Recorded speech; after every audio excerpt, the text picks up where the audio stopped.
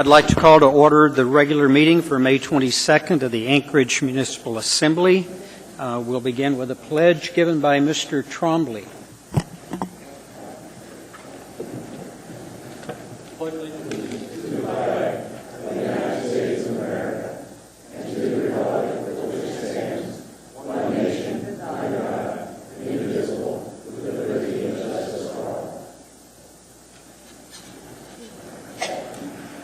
Madam Clerk, would you do the roll call, please?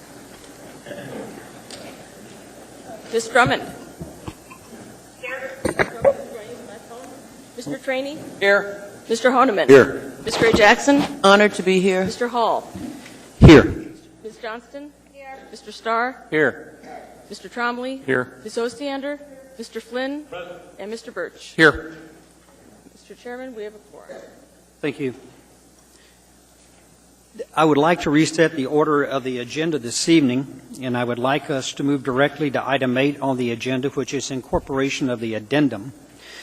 You will see item 15, special orders on the addendum. Upon incorporation of the addendum, I would like the Assembly to address election certification as the first order of business tonight. We have the report of the Election Recount Board adopted by the Election Recount Board, and members of the Election Board are here tonight to present the report. As Mr. Petuminous so eloquently and precisely explained on May 3rd, 2012, and in his written review as independent counsel, now posted on the election website, we, as the Assembly, sit as a quasi-judicial body when we consider certification of the election. After the Election Board adopts its report of the recount, the Assembly is called upon to act on certification of the election in accordance with the recount per AMC 28.90-050. There is no public hearing. Also, we have one appearance request, which is item 12A, which we want to take after 6 and before 6:30. So depending on timing, we could take that before the reports and the consent agenda. At this point, do I have a motion to change the order of the agenda? So moved. Is there any opposition? Thank you. That passed unanimously. Do I have a motion to incorporate the addendum? So moved. Second. The addendum is incorporated, and I will read the addendum into the minutes. Addendum to the agenda for May 22nd, 2012, under the consent agenda. Resolution AR 133, a resolution of the Anchorage Municipal Assembly recognizing and honoring the life of Wilda Marston, sponsored by Assembly members Birch, Drummond, Flynn, Gray Jackson, Hall, Honeman, Johnston, Ostiander, Starr, Trainee, Trombley, and Mayor Sullivan. Resolution number AR 145, a resolution of the Anchorage Municipal Assembly recognizing and honoring Carol Como for her outstanding services to the Anchorage community. Under item B, resolution for action, resolution number AR 146, a resolution of the Municipality of Anchorage appropriating $92,483 from the State of Alaska Department of Health and Social Services as a supplement grant to the State Direct Fed Pass-Through Grants Fund 231 to provide women, infants, and children supplemental nutrition services in the Department of Health and Human Services, and that is accompanied by Assembly Memorandum number AM 315. Under item C, bid awards, Assembly Memorandum number AM 317, recommendation of award to Northern Powerline Contractors, Inc. for a unit price construction contract for the undergrounding of overhead facilities at 15th Terrace for the Municipality of Anchorage Municipal Light and Power, and that is ITB 2012C-021 in the amount of $1,494,647.32. Assembly Memorandum number AM 318, recommendation of award to GMG General Incorporated for Russian Jack Springs 2012 park improvements for the Municipality of Anchorage Parks and Recreation Department, ITB 2012C025, in the amount of $607,762.10.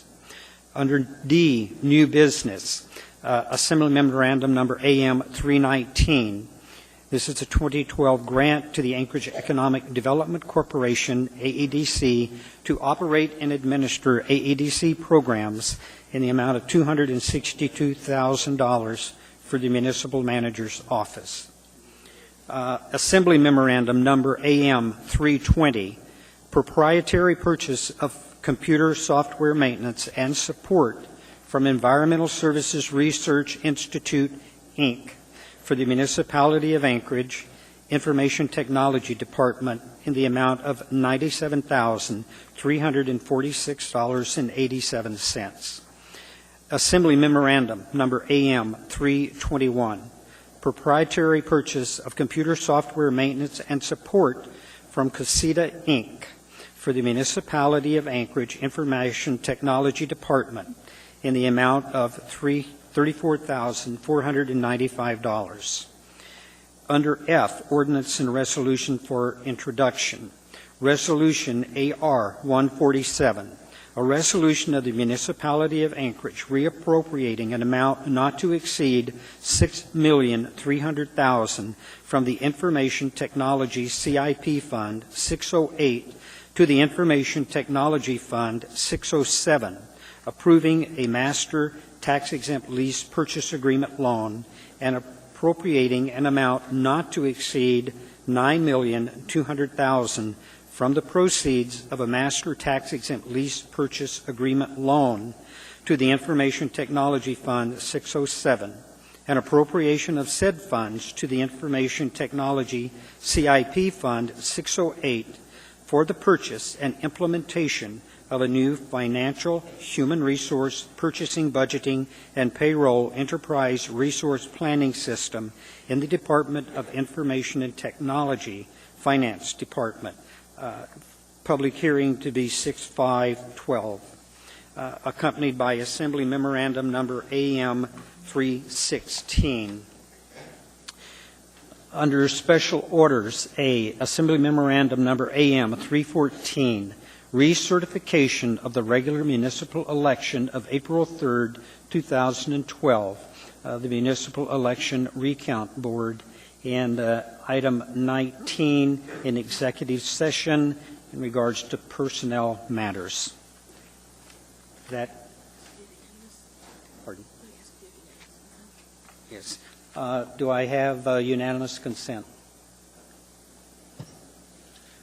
Seeing and hearing. That's the consent agenda is adopted.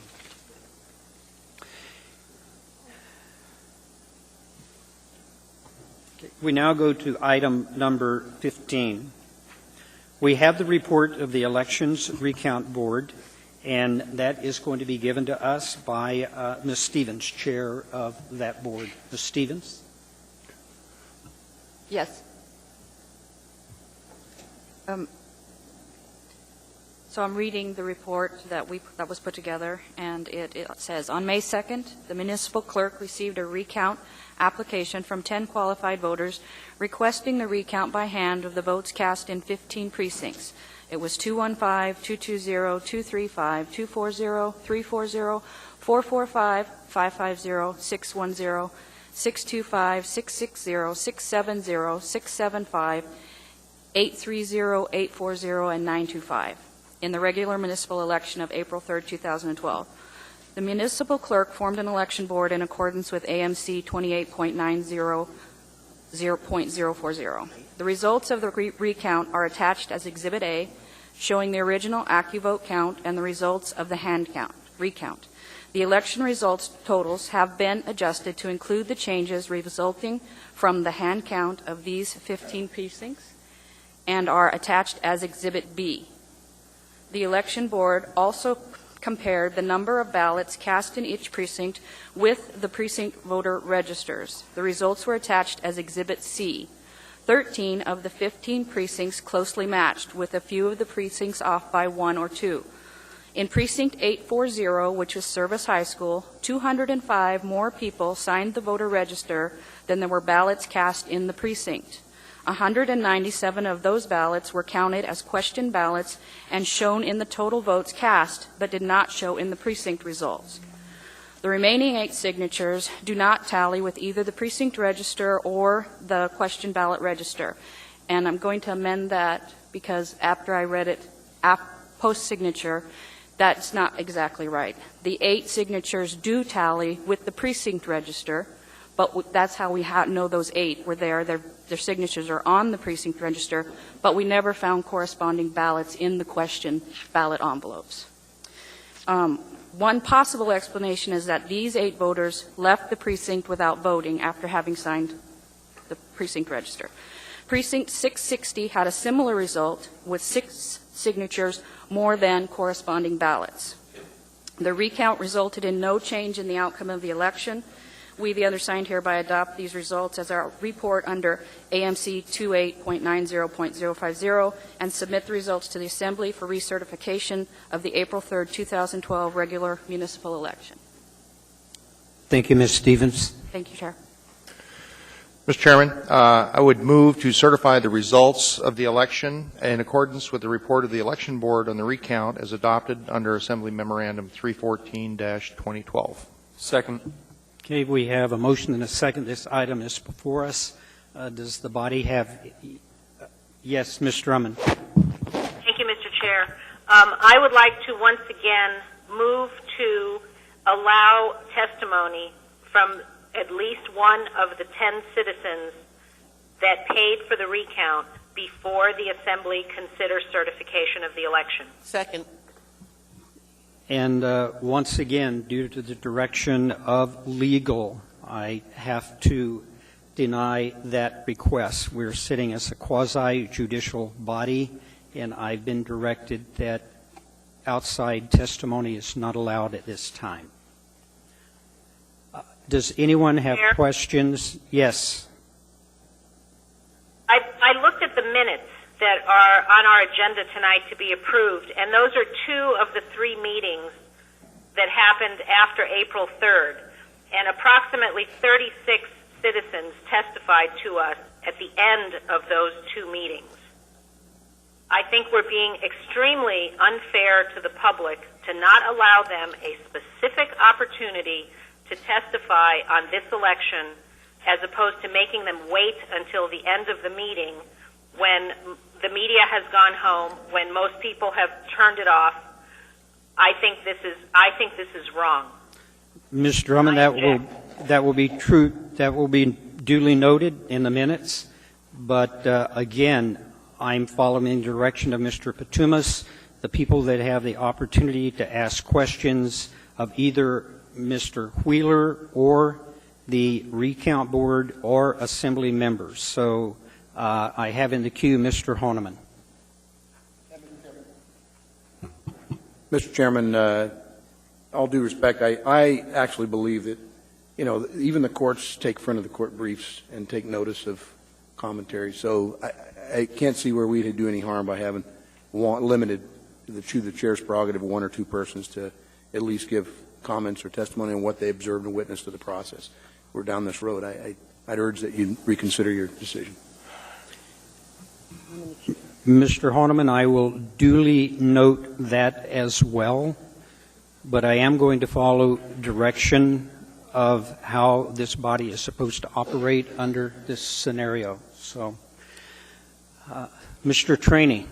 Mr. Chairman, I've got a question for the Chairman of the Election Commission relative to the machinery. Because we heard a lot of complaints about the machinery not being accurate.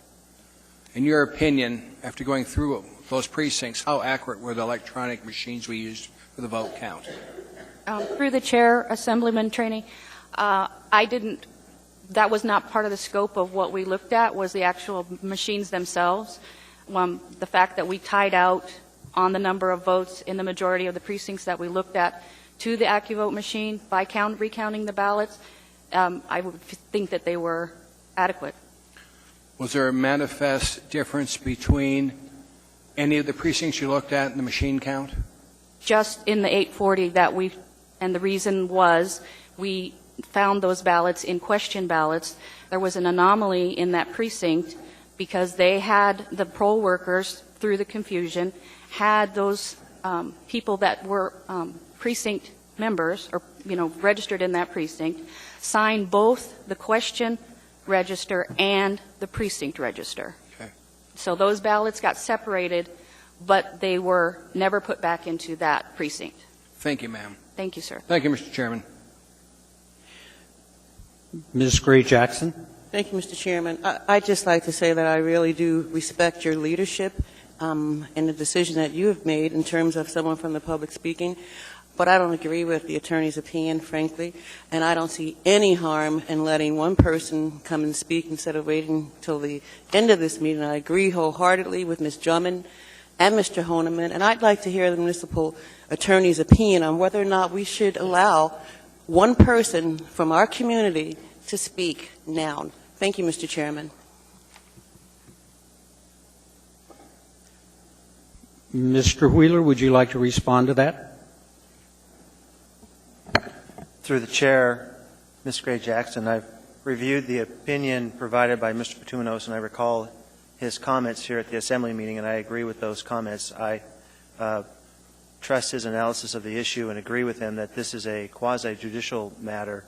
It's not a public hearing item.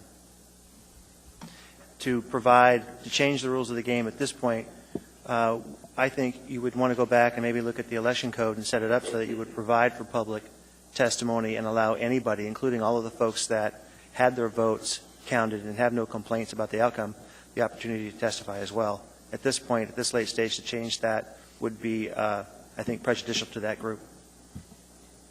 With all due respect, Mr. Wheeler, first off, it's not a game, but I appreciate your opinion. Thank you, Mr. Chairman.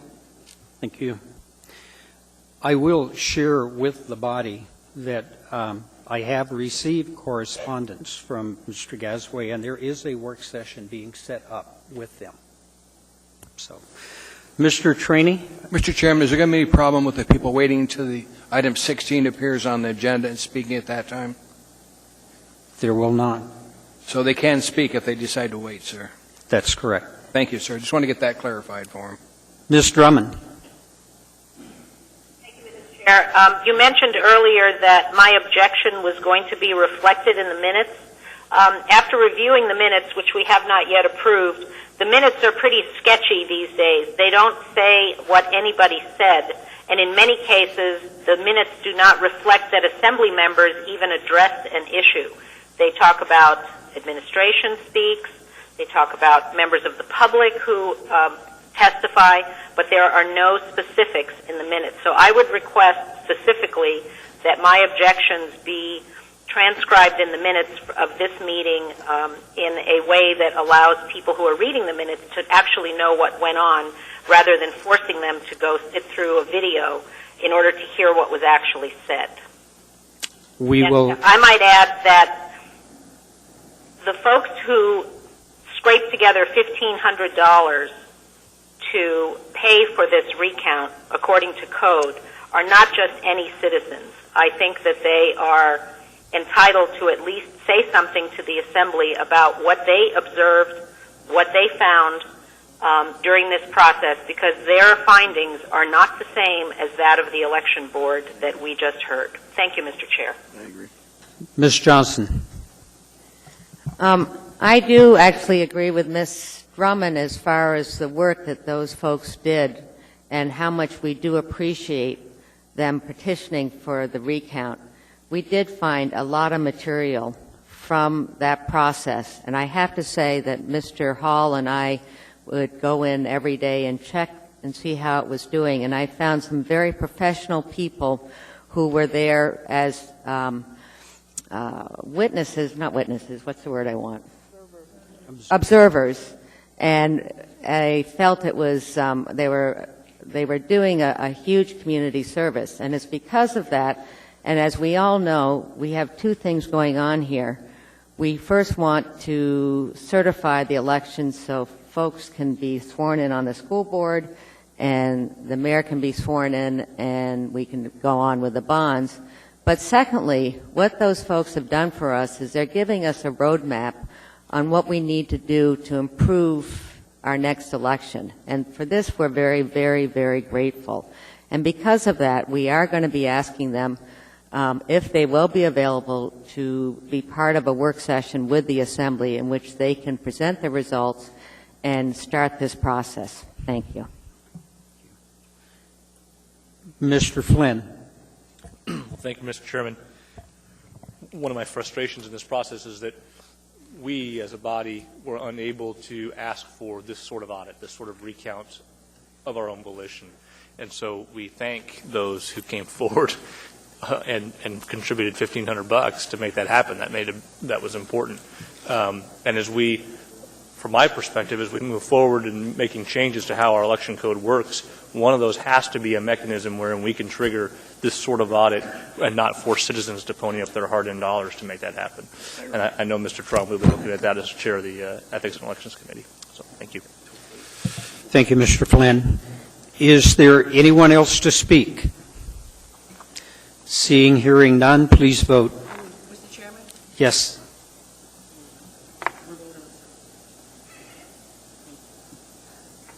Please vote.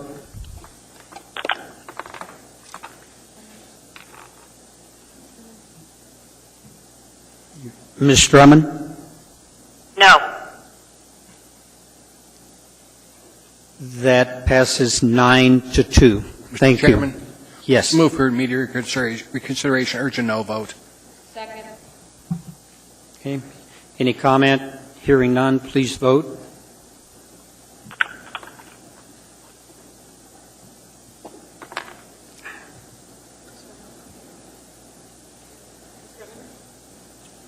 No.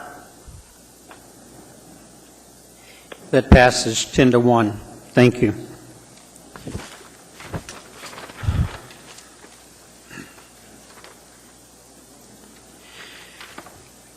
I'm going to return to the regular order of the agenda for a while here, and then we will take care of our requests.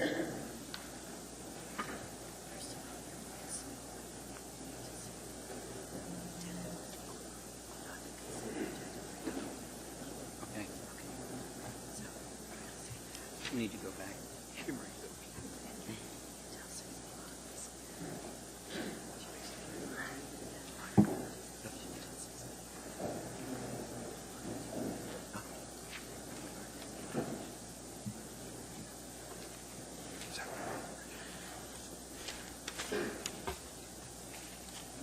Okay, I need to go back and correct a item here. We voted for the addendum to be incorporated, and we need a vote to adopt the consent agenda. No? I thought you asked unanimous to do it, Ernie. Thought he did too. Through the chair, Yes. my understanding is that what you intended to do was to incorporate the addendum, and that was the motion and the vote. Yes. And the misspeak was to approve the consent agenda, and we aren't. You don't need to go. That piece of the agenda you haven't gotten to yet. Correct. So the correction that you would want to make now is that, to make it clear that the addendum was incorporated, but the consent agenda has not been adopted. Correct. So stated, the consent agenda has been incorporated, but it has not been adopted. And prior to doing that, I'm going to return to the regular agenda for reports, and then I'll follow as normally I would. And Item 5, Mr. Chairman. Pardon? Item 5, if you're going back to the agenda. yes. Minutes. No minutes. They've done minutes. No, there weren't any. Yep. Okay. Well, actually, I'm going to go to item 4, which is approval of previous minutes. Scoring the minutes. So if I could have a motion on the regular meeting for April 10. Move to accept the minutes of the regular meeting of April 10th. Second. Okay. Do I have consensus? We do. We show those approved. And then our regular meeting for April 17th. Move to accept the minutes of the regular meeting of April 17th. Second. Okay. And I have consensus. I do. And we will move into the mayor's report. Thank you, Mr. Chairman. A couple things. This weekend was the culmination of a great community-wide effort to clean up our city. Creek Cleanup Day, the Waterways Council sponsors, along with numerous businesses and individuals, had their final to-do at Valley of the Moon Park on Saturday. And then yesterday, of course, we celebrated Arbor Day, and we're once again named a Tree City USA, which we're proud of. And, of course, thanks to the Chamber, of course, for their sponsorship for many, many years of the citywide cleanup. Just a reminder, the Education Summit, the Capstone Summit, will be on June 6th and 7th. And tomorrow we will be releasing the compilations of the community conversations that we held in February. So those will be distributed to all Assembly members and participants, and anyone else that's interested will be online, I'm assuming, as well. And so we're excited to go into the final phase of the Education Summit. So I know some of you will be participating. Thank you. Thank you, Mr. Mayor. I want to share with all of you here. Yes. Hate to bother you, but I pushed my button to talk to the mayor. I should be on your list. Yes, Mr. Trainee. Thank you. Mr. Mayor, I got a call yesterday that the bus facility downtown is going to start being shut down at 9 o'clock, but the buses are going to continue to run till 11. So I'd like to know if that's fact or fiction, and what the plans are to deal with the massive people that will be down there with no place to go while they're waiting for the bus. Yeah, no, that's on our radar too, Mr. Trainee, through the chair. What happened was the Community Development Authority, which, as you know, operates as a separate authority, signed a new security contract, and in that contract they had hours that were different than the previous hours. And as soon as we became aware of it, we have been in contact, obviously, with the Community Development Authority and are urging them to revise that contract so that the hours stay consistent to what they were before. So we agree with you 100%. We don't want the facility shut down while buses are still operating. The drivers need a place to find relief, as do the customers. So we agree, and we're on it. When do they intend to have this go into effect, sir? That I don't know. Could you have your people find out? We'd like to know, because we're going to get calls. Yeah, well, we're going to make sure it's preempted before it happens. Thank you, sir. Yeah. Thank you, Mr. Chairman. Thank you, Mr. Trainee. Ms. Johnson? Yes, I was just wondering, as far as the Angel Fund conference you had last week, and did you have a successful turnout? Well, I'll let our CFO respond to that. In my opinion, as attending several of the presentations, I thought the turnout was outstanding. But, I'll let Lucinda respond too. Yes, we had an excellent turnout. We had over 100 participants listening to the details of the 49 State Angel Fund. Additionally, we brought up experts from the lower 48 to talk about angel investing and what angels look for in regard to entrepreneur business opportunities. And are the application forms on the web? Yes, we are open for business now.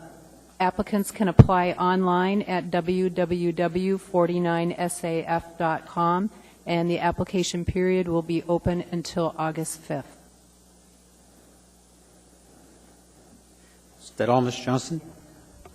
Okay, for the chair's report, I want to share with all of you here and with our community how much I appreciate, truly appreciate and recognize the combined work and effort that has been contributed by so many people regarding the April 3rd election.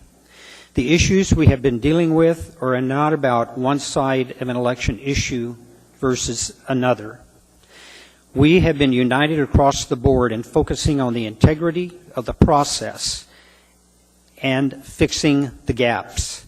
The electoral process is our duty and our mandate, and so many of you have stepped in to help us recognize the gaps and management issues incumbent on this body to remedy.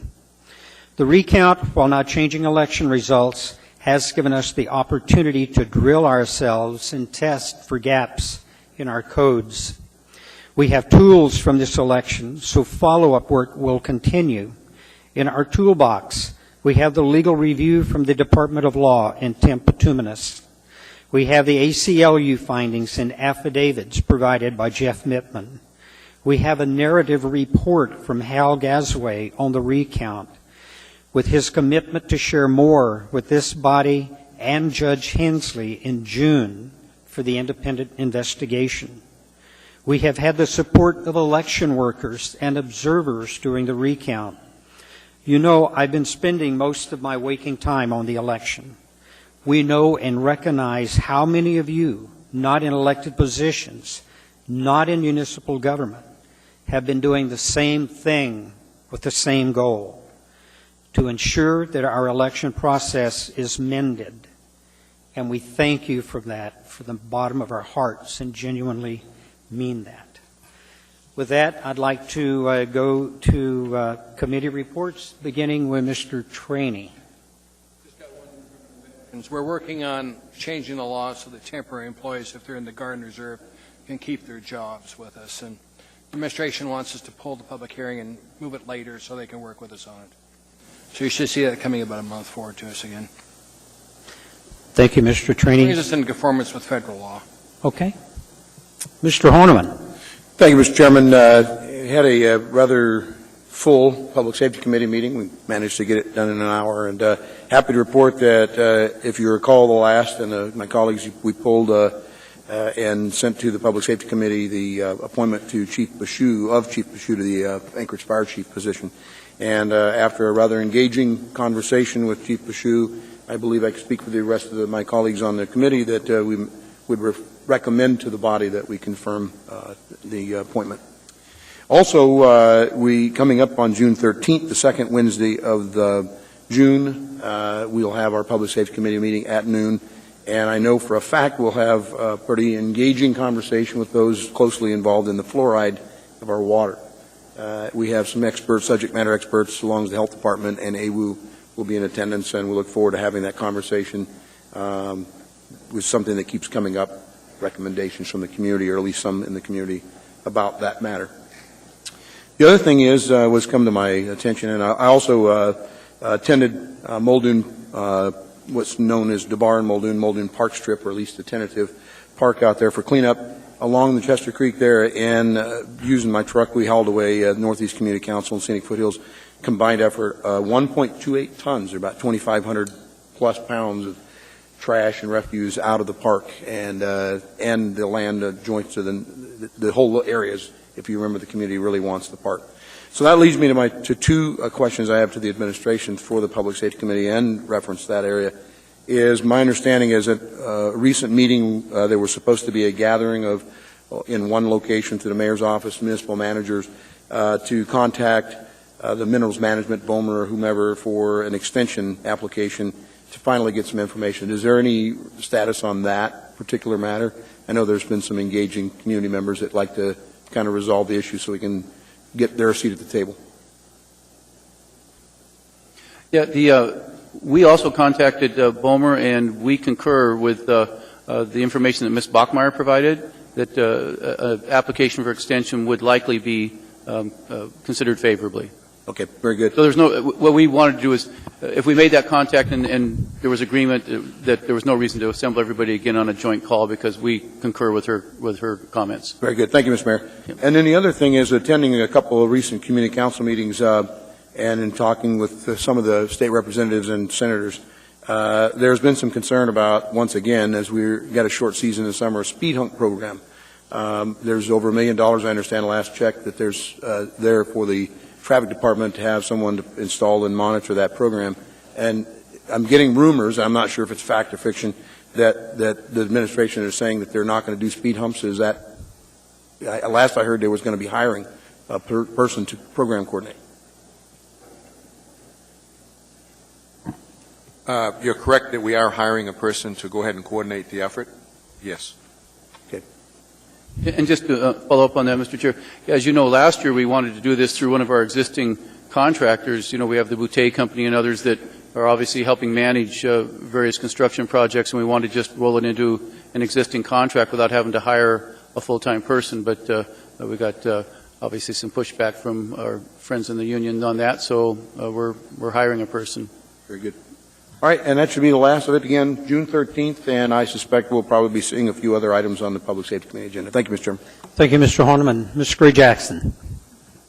Thank you, Mr. Chairman. I don't have an audit committee report, but I would like to mention that I had the honor of attending a press conference that the mayor held out at the transit maintenance facility, which ironically, May 2nd was 29 years that I've been with the municipality, and my first job in 1983 was at the transit department. And I was so excited to be there because the deputy director from the United States Department of Transportation was there with staff to give transit a grant of, I think it was $2.4 million. Mr. Mayor, is that correct? $2.4 million to fix the roof on the maintenance building, and it was a really great event, and I was just so happy I was able to be there along with the mayor and some of his staff and transit employees. Thank you, Mr. Chairman. Thank you, Ms. Gray-Jackson. Ms. Drummond. Thank you, Mr. Chair. I'm here in Chicago at the Cities Combating Hunger Through After-School Meals Program, or CHAMP, Leadership Academy.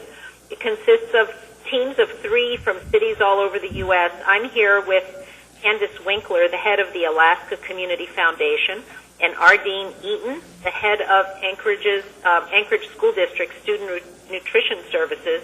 There are elected officials, anti-hunger advocates, school nutrition folks, and Parks Department folks, among others from all over the country. Representatives of the U.S. Department of Agriculture and the Food Research and Action Center are walking us through the process of accessing funds to feed more kids after school's out. And I have to say I was surprised to find Parks representative folks here from all of these cities. And I'm sad to report that Ardeen Eaton of ASD did contact our Parks Department before school was out in order to find out if the Parks Department would provide shelters for distribution of food that the Anchorage School District Nutrition Department would be providing. But sadly, she didn't hear back from our Parks folks and had to begin the summer school meals program without the addition of several potential park locations. I hope that the mayor will ask the Parks Department to cooperate with the school district next summer so that we can seamlessly provide after-school meal programs for kids who have been receiving free and reduced breakfast and lunch. Just because school's out doesn't mean the need goes away. Thank you, Ms. Drummond. Ms. Johnston. Yes, the Enterprise Committee is in the process of trying to schedule meetings with our utilities as far as doing a budget program. So instead of last year, we kind of came in at the tail end of their budget session. We're going to work with them as they develop their budget for next year.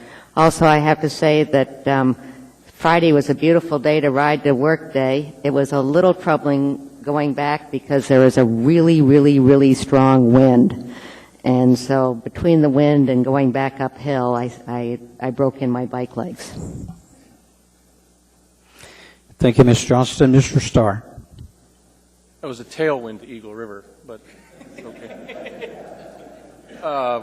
The Budget and Finance Committee meeting this Thursday, I'm going to postpone that again, and the folks that have been watching the emails go around. I'm waiting for some feedback from the school district on their budget, and they did not take action again last night on their dilemma, I guess, in the funding game. So we're likely to see that on June 15th at a joint work session with the school district. So no meeting this Thursday, and I will keep you posted on the next one. Thank you. Thank you, Mr. Starr. Mr. Trombley. Yes, thank you, Mr. Chairman. I had the opportunity to chat with Pete Nolan, who will be voting on for approval for the Ethics Board, and I wrote a letter of approval. Most of you probably read that. It's in your packet, and we look forward to, and I urge his approval. And it's one of my duties as chair of the Ethics and Elections Committee to review those candidates for that board, and I feel confident in his ability. Second thing is not necessarily related to the Ethics and Elections Committee, is I did have the opportunity to go over to Begich Middle School, and I had the opportunity to act as a judge for one of the teachers at a government class, and we had an opportunity to ask several questions to some groups regarding the Constitution and the Declaration of Independence. And it was a seventh grade class, and I'll tell you, those kids are smart, which doesn't surprise me. They come from East Anchorage, but they did very good, and I just wanted to publicly acknowledge that class and that how impressed I was with all of them and to the quality of the teacher that they had. Third thing is that the ethics training, I wanted to have that. I still do. In our last meeting, I was looking at some dates, but I wanted to wait till after Memorial Day weekend, which is obviously this coming weekend. So that will be on the agenda here soon. And dealing with Title 28, we're gonna wait till after June 15th till the report comes back from the judge. That's going to give us an opportunity to see some of the things that he saw went wrong, and we can make those changes. For the public who might not know, the August primary elections and the November elections, the municipality is not involved in those, and so we do have some time to be prudent about the changes we're going to make to Title 28, because the next election that the clerk's office is responsible for is the 2013 assembly race, and I think school board races as well. So we'll have more than likely a work session before the 15th to deal with ethics training, and then a committee meeting after that to work on Title 28. Thank you, Mr. Trombley. Ms. Osiander. Well, I have been down in Seattle, but I still listened to the last P&Z work session. So if folks are interested in following what's happening with Title 21, you can listen to all of those P&Z work sessions on the municipal webpage. So I'm caught up now with P&Z, attending and checking up on them. Thank you. Good. Thank you, Ms. Osiander. Mr. Flynn. Thank you, Mr. Chairman. Mr. Birch and I will spend a couple quality hours together this coming Thursday for the next AMATS Policy Committee meeting. Anybody who'd like to learn a little bit more about transportation planning is welcome to join us. And as you know, Mr. Chairman, I've been looking into the Rum Runners Matters, and I've also kept our Public Safety Chair advised. And if you don't, with your leave, I'd like to invite Chief Mew forward to give a little update on some of the things that are going on in the legal proceedings. Yes. Mr. Chief?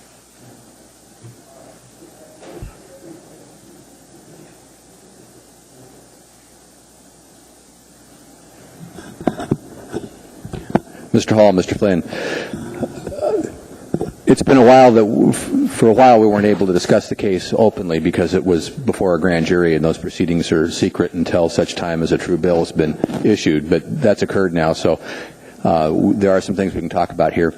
The case that is in the media right now, I think it must have started in late October, if my memory serves correctly. It involved employees at the establishment detaining, I think, handcuffing a subject and allegedly beating him rather severely. As we investigated that complaint, we found missing video that we found highly suspicious. And the case was worked and was referred to the district attorney, who took it before a grand jury. As you know, the bouncer himself has been charged with a felony assault, and the corporation that owns the Rum Runners establishment has been charged with 4 felonies as well. I think maximum fines are like $2 million for those 4 counts. Right now, the district attorney is in negotiations with the owners to see if there's a resolution that might avoid trial, that would be mutually acceptable to both the state and municipality and the owners.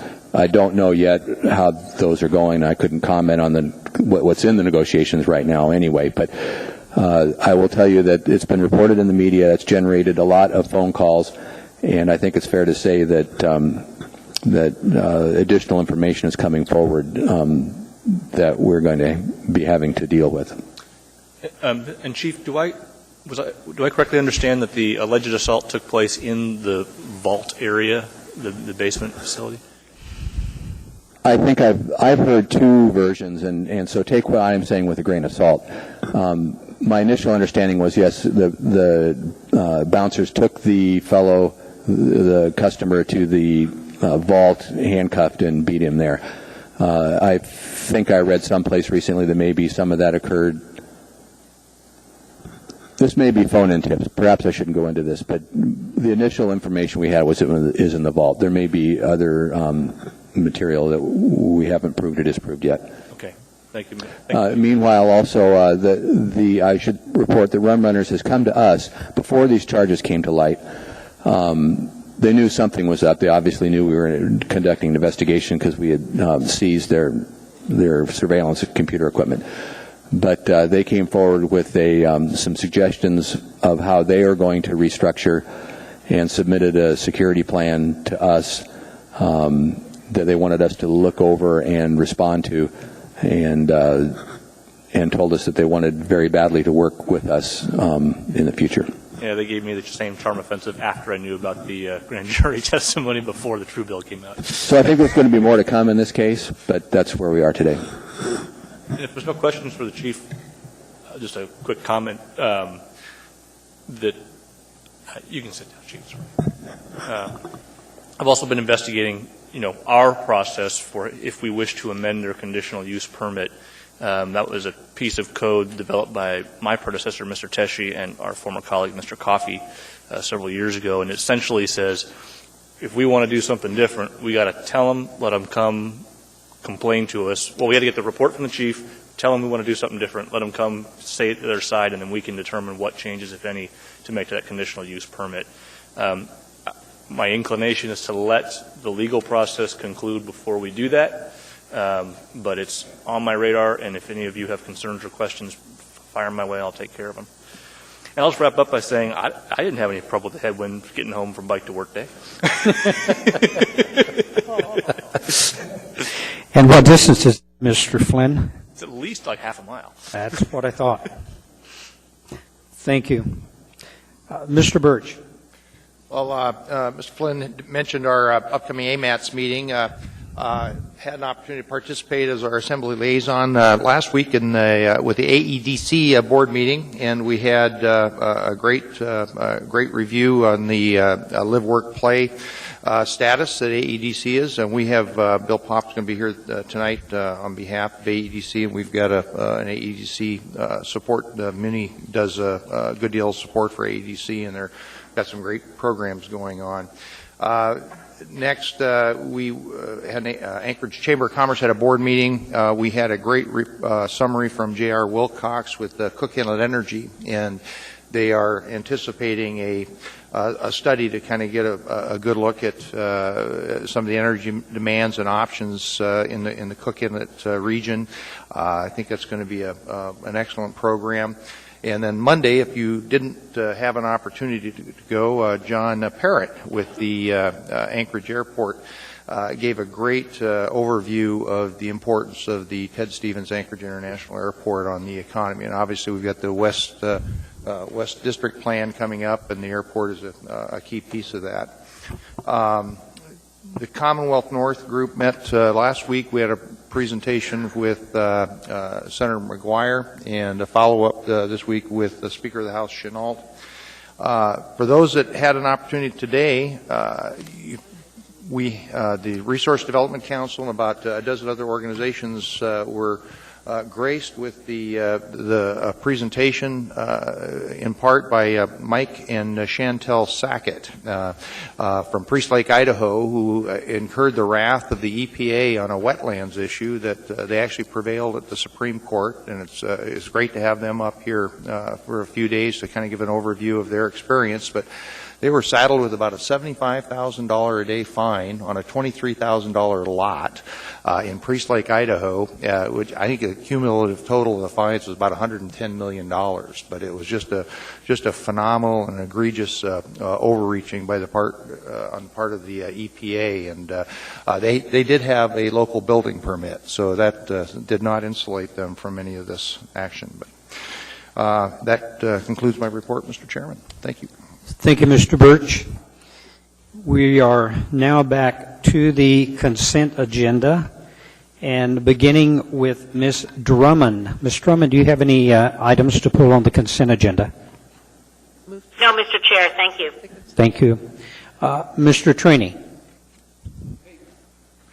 On page 2 of the regular agenda, I want to pull item 9B2. want that one to be sent to public safety for a hearing by that committee before it comes back to us for approval. Okay. 9B2. 9B2. Anything else? Mayor 2012-135. Then on page 3, I want to pull 9D3. That's another executive appointment. I want that to go to Enterprise Activities Committee. I've been talking to quite a few senators and representatives from Juneau, and they've got a lot of questions relating to where this port's going. So before this man's confirmed as the port director, I want us to have a hearing on this. Anything else, Mr. Trainee? No, sir. That's it. Mr. Horniman. I was going to pull 9B2, but Mr. Trainee beat me to it. Nothing. Okay, Mr. Horniman. Ms. Gray Jackson. No, thank you, Mr. Chairman. Thank you. Ms. Johnston. Yes, I'd like to pull 9A2 and 9F5.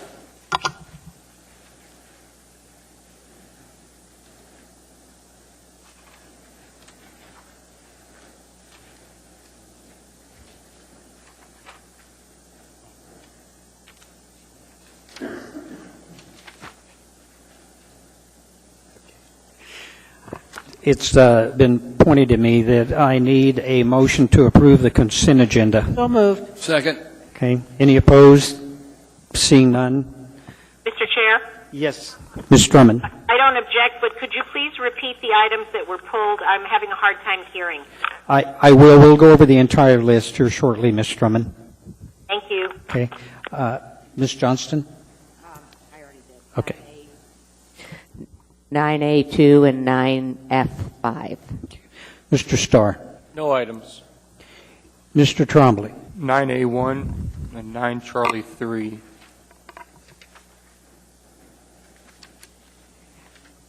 Ms. Osiander? On the regular agenda, 9 Delta 7, 9 Delta 13, and 9F10.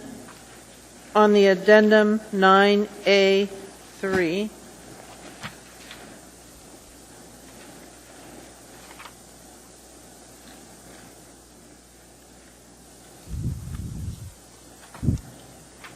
Is that all, Ms.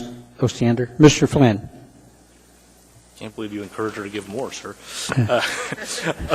From the consent agenda, item 9, Charlie 2. And that's all. Thank you, Mr. Flynn.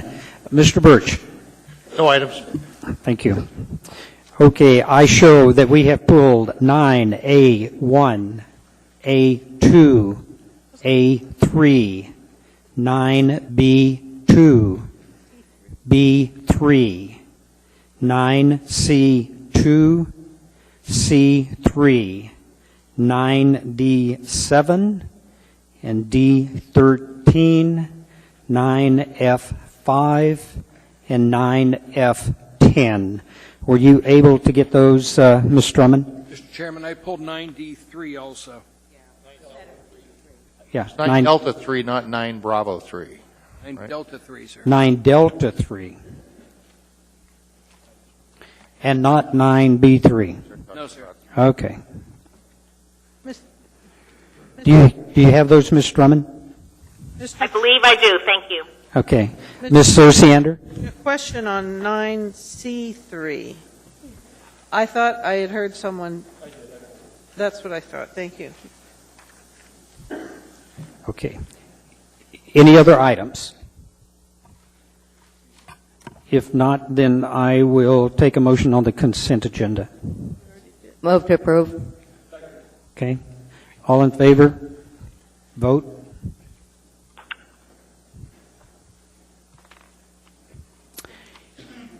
Ms. Drummond? Yes. Thank you. Okay, we have before us 9A1. Is that the one? Who pulled 9A1? Move to approve. Second. Okay, let me read that. Resolution number AR 132, a resolution of the Anchorage Municipal Assembly recognizing and honoring Bitsy Lawhorn for her 31 years of service with the municipality of Anchorage. Mr. Trombley. Is Bitsy here? Any objection? Oh, I'm sorry. Okay. I already moved it. Mr. Trombley? Seeing no objection, that's approved.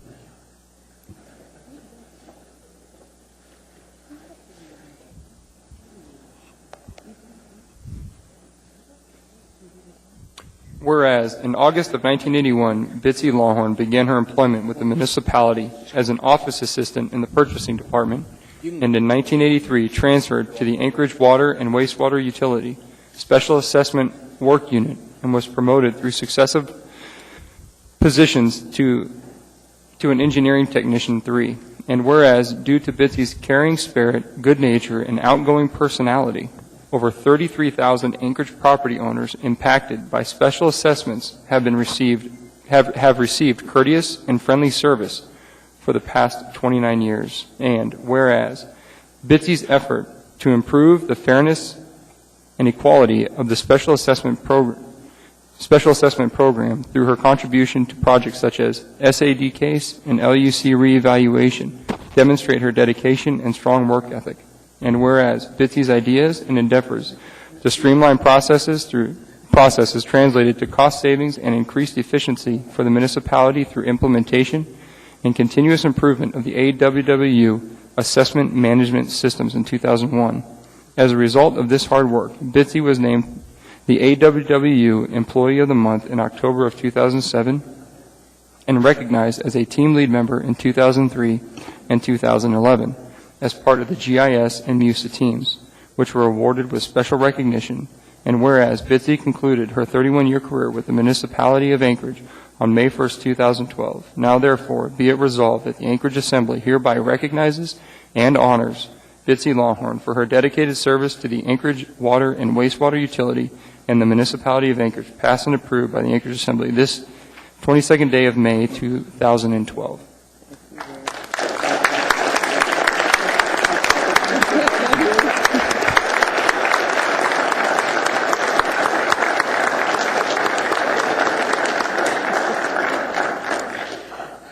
Thank you, Mr. Chair and the Assembly. It has been a fantastic career. Words can't even describe how proud I am to work for a wonderful city like we have and for the best department that this city has. Many, many times in my life, as I was growing up, I always wanted to be in a place working in a meaningful job where I do important things for the people.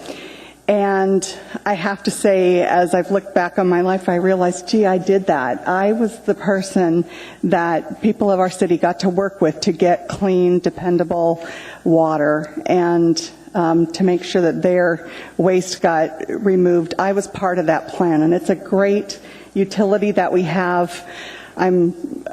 I will just always be thankful to everybody who's helped me out through the time, all throughout the city, our customers, the ratepayers. I've had a chance to meet many people, and I thank everybody so much.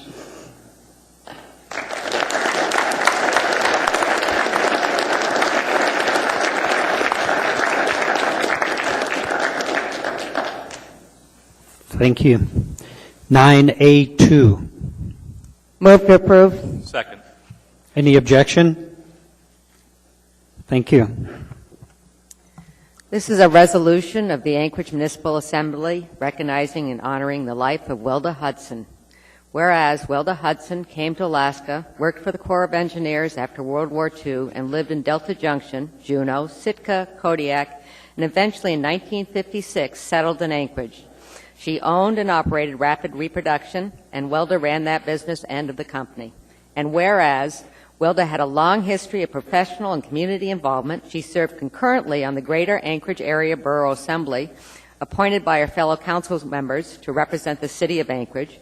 She was appointed in February 1967 to the Anchorage City Council to fill a vacancy, then elected October 1967 to a one-year term and elected again 1968, and 1971 to three-year terms. She was the third woman to serve on the council, and she went on to become the first woman presiding officer of any Anchorage governmental body. And Whereas with the formation of the Alaska Public Office Commission in 1974, Welda became its assistant executive director, moving into the director position in 1976 and serving there until 1977. In 1975, and working with the League of Women Voters and others, she worked to pass unification of the city and borough to create the municipality of Anchorage. And whereas Mayor George Sullivan selected her as his Director of Cultural and Recreational Services, overseeing the municipal's parks, museum, libraries, and cemetery, where she served from 1977 through 1981.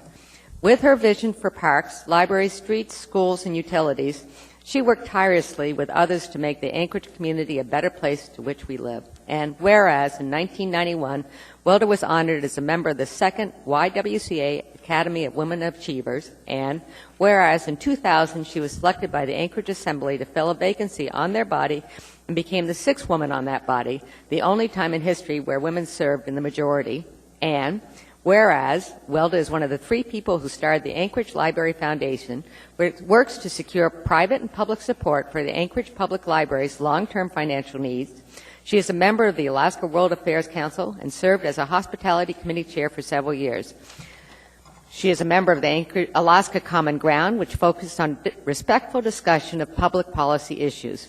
A certified parliamentarian, Welda provided parliamentary advice to public, nonprofit, or private organizations, and has conducted classes for local legislative bodies and various boards. Much of this service was done as a volunteer. And whereas the League of Women Voters received more than a half a century of Welda's leadership, and she served as treasurer and president of both the Anchorage and Alaska Group numerous times, through this involvement, she has taken many women under her wing, taught parliamentary procedures, and provided advice on how to negotiate municipal, state, and political roadblocks. She served as a role model and mentor to many women, both young and old, seeking to be engaged in the civil discourse of Anchorage. She has always been eager to make introductions and pave the way for new generations of women leaders, and whereas Welda made an indelible impact on the city of Anchorage and will be dearly missed by many. Now, therefore, the Anchorage Municipal Assembly resolves, and the Anchorage Municipal Assembly and Mayor Sullivan recognize Welda Hudson's many positive contributions to the municipality of Anchorage, passed and approved the Anchorage Assembly this 22nd day of May 2012.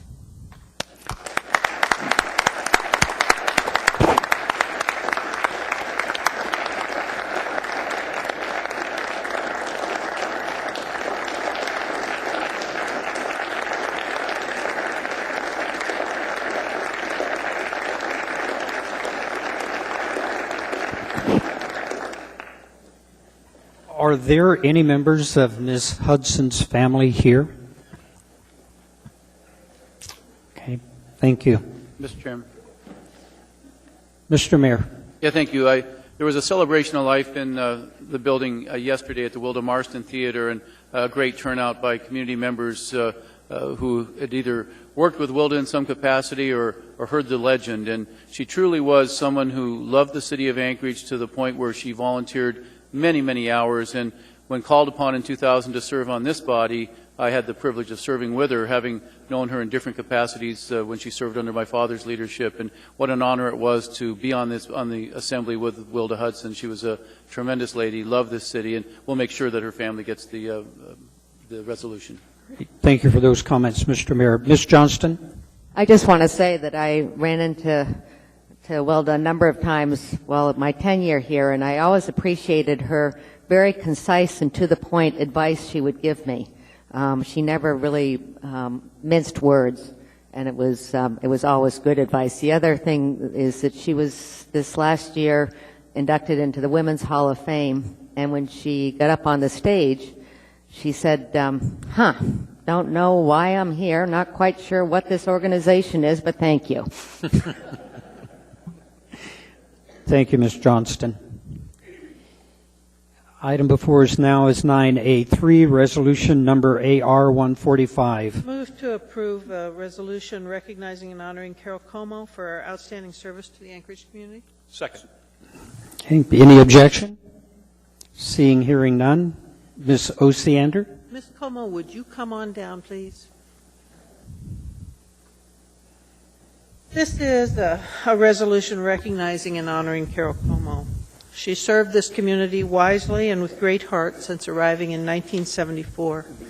Whereas Anchorage has been fortunate to have had Carol Como as superintendent of the Anchorage School District since December 2000, and whereas prior to becoming a superintendent, Carol had a varied career in education, from teaching swimming at the University of Oregon, teaching school, serving on a school board in Oregon before moving to Alaska, being on noon duty, a teacher, a principal, and holding several administrative positions in Anchorage.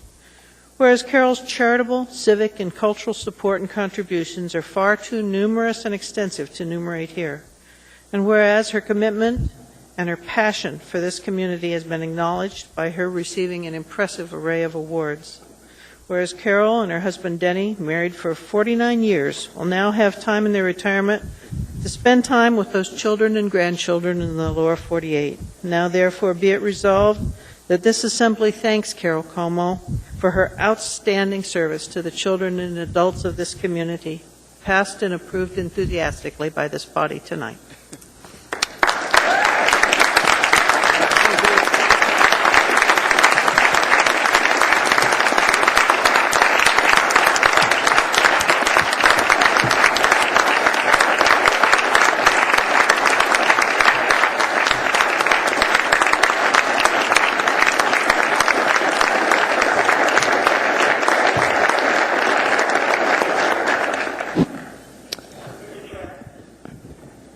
Yes, Ms. Drummond. I wanted to be first to speak. I am so proud to have been part of the school board that appointed Carol as superintendent in 2000, and I was very privileged to serve with her as assistant superintendent from the beginning of my tenure as a school board member. And although I'm sorry I'm not there tonight to celebrate with you, I will be there on May 31st at the Denina Center when the community celebrates you and benefits the 90% through 2020 effort. Thank you so much, Carol. You're an amazing person, and you will be missed. Ms. Johnston. Ms. Como. Ms. Como. I was stunned when I found out I was coming tonight, so thank you. Truly, I was honored when Ms. Drummond, Ms. Osiander, and the rest of the school board appointed me in 2000 for this job, because I really look on this position as one of trust and public service. It's certainly not something I ever sought, but I've loved the work, I believe, passionately in public education for all kids, and I think that a healthy, thriving community has a thriving public education system. We absolutely need to do better, and I know that the school board and the next superintendent are committed to working with you collaboratively. I look around this room and I see a lot of people that I've worked with, I've had the privilege of working with, and sometimes we've agreed to disagree, but at the end of the day, if we can resolve problems for the benefit of this community, then I think that's certainly what you're all here for, and I know that our school board is, and I know that my administration is. So I truly am humbled by this honor and appreciate it very much. Thank you. Thank you. Ms. Osiander. Well, actually, Carol talked me into running for the school board about over 20 years ago when she was director of elementary education. And she got me into a deep, deep hole that it's been hard to extricate. I thank you, Carol, for all you've done for not only as director of elementary ed, as assistant superintendent, and now superintendent. You've served this community very well. I have watched the pictures in your office as they've changed over time, and I know you're just going to relish so much being close to those kiddos. So good luck to you. Thank you. Mr. Horniman. Well, those are certainly some big shoes to be filled behind you, Ms. Como, and I know that I'm probably one of those few that probably called you this. Well, I try not to do it at 2 or 3 in the morning, but there have been some times, particularly matters involving the schools and when the police had to get involved. So I'm going to miss working with you both professionally and certainly miss the friendship that I'll see you. I'm hoping you'll be more like a snowbird. I'm not sure if that's in the plans, but I'm hoping you. Thanks.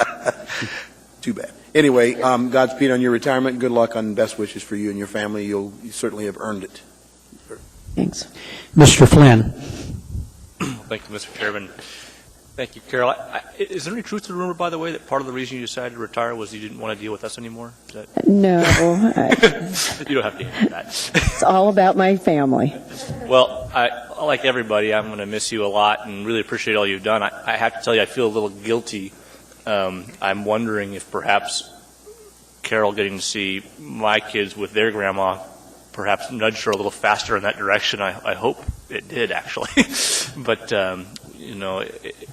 it's the best thing in the world as a parent to have grandma and grandpa around. So congratulations to your family. Congratulations to you.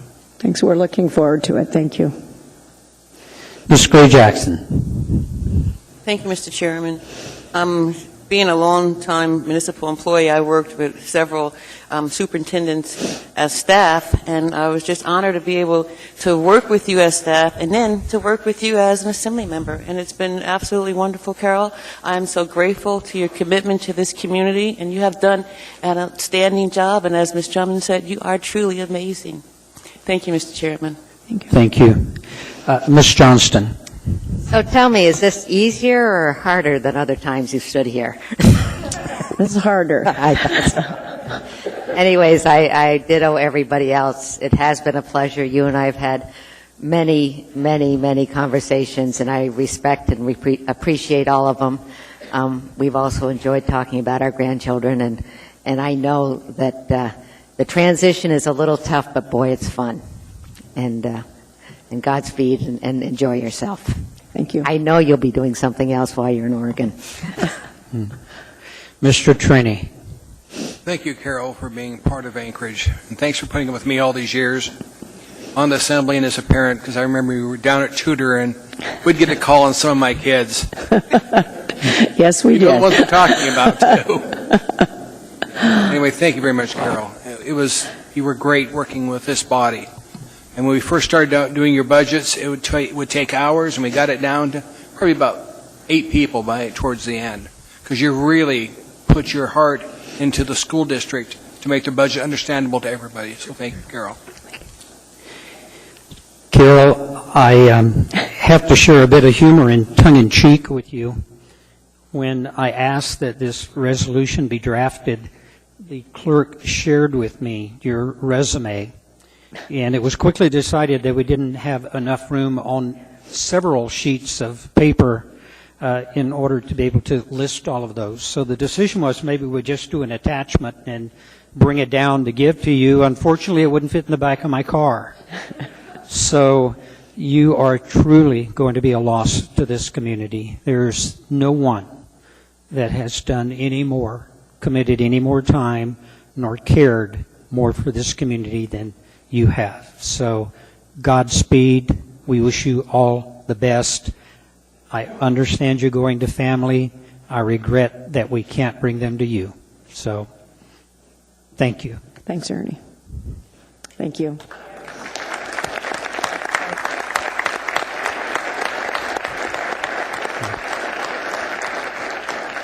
Ms. Drummond,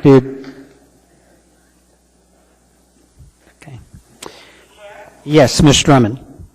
Sorry, the phone makes this difficult. I just wanted to share one small story.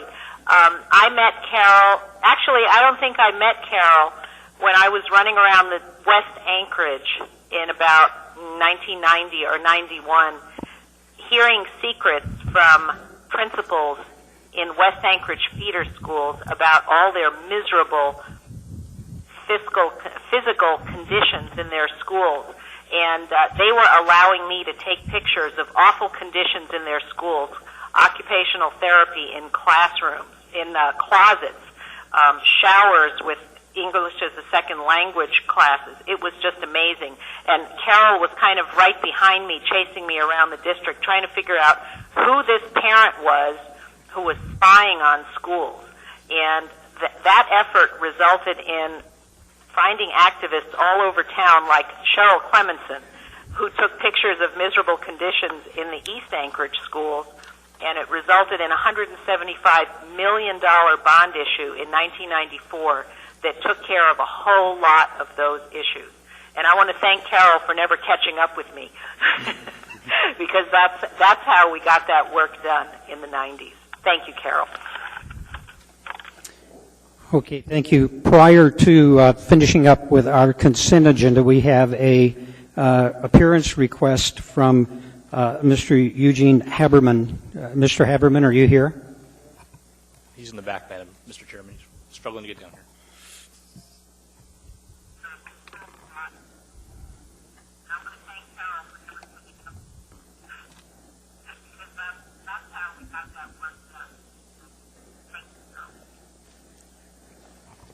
Good evening, Mr. Haberman. Could you introduce yourself, spell your last name? You've got 3 minutes. I hope it's okay. Eugene Haberman. EUGENEHABERMAN. Okay. On Wednesday, April 4, 2012, I had awakened that morning expecting to receive a report of the results of the election. Instead, the report I received was that a number of polling precincts were out of ballots for voters to vote in the election held the day before. As a result of this news, I've taken upon myself to review the process in which officials associated with the municipality of Anchorage have been reviewing the election held in Anchorage on Tuesday, April 3, 2012. This review was conducted by myself and not associated with any individual, organization, or company. My report to you tonight is my review of this process. On Thursday, May 3, 2012, the Anchorage Municipal Assembly held a special meeting to review on whether or not to certify the election held on Tuesday, April 3, 2012. A few minutes before the meeting started, Assembly Member Ernie Hall had stated to me that there would be no opportunity for me or other members of the public to address the Anchorage Municipal Assembly for that meeting. Please note that this was the first public meeting the Anchorage Municipal Assembly had held since the Anchorage Election Commission released a report on Wednesday, April 25, 2012, on the review of the Anchorage election of April 3, 2012. Prior to the start of the Assembly meeting, I presented a copy of my report to members of the Anchorage Municipal Assembly. A few minutes after the meeting started, Mayor Dan Sullivan received a copy of this report. During this meeting, I also presented a copy of my report to those members of the press who were at the meeting. In addition, since that meeting, I forwarded this report to other members of Alaska Press. Unfortunately, I do not recall hearing any news coverage from members of Alaska Press with regards to this report. This report provided a clear record that the Anchorage Election Commission failed on their part to appropriately review this election. Instead of having audio or videotaping of their meetings, the Election Commission recorded these events on the reliance of individual commissioners' notes. Instead of conducting all interviews face-to-face, the Anchorage Election Commission relied on an unknown number of telephone interviews. Instead of conducting all meetings to public with the proper public notification, the Anchorage Election Commission held an unknown number of meetings in private that is in violation of Alaska's open meetings laws. I know of no more important responsibility before this Assembly as to ensure a proper election is held. But before a proper election is held, you need to ensure that there's a public accounting of what occurred in the election held in Anchorage on April 3, 2012. A proper accounting of this election requires that all reviews being conducted are held publicly with the appropriate notification on the open meetings laws for the state of Alaska. In addition, the proper accounting of this election requires an audio, video, and transcript for all testimony by all parties present in these recordings. In addition, those that conducted this investigation require having no conflict of interest and a past experience proving that they can preside over such an investigation. In addition, all those parties provided this investigation should be required to obtain a court order to prevent any destruction of any documents pertaining to this election. This protective court order should include all ballots that were printed for this election, all records of communication pertaining to this election that are received and sent by the municipality of Anchorage, including the office of the mayor, assembly, municipal clerk, municipal attorney, and the Anchorage Election Commission. This protective court order should be served to the municipality of Anchorage, which should include that a copy of the order is served to the mayor, assembly, municipal clerk, municipal attorney, and the Anchorage Election Commission. At the time of my report to you dated May 3, 2012, no such protective order had been issued by the court. On Thursday, May 3, 2012, the Anchorage Municipal Assembly certified the election held on Anchorage. Mr. Haberman, how much more do you have? I appreciate if I can continue to give this report that's been blocked. And part of this report had to be rehashed, that you heard part of it because the rest of the community couldn't hear me the last time. So can I be granted permission to finish this report? Because it goes all the way to what happened last Monday for the board. People who do presentations are limited to 3 minutes. We've gone over the time. And I see no one in the queue.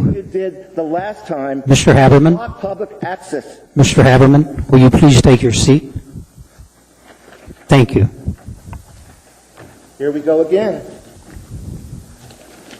Can I request a motion from the Assembly? Thank you. To allow me to speak? Ms. Gray Jackson. Thank you, Mr. Chairman. Mr. Haberman, how much more time do you need to finish your report, please? As I was reading fast to try to get No, you through were. it, How much more time do you need? I had already gone through, we're talking about roughly about 2.5 pages, that's about it.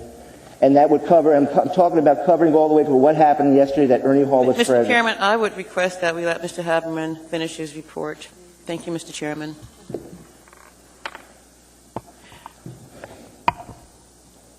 Okay, Ms. Gray Jackson.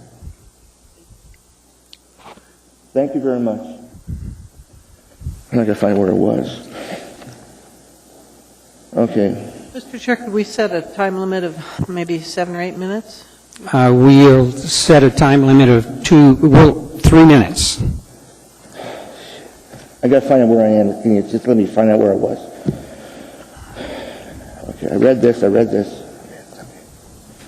Okay. On Thursday, May 3rd, 2012, the Anchorage Municipal Assembly certified the election held in Anchorage. During this meeting, the Anchorage Municipal Assembly ignored my findings noted above, and several Assembly members at the meeting publicly applauded the election work conducted by the Anchorage Election Commission. The Anchorage Municipal Assembly certified the election that evening, even though the day before, the municipal clerk received a recount application from 10 qualified voters requesting the recount by hand of the votes cast in 15 precincts. During that same Assembly meeting and prior to voting on certifying the Anchorage election, the Anchorage Municipal Assembly prevented any public comments with regards to certifying the election, except for permitting a presentation by Timothy J. Petuminus.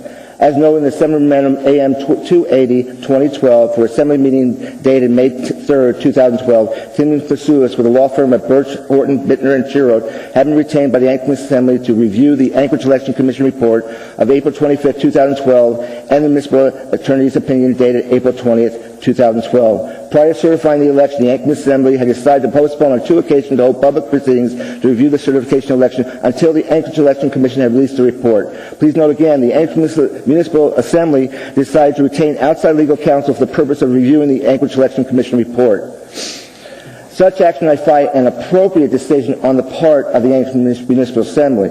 But I find it an inappropriate decision on the part of the Anchorage Municipal Assembly when leaving out any other opportunity for the public comment during those proceedings with regards to the certifying the election of Tuesday, April 3rd, 2012. The Anchorage Municipal Assembly that evening decided to prevent any other opportunity for the public comment in order to ensure a favorable vote to obtain approval and certify the election of Tuesday, April 3rd, 2012. The next meeting was held on Tuesday, May 8th, 2012. During this Assembly meeting, the Anchorage Municipal Assembly approved the contract with retired Superior Court Judge Daniel Hensley to independently investigate the Anchorage election of April 3rd, 2012. During this Assembly meeting, it was noted that this contract was, quote, laid on the table before the Assembly meeting began on Tuesday, May 8th, 2012. Prior to voting on this contract, the Anchorage Municipal Assembly provided no public opportunity to address their comments before the Anchorage Municipal Assembly on this contract.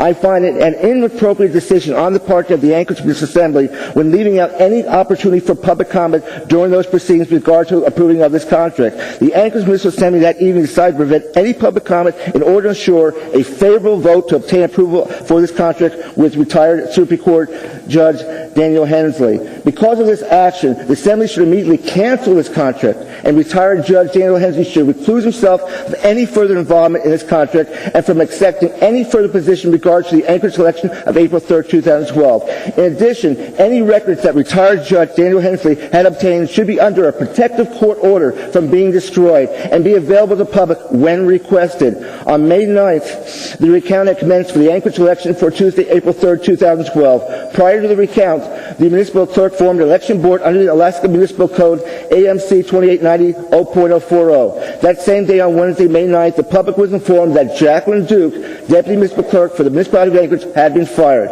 The firing of Jacqueline Duke at this point in time should not have happened.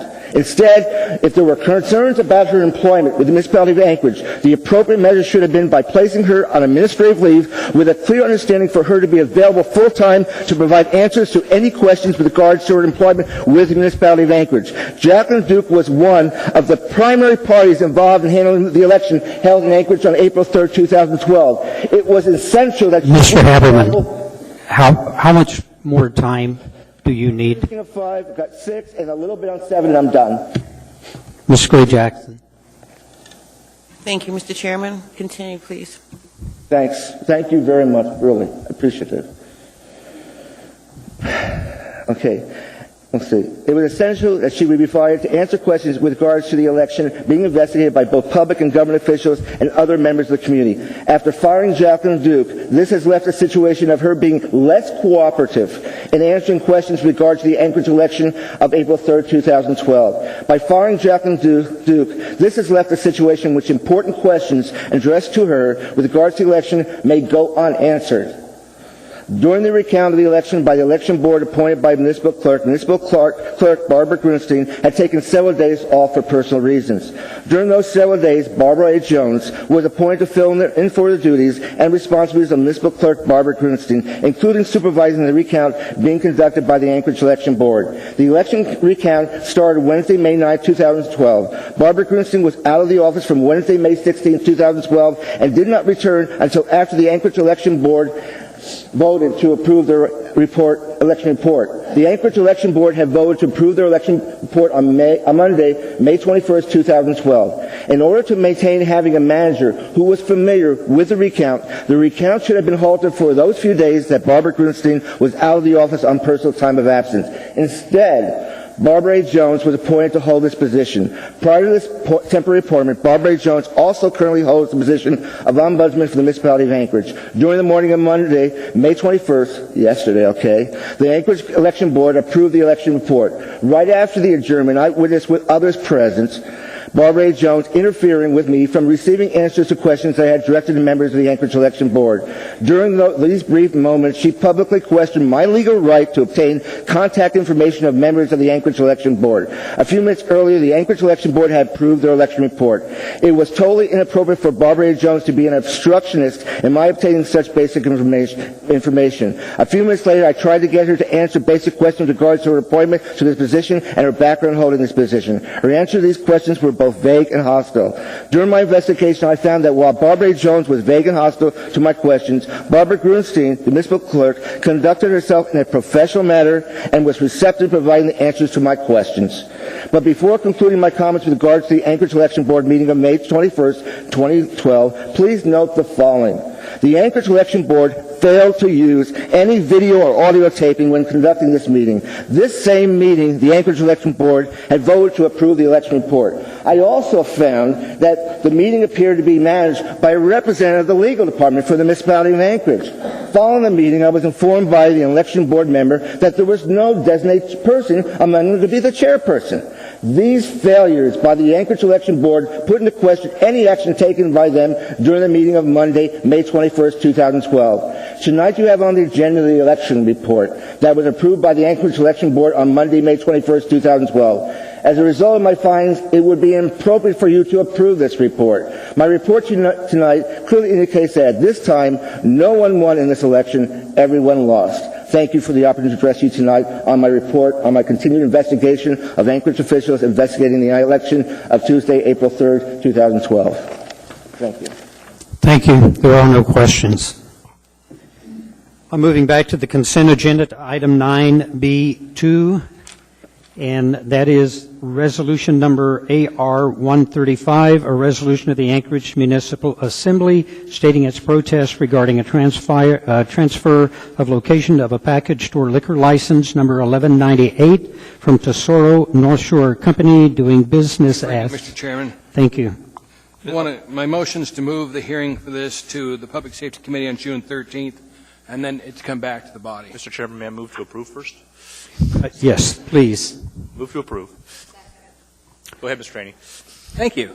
Mr. Trainee. Anyway, I want to move this one to be heard by the Public Safety Committee and get their response to this. I've been contacted by a bunch of community council members that have concerns about this in their neighborhood. Next meeting is on June 13th, sir. Yes.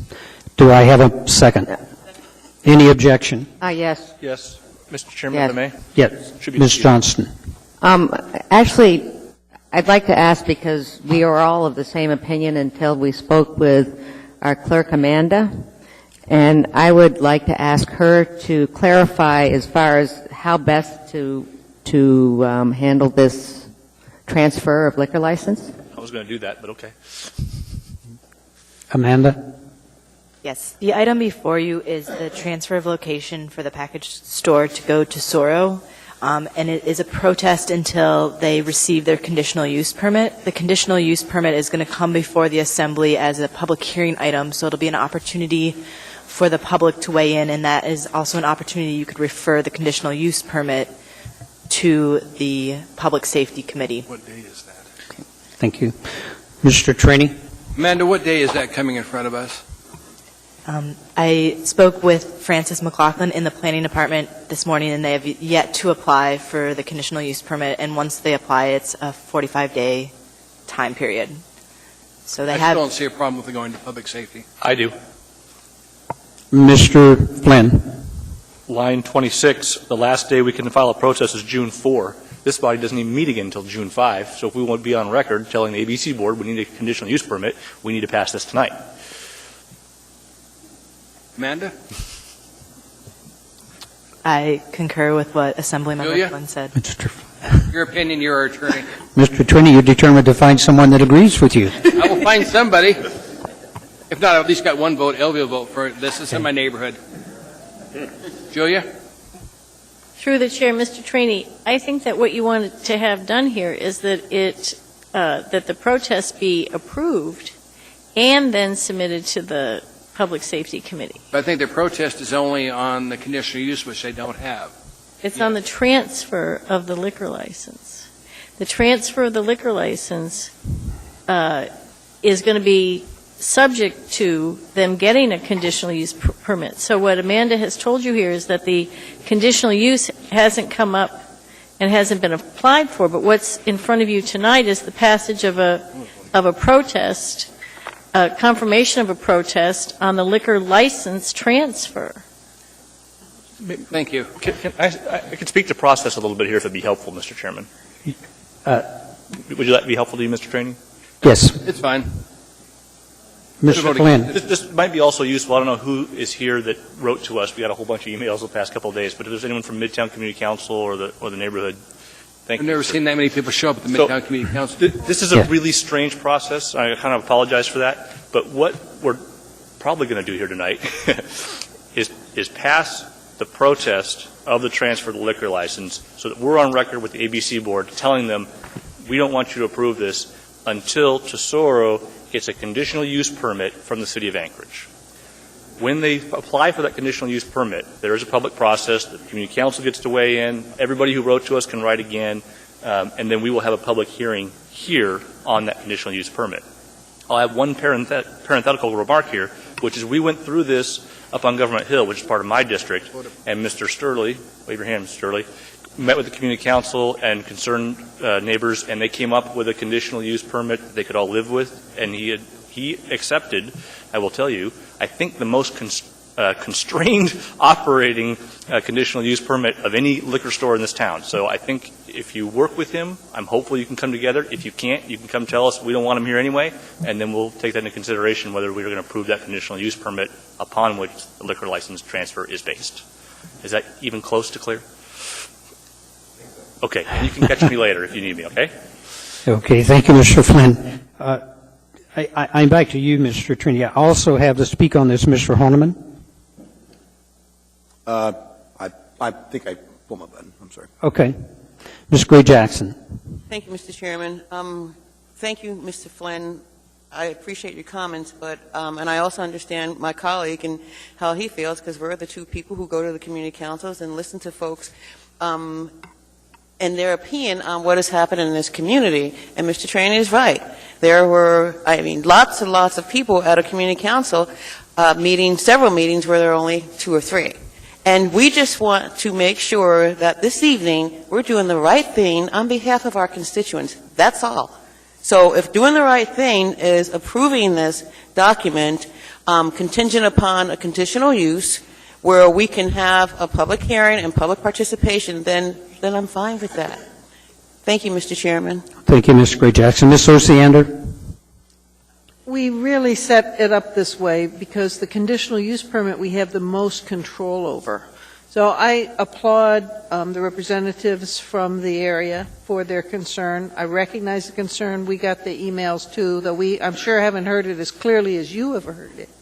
But I really concur that the best way to do this is to really get tight on this and drill down on this when we have the conditional use permit in front of us rather than at this time.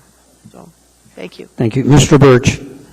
I share the concerns with this permit. I understand the process, and I will be supporting a protest and looking forward to the public engagement on the follow-up meeting and the conditional use. Thank you. Mr. Trini, I'll come back. Yes. Mr. Trini, would you like to withdraw your motion so we can follow due process? Take one against everybody else. I withdraw the motion. Thank you. I just wanted these committee council members to know when we go to their meetings, we listen to them.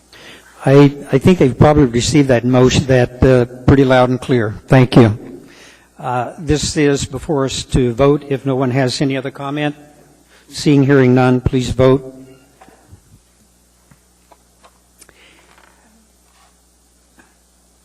Ms. Drummond? Yes.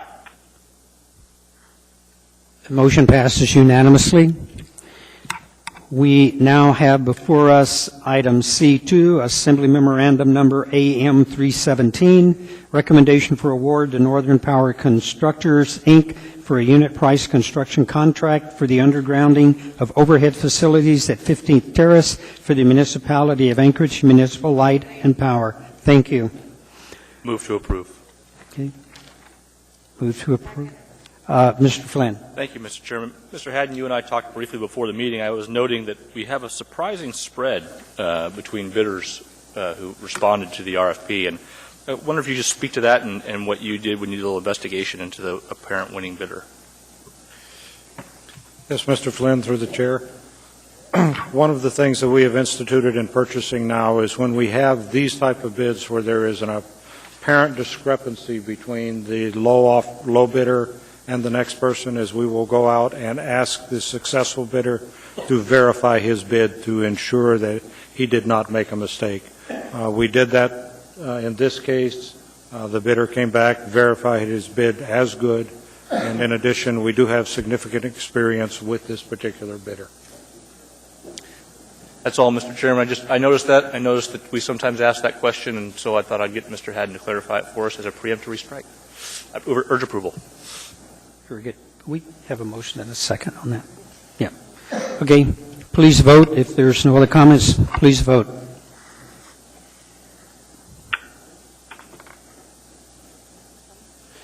Ms. Drummond? Yes. That vote carries unanimously.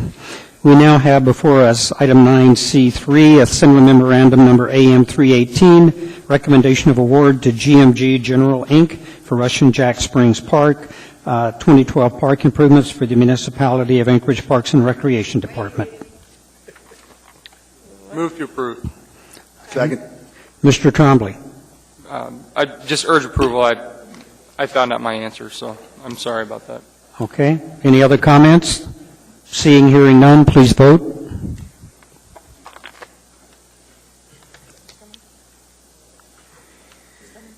Ms. Drummond? Yes. That carries unanimously. We now have before us 9D3, Assembly Memorandum Number AM298, confirmation of executive appointment, Richard Wilson, Port Director, Employee Relations Department. Mr. Chairman, I pulled that one. What I want that one to do. Mr. Trini, I need a motion. Move to approve. Second. Okay, Ms. Hold off action on this item until we hear from the Enterprise Activities Committee relative to this hiring in the port.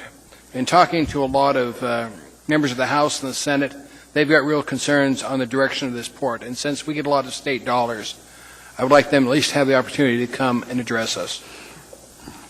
So whenever we've got Enterprise Activities Committee coming up, that's when I want to move this one to.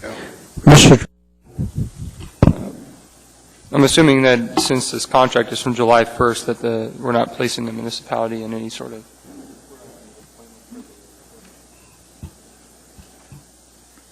Oh, sorry. This is It's one of those nights. Mr. Birch? Yeah, I objected to delaying this. I think that, this has been vetted. I think that, certainly all of us are familiar with the appointee's capabilities, and I think if we have any questions, I think we can certainly raise them on an individual basis and would vote against postponing this. Thank you. Okay, thank you, Mr. Birch. Ms. Gray-Jackson. Thank you, Mr. Chairman. I just want to thank Mr. Trainee for doing what we need to do, what we used to do in the past, as he mentioned at the last meeting. And this is a very important position. Not that all of them aren't, but I agree with Mr. Trainee, and we do need to postpone this and take it before the Enterprise Committee for further consideration, just like we did the last appointment. Thank you, Mr. Chairman. Thank you, Ms. Gray-Jackson. Mr. Trainee. Mr. Chairman, the Charter requires executive appointments to be vetted to the Assembly. This is the process that's in the Charter. We need to take a look at this. Thank you, Mr. Chairman. Thank you, Mr. Trainee. Ms. Johnston.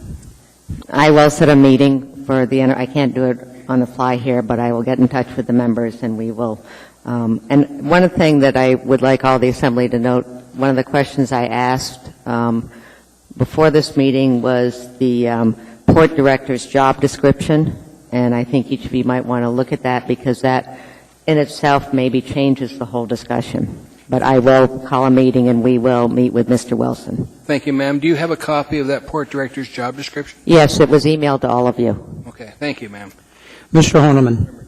I just stand in support of the process as well, particularly following the Charter, and I think we should do our jobs. And thank you, Ms. Johnson. I did not see that job description. I'll be looking at it. Thank you. Okay.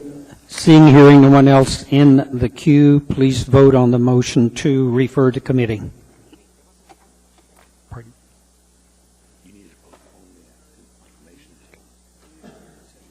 Ms. Drummond?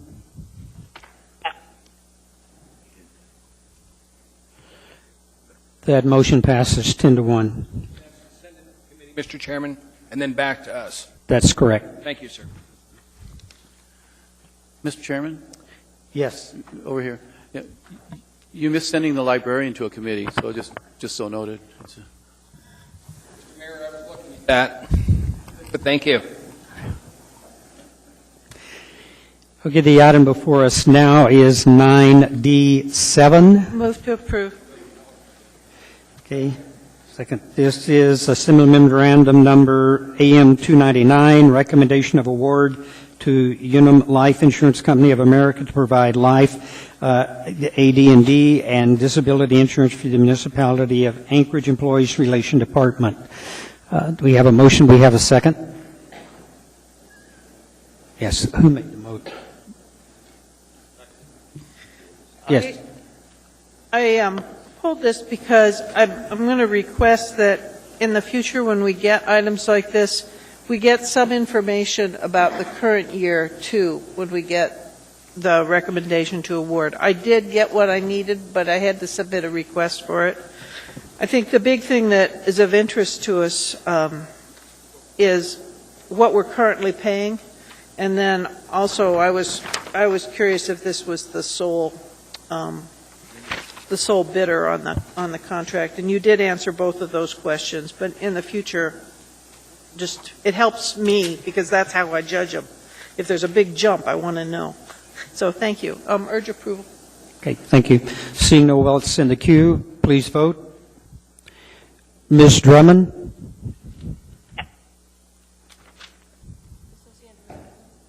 Mr. Flynn's out of the room.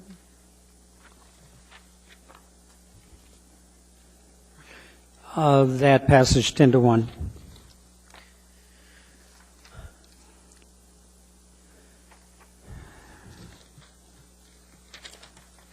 Next item is 9D13, Assembly Memorandum Number AM-305, recommendation of award to Emerald Alaska, Inc. for hazardous waste collection facility operations. Waive reading. Thank you. Move to approve. Ms. Osiander. Now, this one I do need some clarification on.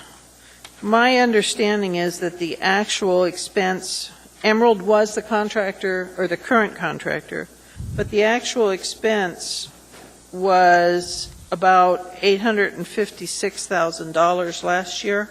So I'm wondering why we think we can get it done so much cheaper the current year.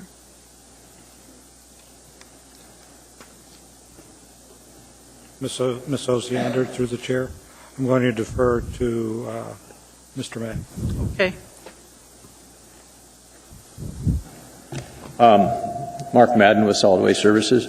Through the chair, Ms. Osiander, as part of the proposal and contract negotiation process, we were able to secure a few things with Emerald. They're changing certain processes. They're also using a different vendor for some of their more egregious hazardous waste disposal processes. So it's just, that's the way the numbers worked out. So Emerald told you they will be charging less. Everybody thinks that the contract will be less expensive. The contract is set up by unit prices, and we have to take a guess every year at what those quantities will be, and based on the quantities that we put together, yes, we believe so.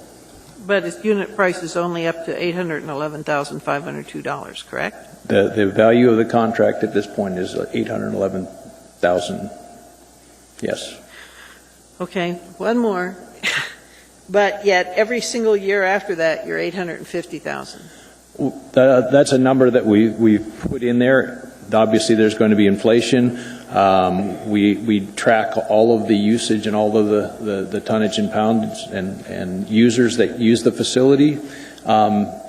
It may be more, it may be less, but it'll be around 150. We put in 150 as an average number for the next 4 years.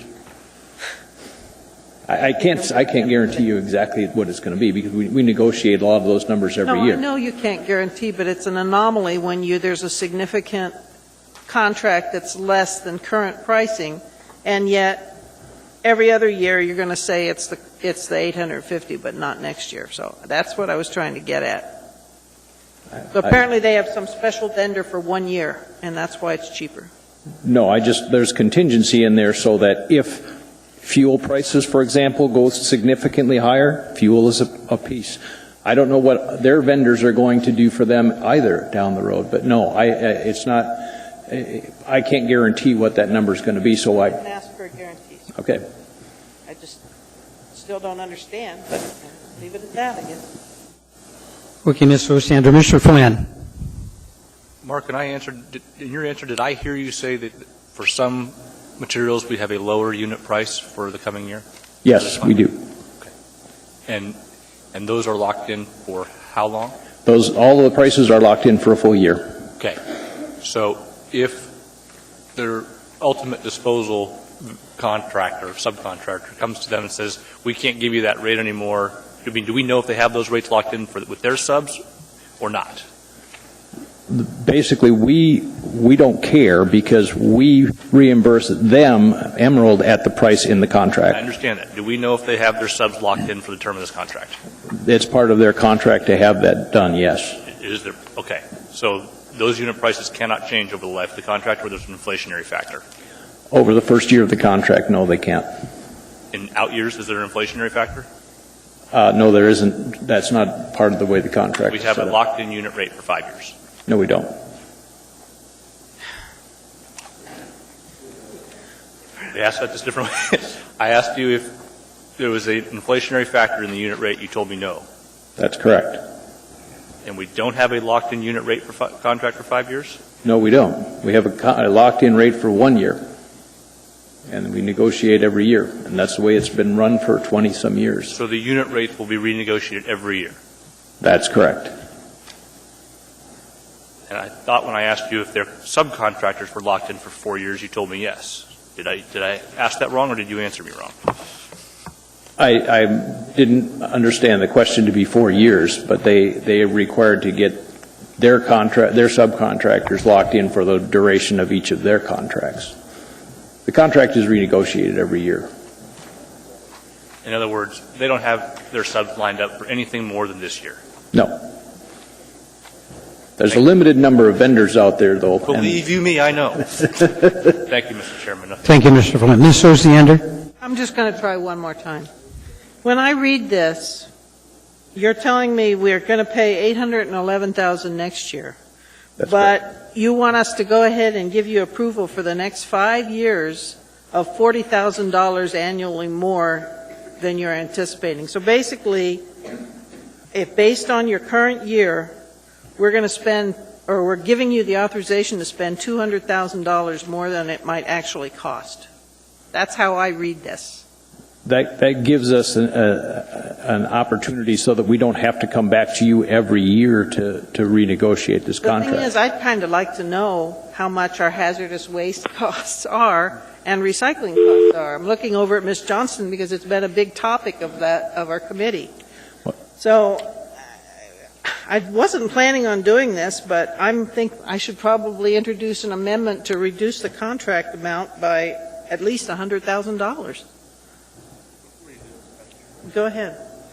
Mr. Flynn?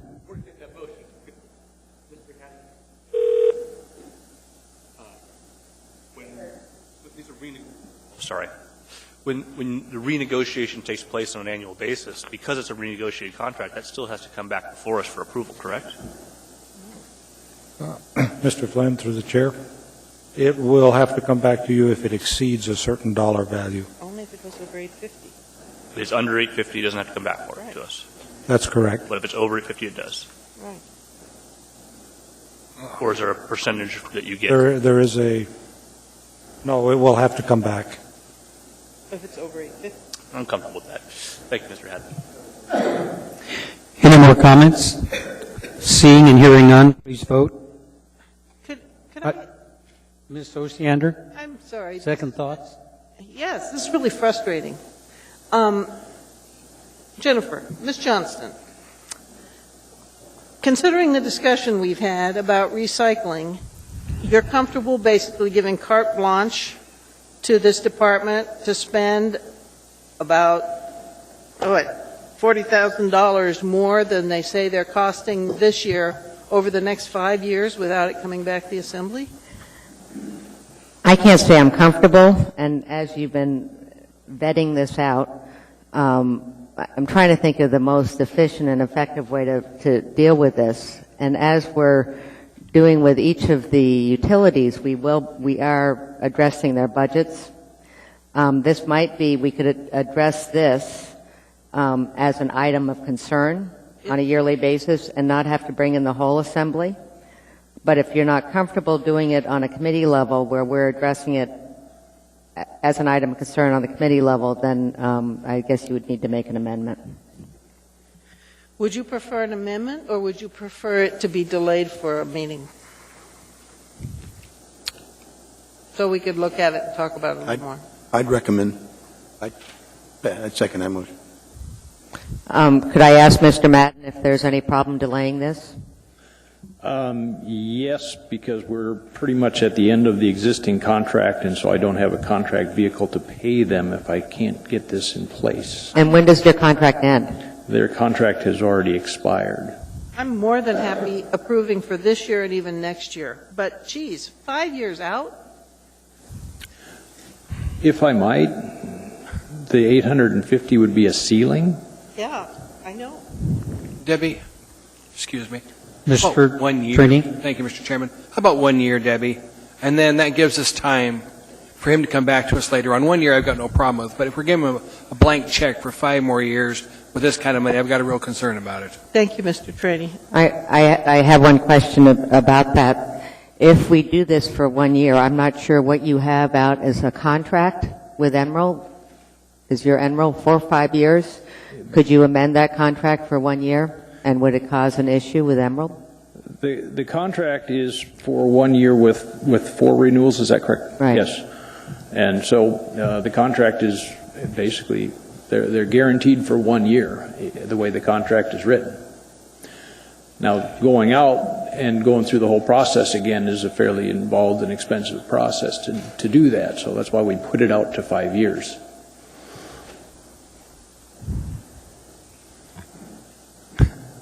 Hi, Debbie.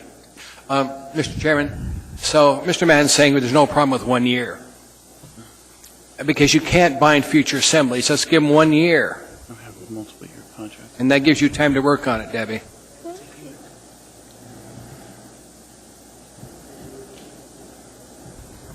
The chair would be receptive to a motion of some kind here. The purchasing department.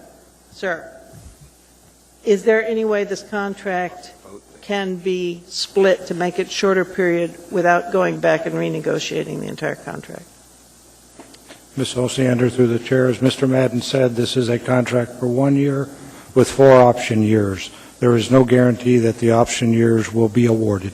Okay, I plan to vote no on this before item, and would urge the body to do the same. This is an area that has been of real concern, and it's been hard to get accurate information. I'm very uncomfortable giving this big a carte blanche. So, urge a no vote. Mayor Sullivan? Yes, thank you. I would urge the body not to vote no on it because then it leaves us without a contract, and I don't think that's good policy. But what you're looking at really is about a 5% contingency, which, as Mr. Madden explained, the way fuel prices have been going, the way contract increases with the subs that Emerald may have. A 5% contingency is very minor when you look at the overall cost of the contract, and it's subject to appropriation every year. We do have multi-term contracts throughout the municipality, so it's not a question of whether we have duration contracts. We do, and it is subject to appropriation every year, and that's where you would get an opportunity every year in making the appropriation. So I don't think it's wise to leave us, Ms. Osiander, with all due respect, without a contract. I just think that a 5% contingency going forward is fairly minor in the scope of this. And if we have to rebid it every year, renegotiate every year, you're going to spend more than $40,000 going through that process. Mr. Chair. Thank you, Mayor. Mr. Birch? Yeah, I too am concerned about in having utilized that service. I know it's important for many in the community, and we've just gone through this our cleanup process, and I think that we would really do a disservice to the community to negate this at this point. So I will be an affirmative vote, but at the same time, I think we do have time between now and next year if we need to realign this. I think that, or approve it beyond this 1 year. We have another shot at it next year. Thank you, Mr. Horniman. Well, first of all, Mr. Chair, I think I'm close to doing an amendment, making sure it doesn't goof anything up. I don't have a problem with a long-term contract. I think it gives us some continuity operations, and I'm comfortable with if we had added the language, and I'd propose to amend line 24 to say years 2013 through 2017 up to $850,000 per year. That gives the utility the option to spend up to that amount, but does not lock us in on a dollar amount. Second. Okay. Discussion? Mr. Chair. Okay. On the amendment, Ms. Johnston. I saw with your correspondence with Ms. Osiander earlier in the day, what was our total cost this year?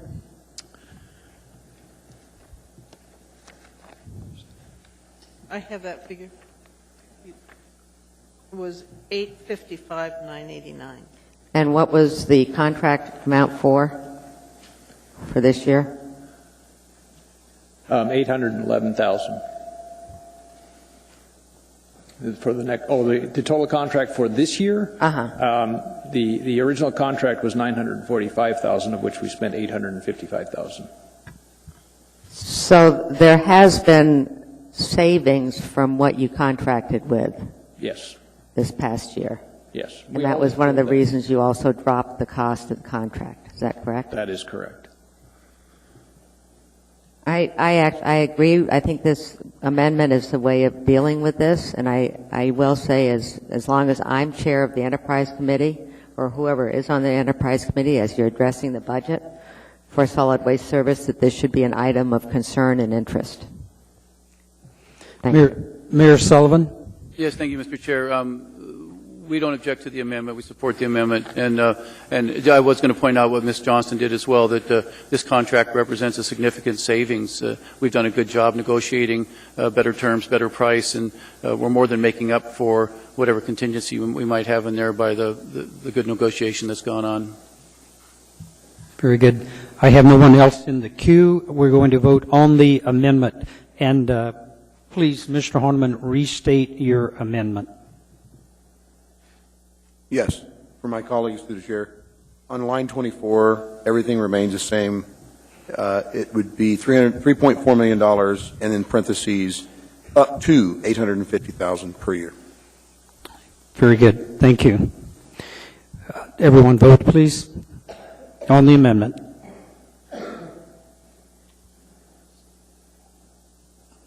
Ms. Drummond. Yes, on the amendment. That carries 10-1. We're now back to the original motion as amended. Any comments? Seeing and hearing none, please vote. Ms. Drummond.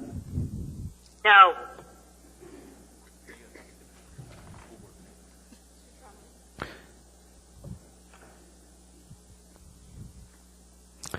That motion passes 9-2. Just want to point out, Assembly 9, Anchor School Board 2. Time passes, Mr. Flynn. We are now on our consent agenda to item 9F5, AO number 48, an ordinance of the Anchorage Municipal Assembly amending Anchorage Municipal Code Chapter 3.30 and allowing... Waive reading. Thank you. And I move to approve. And we've got a second. Ms. Johnston. Move to introduce, I mean. Second. Third. Me. Mr. Stark. I would like to amend this to change the public hearing date to July 10th. Ms. Gray-Jackson. Thank you, Mr. Chairman. Mr. Train and I had every intention of getting some input from the administration, and I understand that is the reason why Ms. Johnston is requesting that the public hearing date be a little bit later than June 5th so that we can work with the administration to make this ordinance do exactly what it is our intentions are. Thank you, Ms. Johnston. Thank you, Mr. Chairman. Ms. Johnston, what was the date? July 10th. July 10th. No one else in the queue, please vote. Ms. Drummond. Yes. You need to be there for it. That passes unanimously. The final item before us on our consent agenda, 9F10, Assembly Memorandum Number AM 290, Planning and Zoning Commission appointment, Tyler P. Robinson. Move to introduce. Second. Okay. Mr. Need a third? Third. Okay. Mr. Chairman, I'd like to change the public hearing date to June 19th. That's postponing it one meeting. Okay. And I'd like, if I get a second, I'll speak to why. Second. Thank Okay. you. Ms. Osiander? I think that this is a good appointment. I've known Tyler for a long time, but in all my years of Title 21 meetings, he's only attended one, and he's not attended any of the work sessions that have recently occurred. My fear is doing anything that slows P&Z down right now, and I've got a commitment that they're going to get us Title 21 by June 19th. So if there's just one little delay, it could goof us up. If he brings up some new items or causes some extended debate on something they've already decided. So I think he's going to be great, but I'd like him to just give us one more little break in there to get this thing moving before we introduce a new factor. So, Mr. Flynn. Mr. Chairman, I appreciate the concerns, but I can't support the motion to delay. I mean, we spoke at our last meeting about the lack of, shall we say, planner-oriented as opposed to developer-oriented representation on the P&Z board. I applaud the administration for responding to that and bringing Mr. Robinson's resume forward. It's not like this guy doesn't know Title 21. He doesn't know it as well as as Ms. Osiander, but and he can get up to speed, just as Mr. Ferguson is getting himself up to speed. And I would really urge the body to move forward and support this appointment being considered on June 5. Thank you, Mr. Chairman. Thank you. Mr. Sullivan. Yes, thank you, Mr. Chair. I'd also oppose the motion to postpone his hearing date.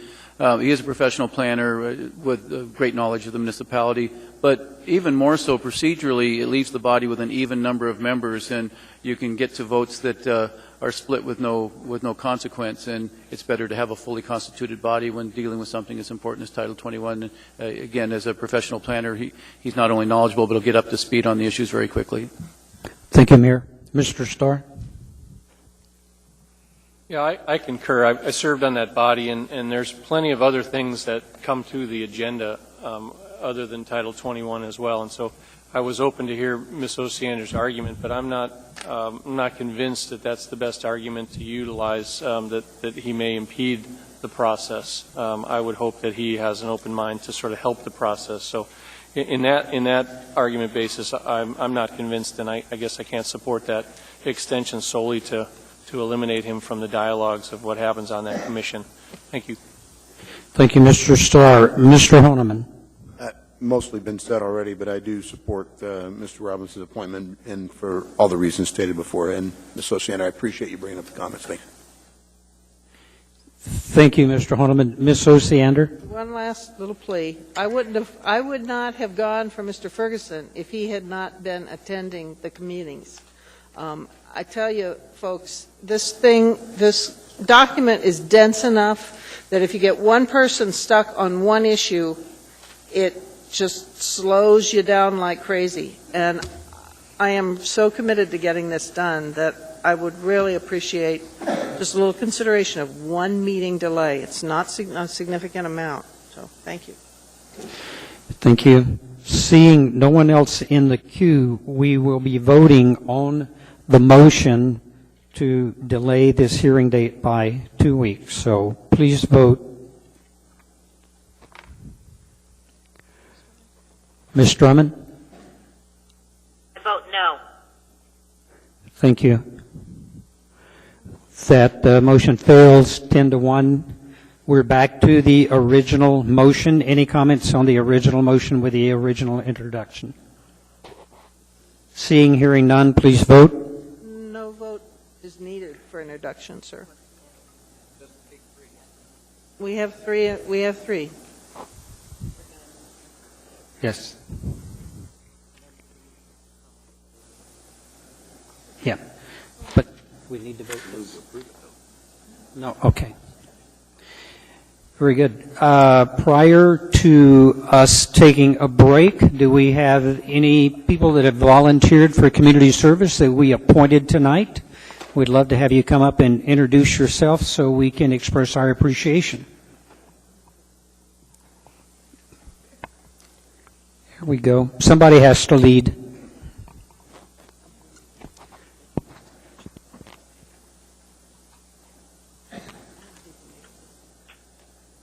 Hello, I'm Pete Nolan. I'm the appointment for the Ethics Committee, and so I just like to say hello. Well, thank you. We appreciate your willingness to serve the community. We look forward to seeing more of you. Thank you. Thank you. Anyone else? Okay, seeing, hearing none, we're going to adjourn for a 20-minute lunch break. We'll call our regular meeting back to order. We are now on item 11A, Assembly Memorandum Number AM 266, confirmation of an executive appointment. Move to approve. Okay. Do we have, where's Mr. Honeman?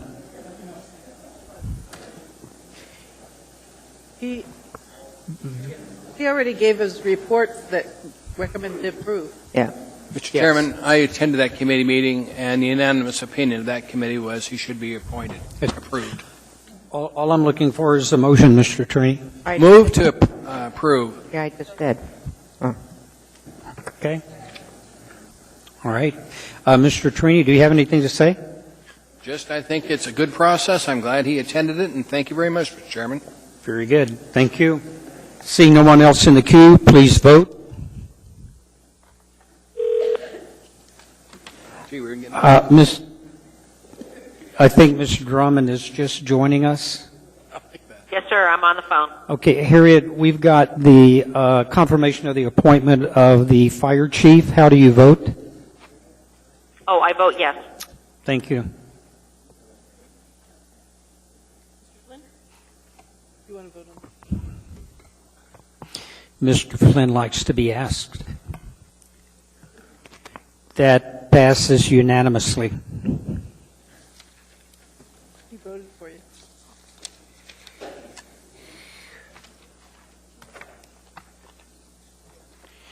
Next item before us is 13A, AO number 41, an ordinance of the Anchorage Municipal Assembly amending Anchorage Municipal Code, Chapter 16.65, to add a non-transferable limited exception for private club licenses as of July 1, 2007, for the sale of alcoholic beverages and in current operation. Anyone wish to testify? Anyone at all?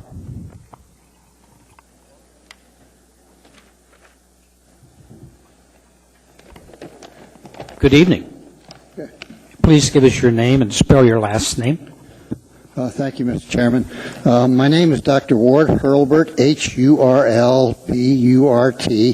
I serve as Alaska's Chief Medical Officer and Director of Public Health. In addition to being a public health physician, my clinical background is as a general surgeon, and as such, I have needed to operate on many Alaskans to attempt to remove their smoking-related lung cancers. I am testifying as an individual and as a public health specialist. I have observed what might be called a natural experiment over my years in Alaska since I first arrived in 1961 in Dillingham and Kanakanak. At that time, Alaska Native people had not smoked for very long. The men had picked it up as the free cigarettes were provided to troops in the war. So it was only 16 years after the end of the war. Their wives picked it up as they returned home. But at that time, there was very little lung cancer among Alaska Native people. We later saw the increase in the epidemic so that it was much more than non-Native people in Alaska. Fortunately for all races, we have seen the numbers come down in Alaska in recent years. I don't need to tell you the health problems tobacco causes among Alaskans, the lung and other cancers, the heart attacks, the strokes, the asthma, other respiratory disease. Most of you know this as well as I do, and I do understand that the proposed change in our municipal ordinance does not challenge those facts. Some facts do bear on this request that is being made to the Assembly. Alaskan and national surveys of smokers reveal that about 71% of smokers of all age groups try to quit smoking each year.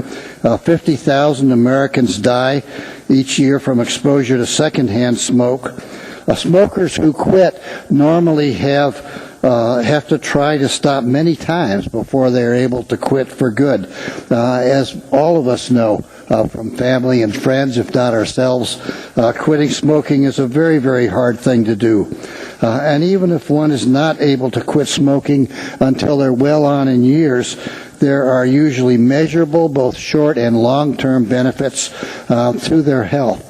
60% of Alaskan former smokers have been able to quit, usually after many tries.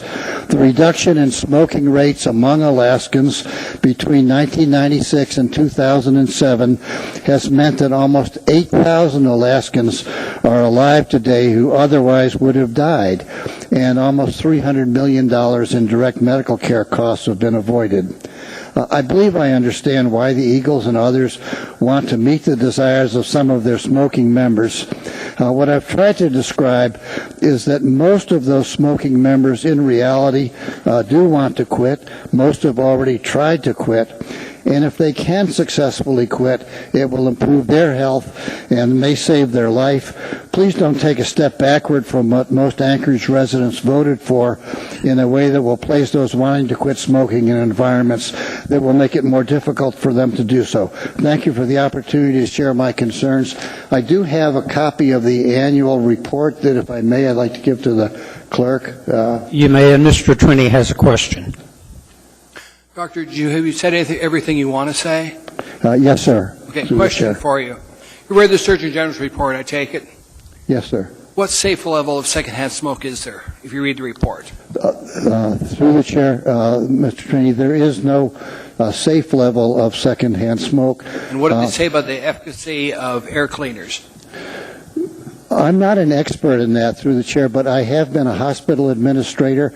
The Alaska Native Medical here that I led was one of the early hospitals in the country to go smoke-free, and our engineers there and at other hospitals I've been responsible for have told me that they could not guarantee that if we had a smoking area in the hospital it would be safe. That's not my expertise, however.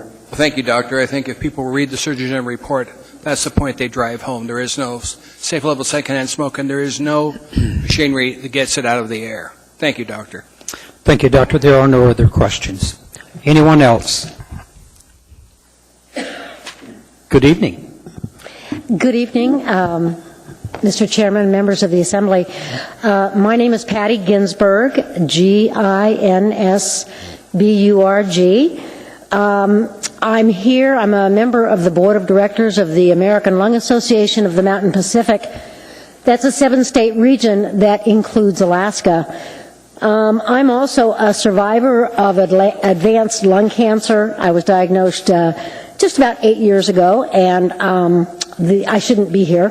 It's not normally survivable.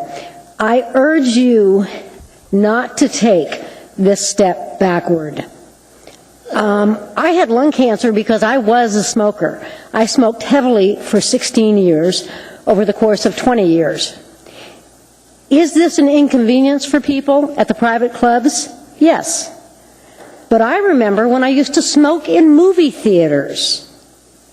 Was it an inconvenience to me when we were no longer allowed to do that? Sure. I used to smoke in restaurants. Everybody else did. Remember those smoke-filled restaurants? Well, then that became outlawed. Was it an inconvenience? Yes.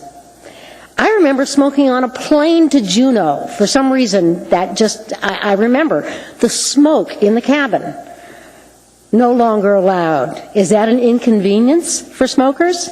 Yes, it is. One of the reasons, when I finally quit smoking in 1987, one of the reasons was the stink in my car, but also the culture had changed, the peer pressure, and it became so sort of difficult to smoke comfortably. That was one of the big drivers. I also felt like I was no longer invincible, the invincibility of youth. Turns out I was not invincible. I think that one of the reasons why I beat the odds when I was diagnosed with stage 3B lung cancer in 2004 was that I had quit smoking in 1987.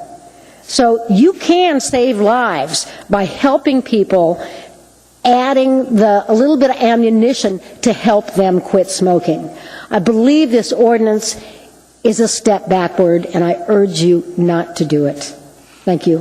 Thank you, Ms. Ginsburg. Mr. Trombley, you have a... No. There are no questions. Thank you. Anyone else? Good evening. Good evening. My name is Daniel Gates. I'm the owner of the Birchwood Saloon in Chugiak, which is in the same neighborhood as two private clubs. And I've owned the Birchwood Saloon for 18 years. Through the years, I've always had to put up with people saying, well, I get a stronger drink down the road for less money. Well, I can't compete with that. I'm in business, so go drink down the road.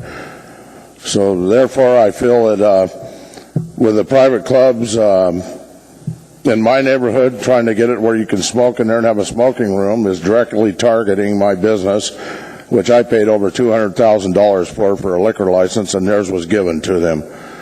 So therefore, I feel that they should respect the same rules And I've already had customers in my establishment say, well, gee, if that happens, I'll go drink down the road, join the membership. So another thing is we have a lot of retired military. We have a lot of active military coming there. We have firemen coming there. We have doctors, lawyers, school teachers, cowboys, hippies, bikers. All of them go outside and smoke and obey the law because that's why the law was put there. So I don't feel that the private clubs have the right to say they're above the law, and I urge you to vote no on this. I think a yes vote would be stepping backwards. Thank you. Thank you. We have a question for you, Mr. Starr. Thank you, and pilots go there as well. You have great hamburgers.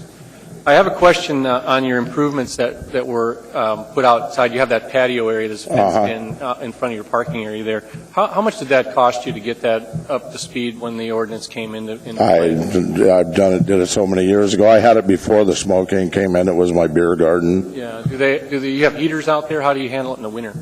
Is what? How do you handle the folks that want to smoke in the winter? Do they just go out there? In the winter, they have to. They have to go outside.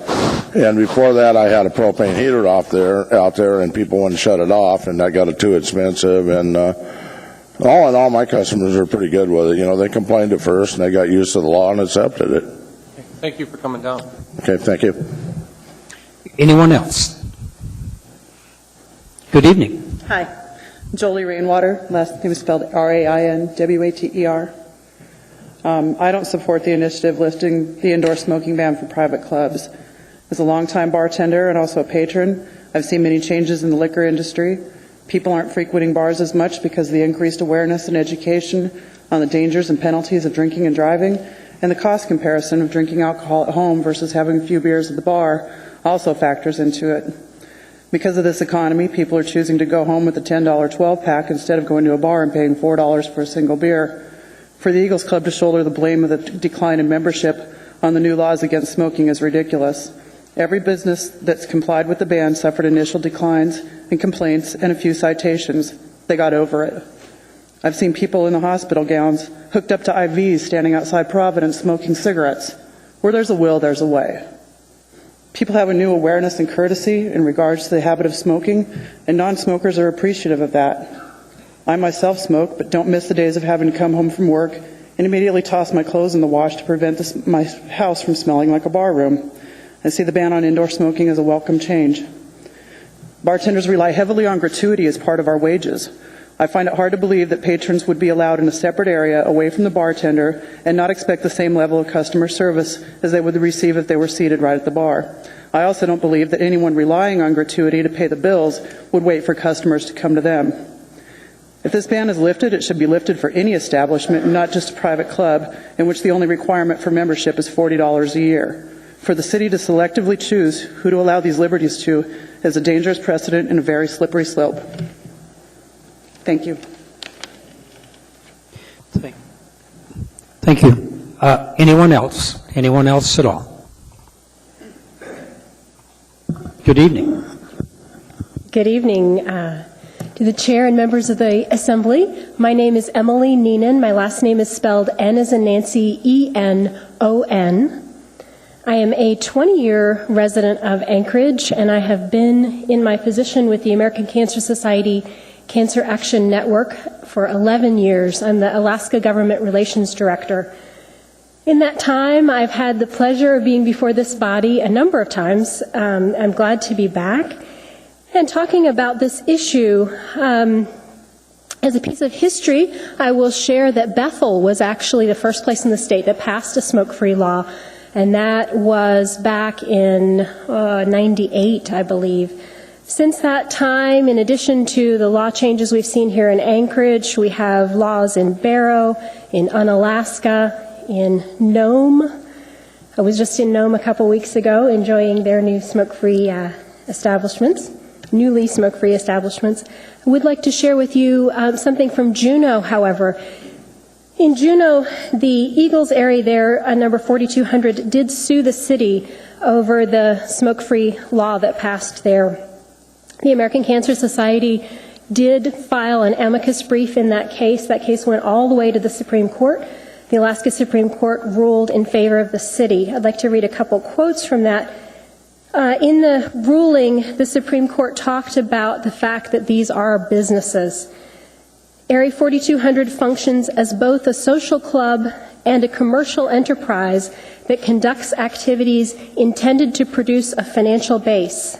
That the fact that Area 4200 uses its revenue to support charitable causes does not change the commercial nature of its area facility. And in their one of their last paragraphs here, they point out that the city, being the city of Juneau, has a legitimate interest in protecting the public, non-smokers and smokers alike, from the well-established dangers of secondhand tobacco smoke. Area 4200 has elected to obtain a state-regulated liquor license and sell alcoholic beverages in its area facility.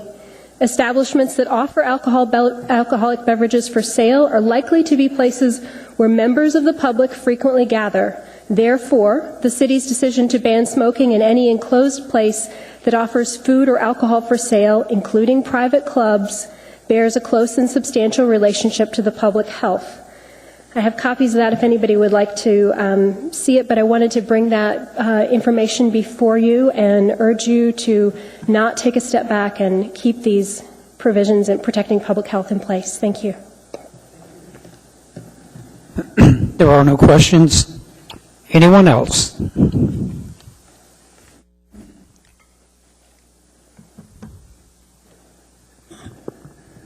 Ladies and gentlemen of the Assembly, Mr. Mayor, my name is Tom McGrath. Thank you for this opportunity to speak on this issue.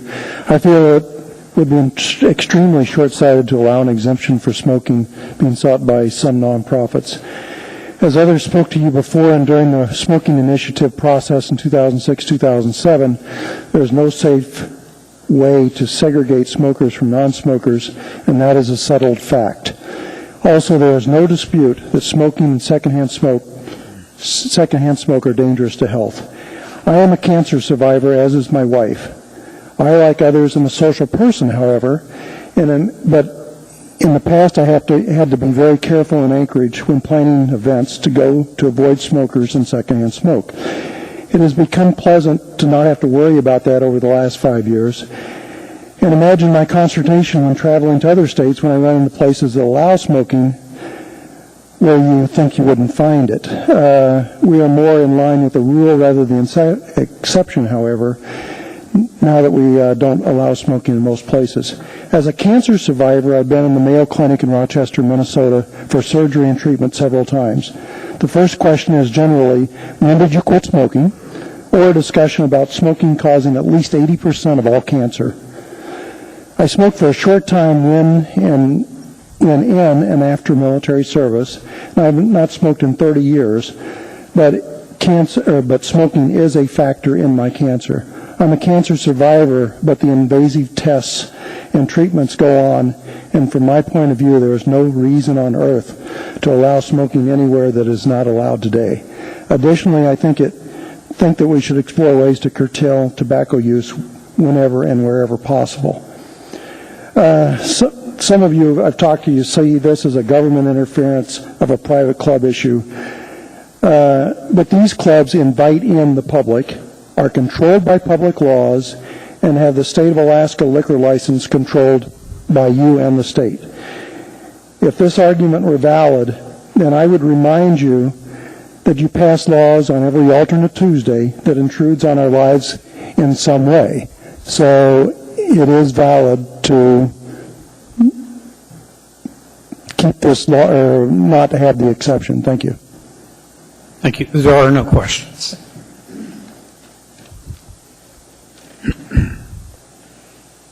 Good evening. Good evening, Chairman Hall. My name is Randy McCain, and I'm here in support of the amendment to 1665-030.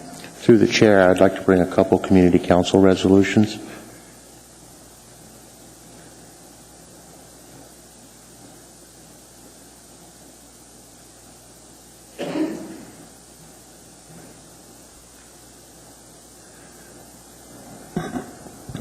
I've had the pleasure to listen to these same discussions with many different groups in the community over the last couple of months. And, I guess the good way to say this is that there is nobody that supports smoking. The Eagles certainly do not support or back smoking. Those two resolutions from the Community Council took place after very similar discussions, and I would say that the smokers at those two community councils that I know of would be probably less than 30% of the community councils or the active members. At the Chugiak Community Council, it was nearly unanimous, that resolution, and at the Birchwood Community Council, it was 100% unanimous. And we come from all different walks of life and different backgrounds. The question is this a health issue or a privacy issue?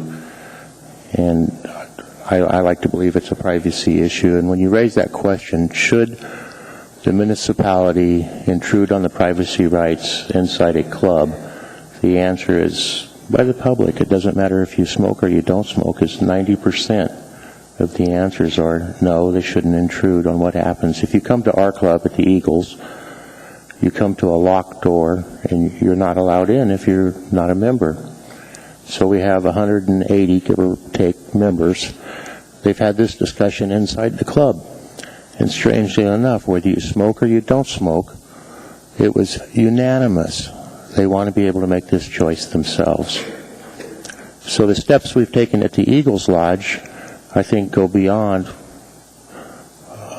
what most private club or private organizations would do. We have a well-ventilated smoking area that existed prior to 2007, and we have a very well separate ventilation system in the smoking in the non-smoking section that has a air transfer unit, exchange unit with the outside air, and so the little bit of air that goes into the smoking section, if you can't filter it all out, or into the non-smoking section, is exchanged outside on a separate ventilation system. So that's pretty much it. What's the process involved in order for someone to become a member of the Eagles? Is they just pay a fee and they're in, or is there a process involved? What is that process? Yeah, we do allow a guest in. You can come for a maximum of 3 times as a guest, and that's a lifetime. You can't come 3 times a month. You have to frequent our establishment, you have to be a member. Occasionally we open up to the public. We do fundraisers for the local fire department or other groups. And at those times, there's strictly no smoking allowed on the property or inside the building at all when we're open to the public. But to become a member, there's a application process which entails a background investigation, and then pending any wants or warrants or felonies or anything like that, then generally you're accepted into the club. So would you, in your opinion, is it something that if that establishment was opened up to smoking, would you expect to see based on the process to be involved in your club, would you think that you would see a giant rush of people based on allowing you to be a smoking establishment? I don't think that we would bring new members into the club. I think what's happened is that I'll just give you some examples of some of the businesses or the patrons we've lost. There's a senior center very close by, and if you go back 5 or 6 years, there used to be shuttles almost nightly of senior citizens that were retired and in the senior citizen home, and they'd come down and either smoke a cigar or a cigarette or a pipe and have a drink, and and then the shuttle would pick them up, or a member would take them back to the senior center home. I think some of those may start to come back down. Other members just will not come out and support the club when they have to go outside. You know, there was a newspaper article this weekend that showed 3 or 4 people out on the deck in a hailstorm smoking. The older members aren't going to do that. You know, we have members that are in wheelchairs and walk with canes and stuff like that. They'd just rather stay home with their 6-pack of beer, I guess. All right, thank you. That's all, Mr. Chairman. Mr. Starr. Randy, you went around to some of the other fraternal organizations. Did you by chance have a chance to converse with the Allegiant Post or the VFW clubs? I did, and what we did was we shared our story of where we're at in our process here, and we gave a presentation, and we asked for answered any questions they had, and we went to the Lions and the VFW clubs and American Legions, and the consensus at the time of the discussions was that they supported the right to make that choice individually. And honestly, not every club would make that choice to allow smoking inside the facility. But they pretty much, supported that, the process to make it like. You know, there's something about having a private club with the doors locked to the outside of what goes in. You know, you have very similar discussions if you have a couple hundred people together. You have very similar discussions of the pros and cons of any situation, and you don't always reach a consensus, and it is by majority vote. But on this issue, I think pretty much the consensus is private clubs should be able to determine within their doors what should happen if it's not otherwise breaking the law. The accusation, I guess, which I sort of took a little personal, was that the Fraternal Order of Eagles is got a nationwide campaign on this subject, and I found that to be really striking when you look at what the Eagles do in terms of contributions to Cancer Society diabetes programs that you have going on right now. So I've not asked you this before, even though, you know, I'm proud to bring this action forward on your behalf. You brought the topic to us, but Randy, has the Eagles got a nationwide launch on this to try to degrade the smoking bans in communities where you guys have areas? We have no nationwide campaign or organized. In fact, it's not even spoken to. But we are guilty of a few conspiracies, and if you let me talk just for a second, I'd like to share. It's the chairman's discretion. My question's been answered, but if he wants to provide you latitude on some of that expansion, I think it's prudent. With your permission.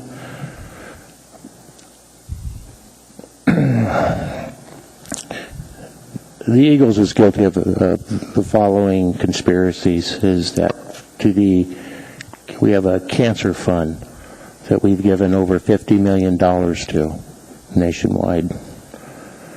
We have a heart and lung fund that we've given similar amounts to. We have a kidney fund that we've given millions of dollars to. Many of you are familiar with the Jimmy Durante Children's Fund. That's an Eagles organizational fund. We have a fund for spinal cord injuries, and we have a fund for Alzheimer's disease. We have funds for first responders, and locally on the we give a lot of money to the Chugiak Volunteer Fire Department. The Eagles have a conspiracy of giving back to the community.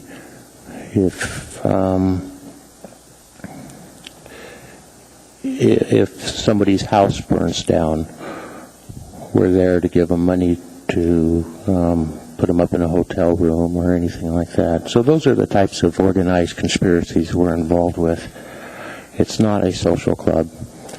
We do sell liquor to our membership, much like the Lions Club or the VFW or the American Legion.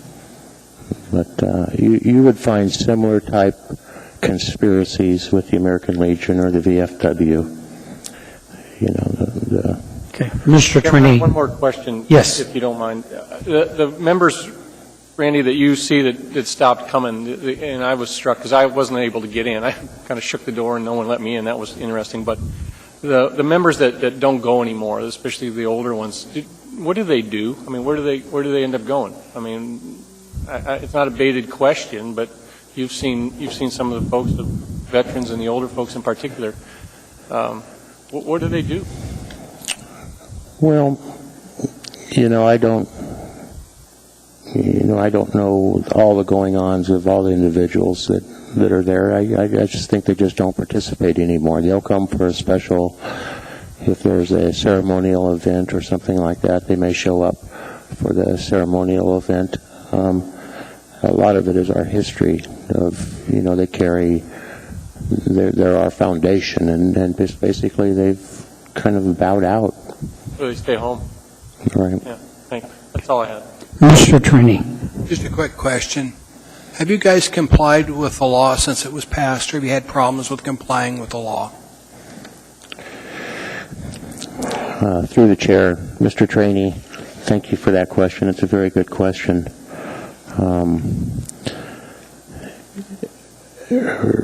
In discussions with media this last week, you were quoted as suggesting that the Eagles Lodge in Peters Creek was guilty of committing public acts of civil disobedience.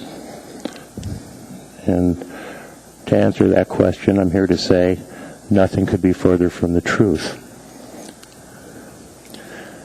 We've never been cited by the municipality for violating any citations getting any citations for breaking anything to do with Ordinance 1665. So I could only assume that you're talking about the ABC board and our ongoing discussions with them.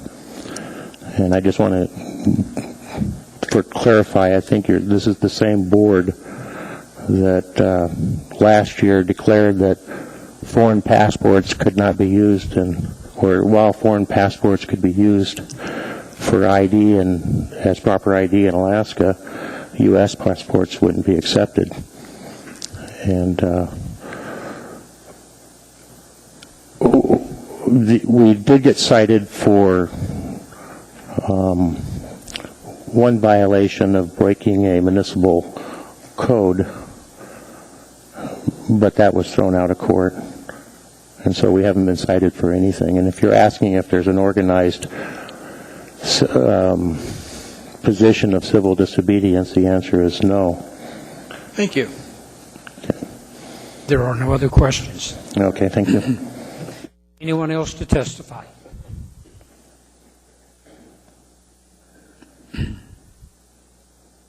Good evening. Good evening. My name is James Stewart, S-T-E-W-A-R-T. I'd like to thank everybody for coming out, and I would also like to thank all the folks who spoke out on behalf of the Cancer Society and those who've been afflicted, and I'm very glad this kind lady is able to defeat the cancer. But I would like us all to remember that it was her choice. It was their choices. They had the choice to choose legal products. We could fill a room here full of all kinds of folks that suffer from alcohol diseases, and they could come up and they could argue very well why alcohol should not be allowed to be sold in public. I keep hearing, and one that gets brought to me is there's no such thing as secondhand alcoholism. That is not true. And it's been said that to me in the terms that you can't stand next to someone that's drunk and get drunk or harmed by them. That's not true. Tell that to the mom or the children that have a father that has a couple belts, comes home and no longer speaks with his mind or his heart, but speaks with a vicious tongue and a closed fist. We could fill this room and then we could outlaw that. Then the alcohol will go away, that choice. We could have people that are overweight. I keep hearing that overweightness, obesity is the next epidemic. Then we'll fill a room full of people and we'll battle that, and then we'll take away people's choice to eat based on where they're at in life. This is not about so much smoking. This really is about choice. It's a legal product. The municipality accepts money. If this is so poisonous, why would the municipality take money? No one here is going to take money for crack sales, and I'm not saying they're the same, but how can you do that? And to say, I keep hearing there can be no exemptions to this, no exemptions, and there is no secondhand smoke allowable. Well, I asked you assembly members, in the allowance where it says where it's allowed, the hotels and motels, I can't get nobody to dialogue with me on this. If I leave my job tomorrow and I go to work at the hotels and motels, and the ordinance does allow it, and through the chair, Mr. Trainee, you say there's none, why did you guys allow them? Why did you, I don't know the right word, but why'd you throw them under the bus? Why is their health not an issue, but mine is? Because that's it. This is all about choice. Everybody keeps saying we're taking a step backwards. I think the step backwards was originally taken when we started removing people's choice to choose legal products. We are sane, we are smart, we're not ignorant, and we're making choices. It's like the guy that just died up on the mountain. Are we going to take away that choice for someone to go on there? And God, I'm so sorry that happened. But removing people's choices to do things that aren't so good, I would ask us all, everybody in this room, take something that you do that you know isn't good for you. And then ask yourself which one of those things you'd be willing to lay before the government to have them say no. Thank you. Thank you. There are no questions. Anyone else?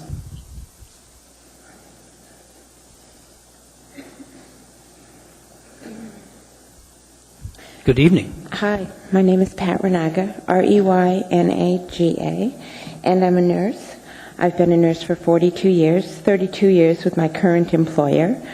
I'm also an Air Force veteran, and I am in the elected position of the Alaska Tobacco Control Alliance co-chair. When any other group across the country has been making changes to any laws that they have done, they are strengthening them. They are not weakening them. And we're not saying that people should not smoke. We're not saying you can't smoke. Only that you can't smoke where it's going to harm other people. So it is a health issue. And as a nurse, I really have seen some of the devastating effects of smoking and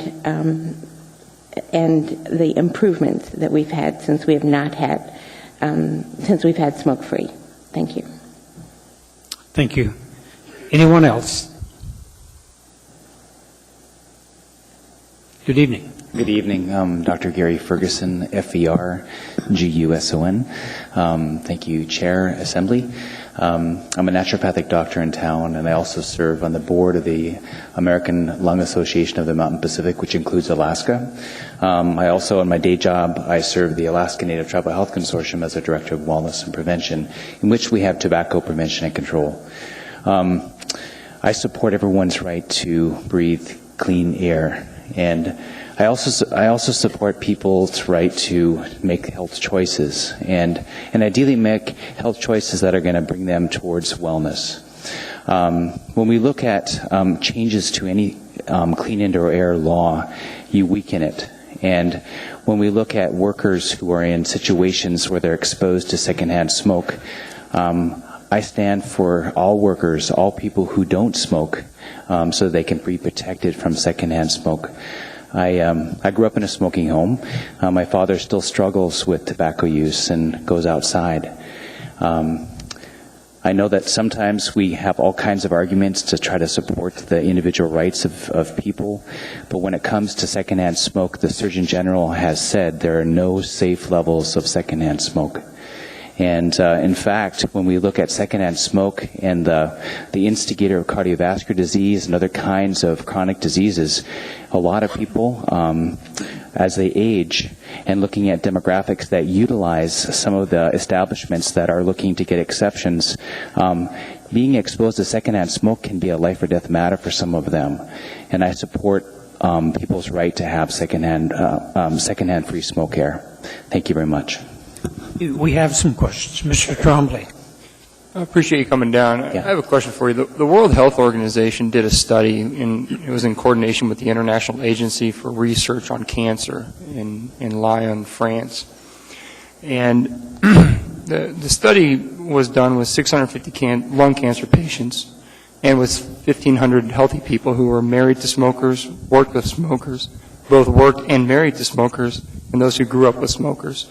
And the conclusion of that study was that there's no additional risk for living or associating with a person who smokes, saying that secondhand smoke doesn't actually affect it. Are you aware of that study? Can you comment on it? That I was able to pull it up. I couldn't remember the exact name of the study, but the Daily Telegraph reported it, and what the World Health Organization did. And my understanding is the World Health Organization is a pretty important group of people, right, foremost authorities on things like this. So I haven't read the exact report that you're speaking to, but the Surgeon General, who is the authority on public health matters, did say that there are no safe levels of secondhand smoke. That secondhand smoke leads to chronic disease, and also is an indicator of many cancers. As far as tobacco, in the Great Land, we have very high levels of tobacco use in the state, and certain populations even more so. And when we look at the contributions to cancer and many different diseases, many different chronic diseases, including even diabetes, tobacco and secondhand smoke are contributors to those. And so I'd be happy to take a look at the study, but I'd have to say that there's enough evidence within the literature, including the Surgeon General's report, that would say that there are no safe levels of secondhand smoke. Sure, I appreciate that. My concern is that there's, and I guess we're getting outside the topic here of what we're talking about. It seems to me that it seems to be some conflict. So that's all. Thank you for your comments. Thank you. Mr. Starr. Didn't know if anybody else from the Lung Association was going to speak, but there was a sponsored report that I believe the Lung Association had contributing to. It was provided to us on the HVAC, the health or the environmental control systems for ventilation systems that was put together by the installers and the engineers of those programs. And it does say in both the executive findings and deeper in the report that, and here's the quote on it, right on the first page of the executive summary, it says, although complete separation and isolation of smoking rooms can control exposure in non-smoking spaces in the same building, and it basically says that they confirm that you can control smoking in the separation factor. And I read the report several times with that. They do confirm that, of course, you can't control it for those members that are in those rooms that are smoking, but it's clear. Do you have an answer to that when we hear that the exposure to secondhand smoke won't occur in these facilities because the environmental control system will prevent the smoke from mingling into the non-smoking areas? Do you understand what I'm saying? Right. So from the way that I understand the studies on secondhand smoke exposure, that it's been disproven that ventilation systems remove all of the secondhand smoke. So when you look at secondhand smoke exposure, especially when you look at crossing into other facilities, like, for example, a bar that would be in a building where there are other offices, there's no way to control secondhand smoke exposure, even with the ventilation system. Well, it says it in the report, and I don't want to badger the witness. That's not what I'm trying to do here, Right. but I couldn't get clarification. I emailed Laura to get some that in, and I guess, the report's done in 2010, so I'm really, don't want to fall on the sword over the point, but I'm a general contractor, and I know you can do it. It's done all the time. The hotels are doing it as well. If they could not separate the smoking from going into the non-smoking areas, they would have complaints and complaints and complaints. So I guess I just want to have that technical point, and that's why I wrote the amendment in such a manner to provide that separation of space that says you can have that, and a separate ventilation system based on some of the data that I've found. So I believe it can be done. And I don't dispute any of what you say. You bring valid, broad knowledge to the table, especially the exposure to secondhand smoke. My interest is to prohibit that. Those smokers that sit in that room and puff all day, I mean, I guess that is the choice question, and I wish they didn't. But that's what I had a question on. Thank you. And through the chair, I just wanted to respond to that. So one of the most important things that when I look at people's rights, I think it's important that people have rights, and people can smoke in areas where they're not having secondhand smoke causing undue harm to other people. But I think it's really important also to look at a commercial establishments, and this is a commercial establishment, and there are workers there. And so I'm all for protecting workers. And secondhand smoke exposure is dangerous. And so that's kind of the bottom line from the organization I represent and the people that I stand out for. But I really appreciate your comments. Thank you. Mr. Attorney. Thanks, Doctor. Just a couple of comments. I know people that have smoked all their life, and cancer metastasizes from their lungs down to their colon, down to their kidney, and it just doesn't stop at your lungs. It goes through your whole body. I think you've seen the same people. Thank you for being here. Thank you. Thank you. Anyone else to testify?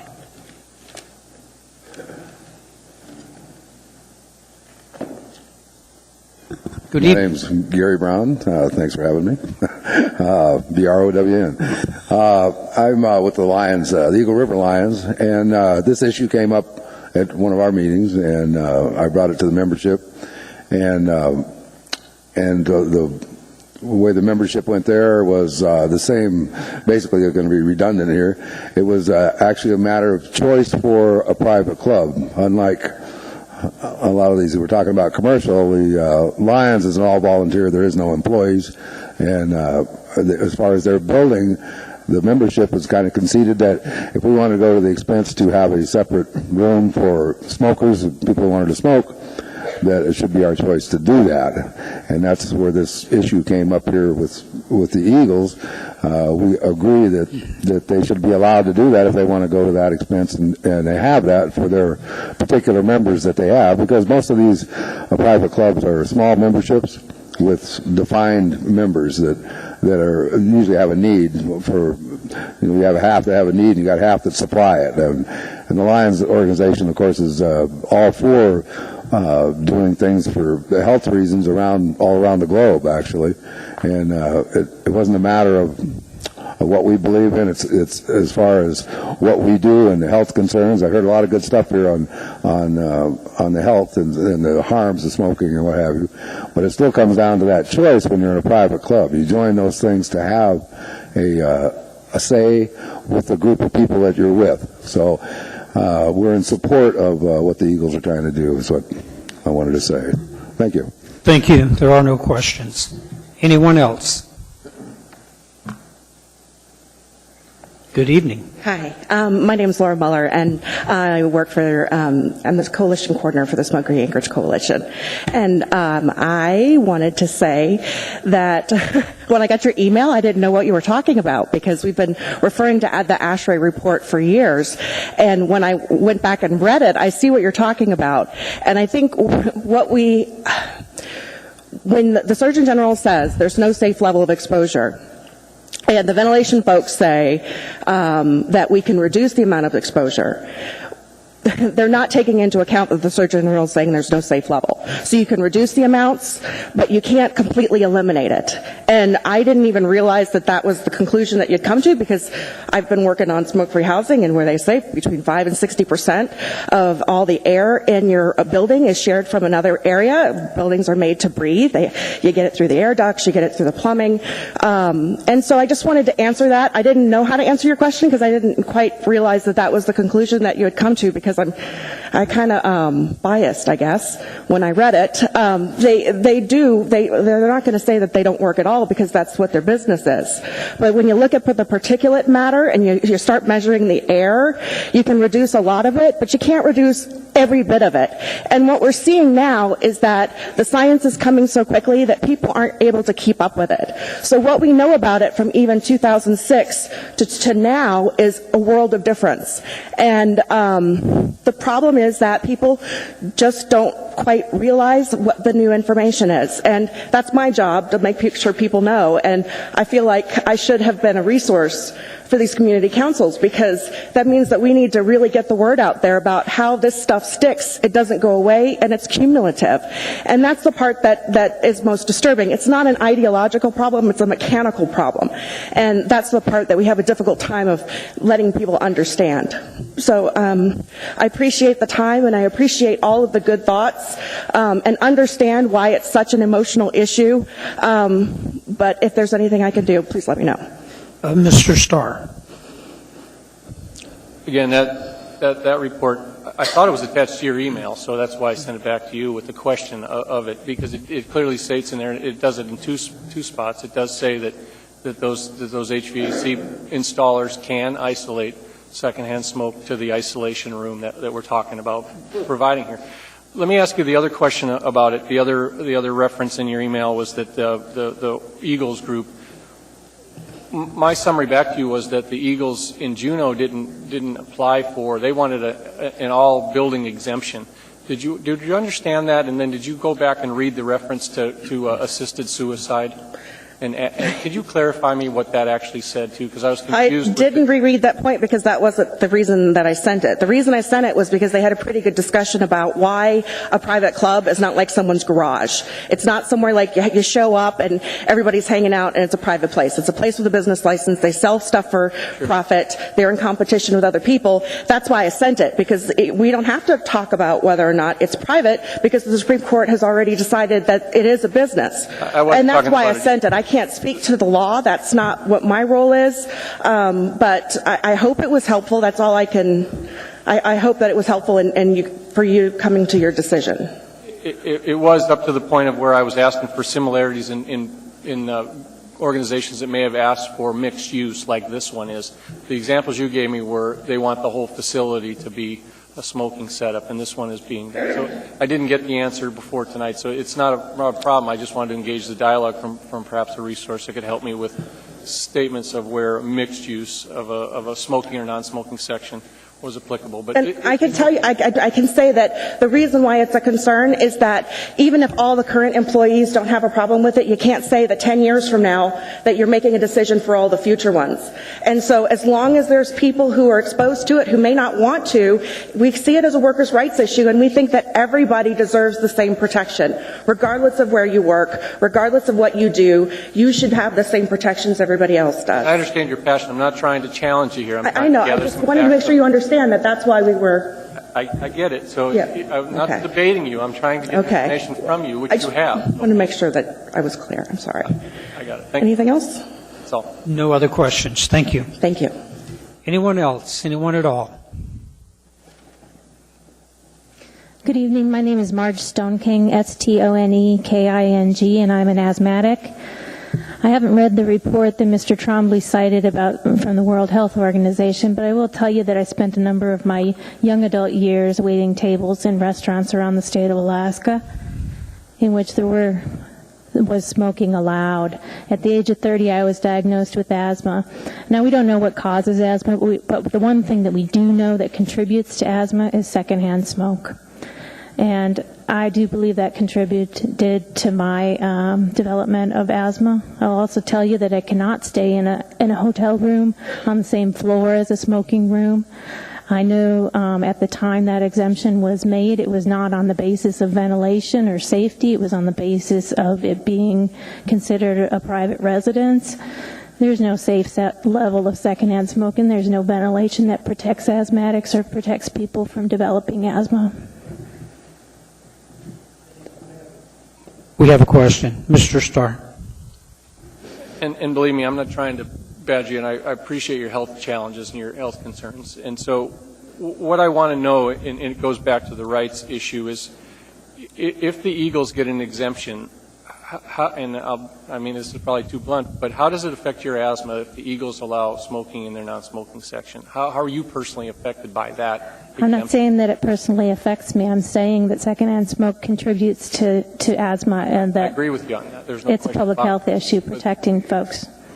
And this is, I don't typically do this, but if you don't have to go to the Eagles, no one's or any of these private clubs to do that, your asthma wouldn't be affected by that. Is that kind of? In 10 years down the road, when somebody's standing at this podium and said, "Sure, I have asthma and I attended the Eagles Club." Yeah, got it. Thank you. Thank you.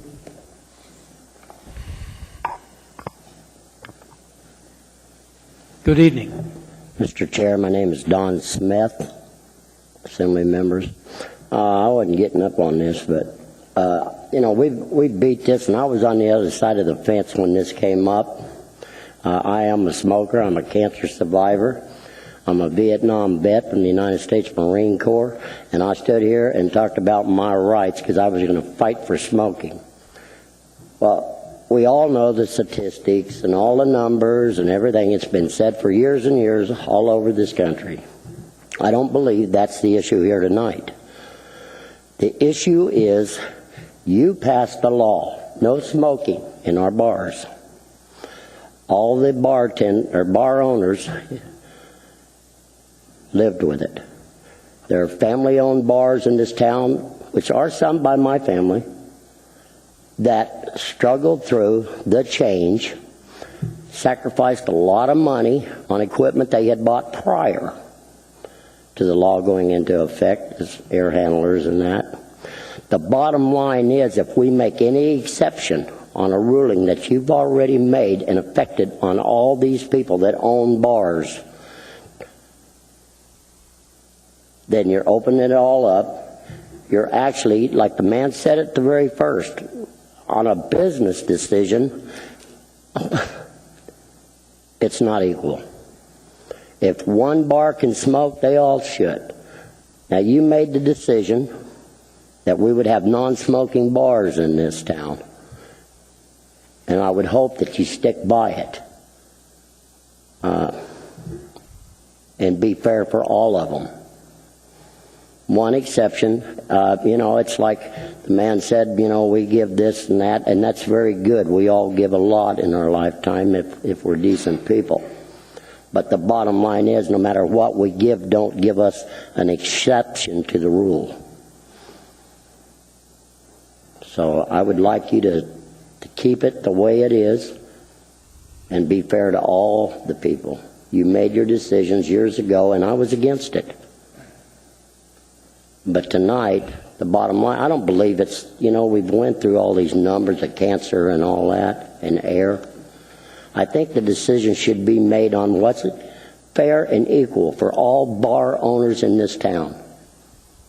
And that's what it should be based on. Thank you. Thank you. Mr. Attorney has a question. Don, it's good to see you again. It's been years since you came down to visit us. Thank you. I'm back. And I remember you from that earlier debate we had on smoking. And, like we used to say in Nam in the ditch, it's amazing what you can get used to. But I'm getting used to not smoking in places, and I was a 4.5 pack smoker back in them days. Now I'm down to about a half a pack, almost a pack a day. I'm trying to quit, but that has nothing to do with my decision tonight. Thank you for being here, Don. Thank you. Thank you. Anyone else? Thank you, Chairman Hall, members of the Assembly. My name is Pat Luby, L-U-B-Y. I'm the Advocacy Director for AARP in Alaska and a resident of Anchorage. Our members are all over age 50. We grew up when smoking was socially acceptable. When I was in the Army, we had a package of 4 cigarettes with all our C rations. When I was in Vietnam, we received care packages from the American Red Cross containing cartons and cartons of cigarettes. Well, we've learned a lot about tobacco since then. AARP members, probably more than any other age group, have lost friends, neighbors, and family members because of tobacco. I lost one of my sisters to lung cancer. She was a waitress when she was young, going to school. She never smoked. But let's be clear on what the Anchorage Smoke-Free Workplace Ordinance is not about. It's not about forcing people to do what's good for them. It's not about trying to ban smoking anytime, any place. You can smoke, but just take it outside. What is the Smoke-Free Workplace Ordinance about then? It's about telling employers that they cannot subject employees to a significant and easily avoidable health risk. The ordinance tells employers they cannot force people to breathe secondhand smoke as a condition of employment. Ending smoking in the workplace is not a matter of mere aesthetics. Secondhand smoke is more than an annoyance to be endured. It is not a harmless side effect of someone else's habit. Secondhand smoke makes people sick. It causes cancer. It triggers heart attacks. It strains compromised respiratory systems. We lose an average of 1 Anchorage resident every week to lung cancer and heart disease caused by secondhand smoke. These are non-smokers. Even just 30 minutes of exposure can reduce the ability of the heart to pump blood and raise the risk of a heart attack. Allowing smoking in the workplace forces others to smoke, whether they want to or not. Workers should not have to decide between a job and their health. As long as the smoke-free rules apply across the board, including fraternal organizations that do allow visitors, every business is on equal footing. None will lose business to competitors that allow smoking.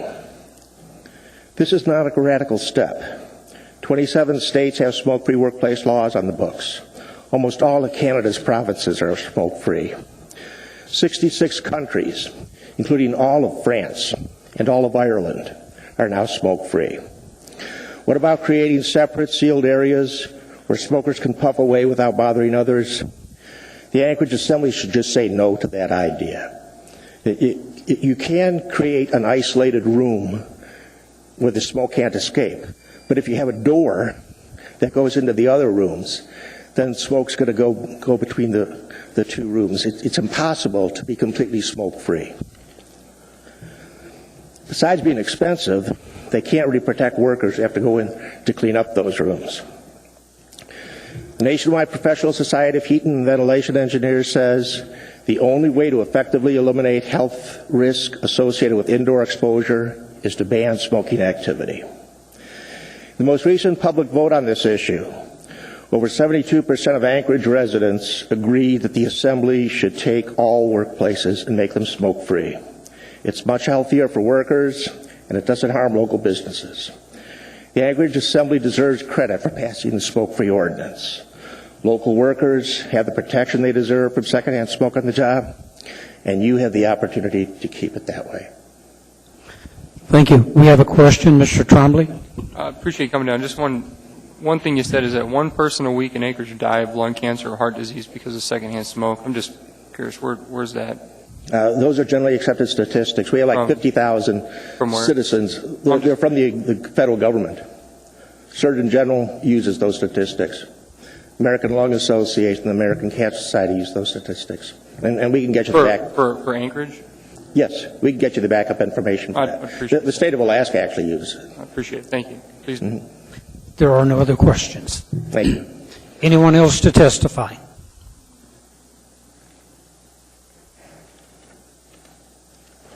Good evening. Good evening. My name's Amy Domboski. It's nice to see you all.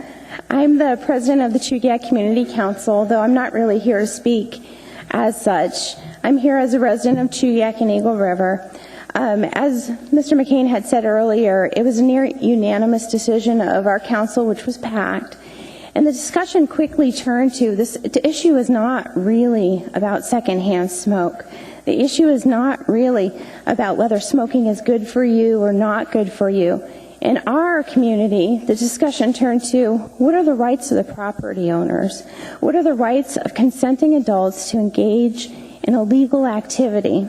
So for us, the question being, if you have adults that are engaging on private property in an activity in a private sequestered room with ventilation, when is the government going to stop trying to take care of us? When are we as consenting adults going to be able to make these choices for ourselves?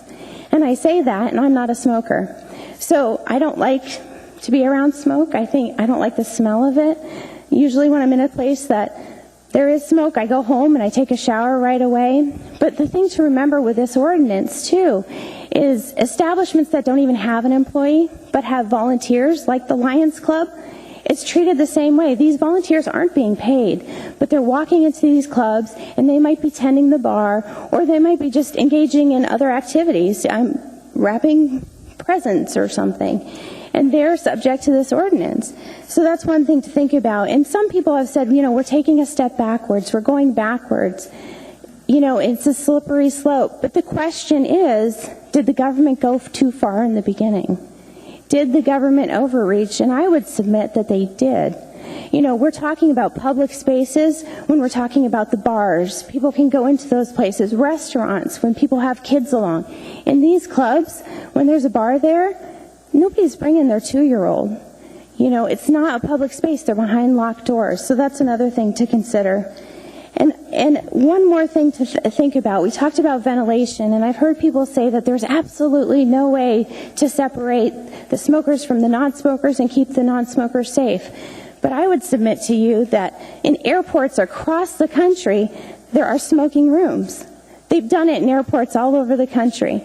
So if that were the case, we're putting millions and millions of Americans in danger, and we can't protect them from themselves. I think that's just a big leap to make. I think this can be done responsibly, and I think individual property owners should have the opportunity to say, you know what, we're a private club, we're consenting adults, we're sequestering ourselves away from non-smokers with a ventilation system. It's kind of a logical thing to consider. So that's it. Thank you. There are no questions. Anyone else to testify? Anyone at all? Anyone? Seeing, hearing none, this item is before us. Move to approve, although I see Mr. Trainee already did. I didn't move to approve it yet. Well, your name's on the board, so you want to move it? I can. Let's move to shut it down. Well, you've done that all along, and I have a few comments if you don't mind. Is it okay, Mr. Chairman? Go ahead. Yes. In the queue. Some of which I wrote down as well, and you know, again, I look at the original smoking ban as a very successful way to regulate public smoking behaviors. Those had a real negative effect and a detrimental effect on others.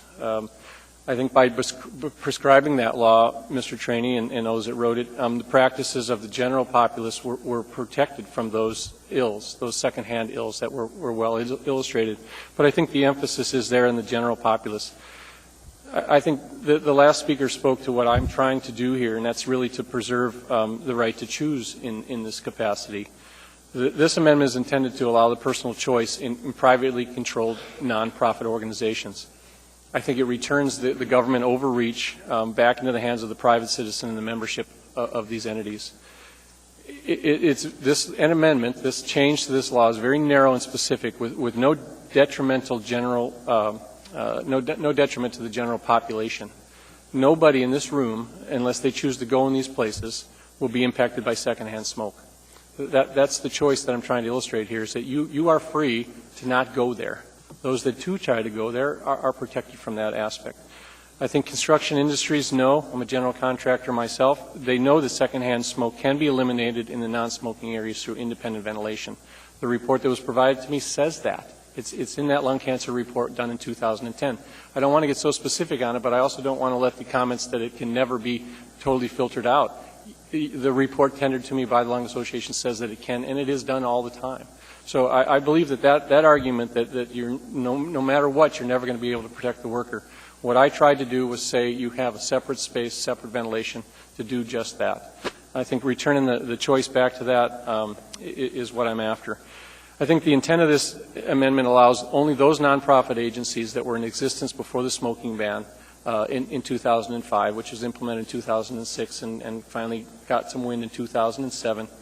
I think it gives those entities, those grandfathered entities, the rights to do that. There's not going to be a proliferation of that. The membership may increase, but that's sort of the point.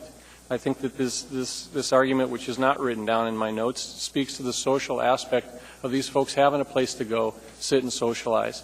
If not, they're just going to go home and smoke like chimneys somewhere else, and then they're not going to be talked out of smoking. They're not going to look at their degrading health by their friends and say, you should knock that off. You're up to 2 packs a week. Who's going to tell them that now when they go home and sit there and smoke like chimneys? And that's what we're doing to those groups. It's a hard argument to put forward to this thing because I do believe that it's not inappropriate behavior personally. That's the point.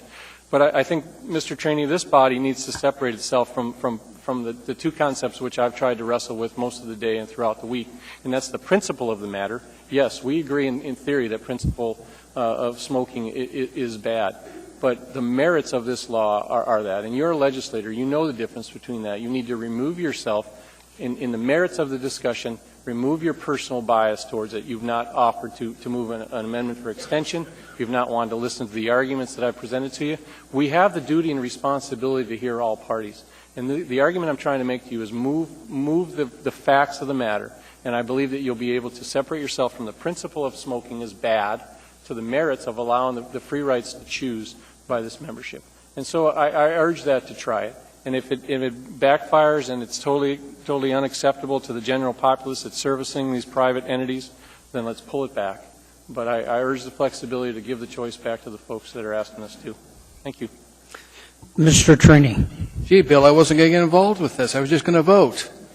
Since you asked me, let me give you a few points. Number one, the guy that first testified talked about the money he put into his private bar. How do you recompense him for that when you're going to allow the Eagles to not have to conform to what he did? He created a bar at his own expense where people could come and smoke if they want to. The Eagles are going to get around that if you give them this exemption. And I've talked to other bars in town that intend to put a class action lawsuit against this body if this thing passes tonight, because they have conformed to this. And it went out to the public.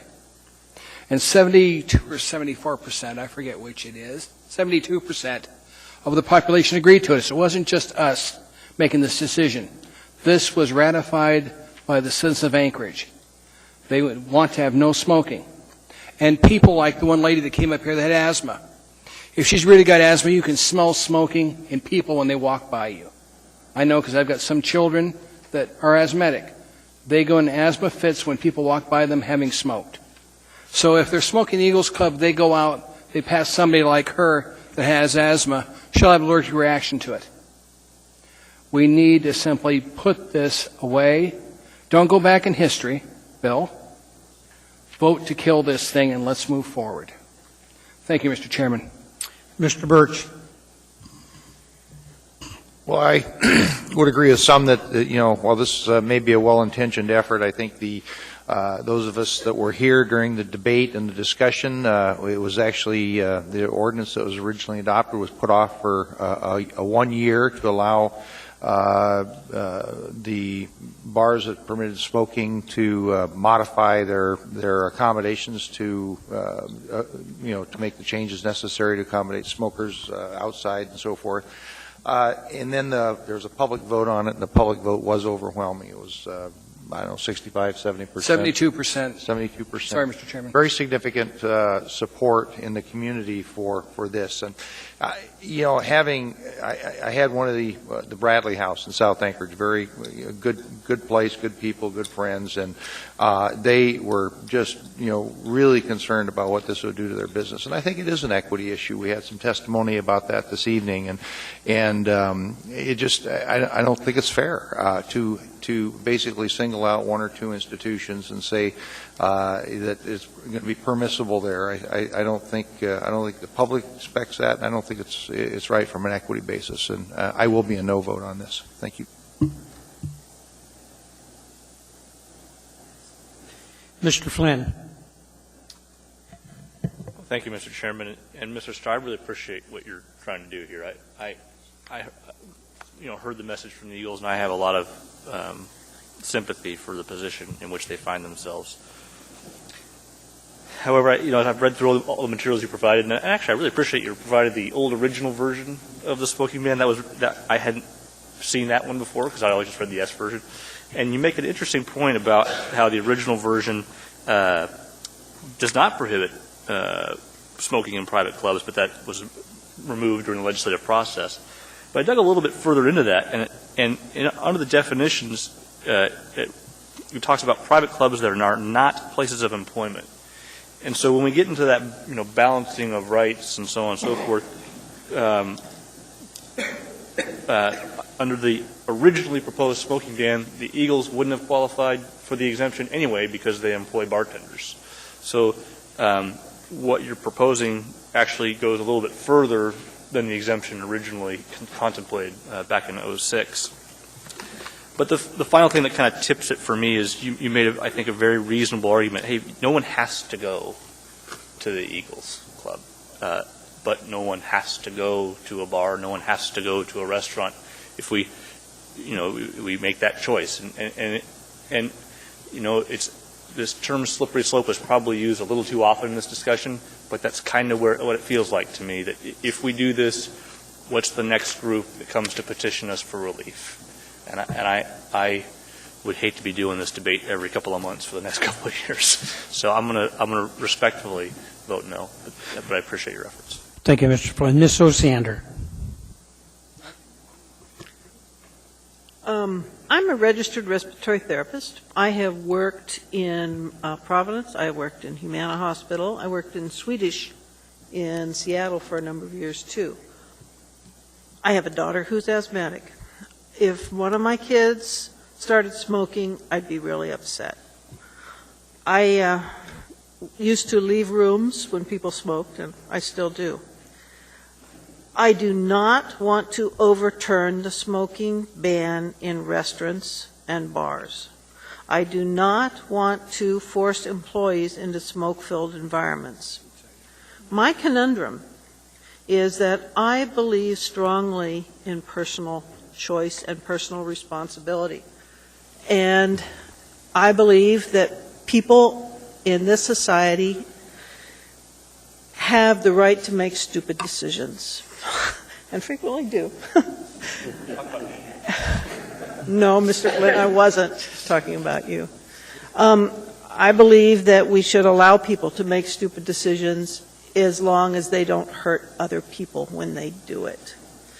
And when I first heard from the Eagles, and I actually am around the Eagles a fair amount because I interact with our volunteer fire department, and they are a mainstay of support. The Eagles are very well thought of in Chugiak for the support they gave in the community. When they first talked to me about this, I said, you know, I'm probably with you, but I think you've got a snowball's chance on this one. It's just not going to fly. And you need at least 2 or 3 more people to sign on before I'm going to put any effort. And then Mr. Starr stepped up, and I thought, oh, well, oh, boy, here we go. Because I believe so strongly that there's a line, and it's not, I think, evident to everybody where that line is. This is a legal product. Do we want to stop people from smoking in their private homes?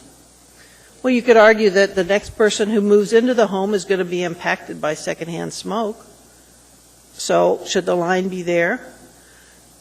For me, the line logically seems to be a private club or a private home where it doesn't affect somebody else, then let them make their stupid choice. So that's why I signed on to this thing. I also am absolutely impacted by the fact that I drive by the Eagles Post and I see the guy out there with the disabled vet on his hat standing out in the snow smoking a cigarette. And I want some way to protect them. I actually called the Lung Society and said, you know, help me, you know, is there any way we can move around this so we protect people when they make their stupid choices and to protect their health? And I didn't get very far with that. So I envision this will not pass, but I think it's important to make a statement that personal responsibility and personal choice is important, even when the choices are poor. So, thank you. I have another individual in the queue to speak, but I want to do some housekeeping here. We do not actually have a motion on the floor. So, Mr. Starr, would you please move this? Yes, we did. Dick says. I never did. You did on the screen. It's not a matter. I don't mind moving the motion. I'm not embarrassed by it, Mr. Trainee, so I've made the motion. If I could have a second, then we've got that procedural thing fixed. Thank you. Second. Ms. Osiander, second. Mr. Trombley. Well, I echo the sentiments of Mr. Starr and Ms. Osiander. I can't really say much on top of what they've already said. And I agree with this ordinance in principle. I think to some degree government has gone too far. But the other thing that I want to point out is that as we have a tendency to attack smokers, I can't help but find the irony in it all because SCHIP, which is state children's health insurance programs all over this country, are funded by smokers. So as we continue to go after smokers, which is the main funding source for children's health care programs in this country, I do wonder where that funding source is going to come from. Not advocating smoking, but I just can't help but find the irony in it all. Thank you, Mr. Trombley. There is no one else in the queue. Please vote.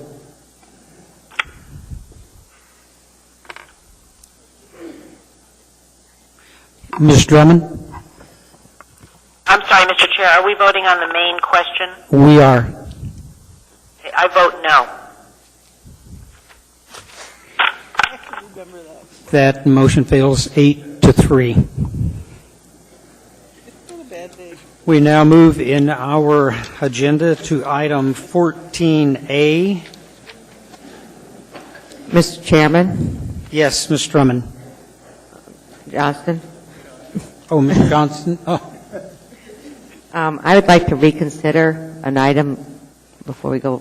Yes, please. I would like to reconsider 9B1.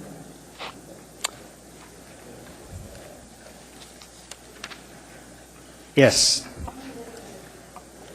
It is, it's a resolution of Anchorage Municipality stating its protest regarding a new package store called La Bodega. Bodega. Try that again. Sound like an auctioneer. Mr. Chairman, typically there's a statement of new information or something that allows the reconsideration to proceed. So we have an explanation of what she's learned since the vote to tell us why she wants to reconsider. Actually, this item was one that we were supposed to pull. There isn't a license for this. There were 2 licenses that were put in a hat for the last package store. And these folks lost. And they were just on our agenda. So I need a motion to reconsider our action on the consent agenda. I'll move to reconsider our action on the consent agenda for the purpose of taking up a single item, item 9 Bravo 1. Second. Anyone object? Seeing and hearing none. And I need a motion to reconsider. That was the motion. No, the motion was to reconsider on the first one was on the total consent agenda. This is a motion to reconsider our action on approving item 9 Bravo 1. And we've got a second. It appears so. Okay. Any objections? Seeing and hearing none, that's approved. Then I need to pull 9B1. And as you know, the objections.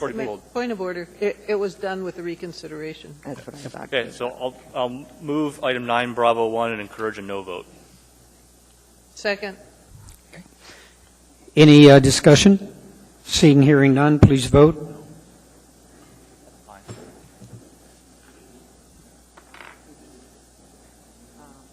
Ms. Drummond? I'm slightly confused, but I hear that the maker of the motion is urging a no vote. That's correct. Okay, and this will come up at a future date as I believe the applicant owns another liquor license that they may move. So I will vote no. Thank you. Is that point of information? Yes. I don't think that Ms. Drummond stated the correct rationale, so I wondered if we could hear from Amanda to get the rationale correctly stated on the record. Through the chair, applicant La Bodega applied for a package store liquor license.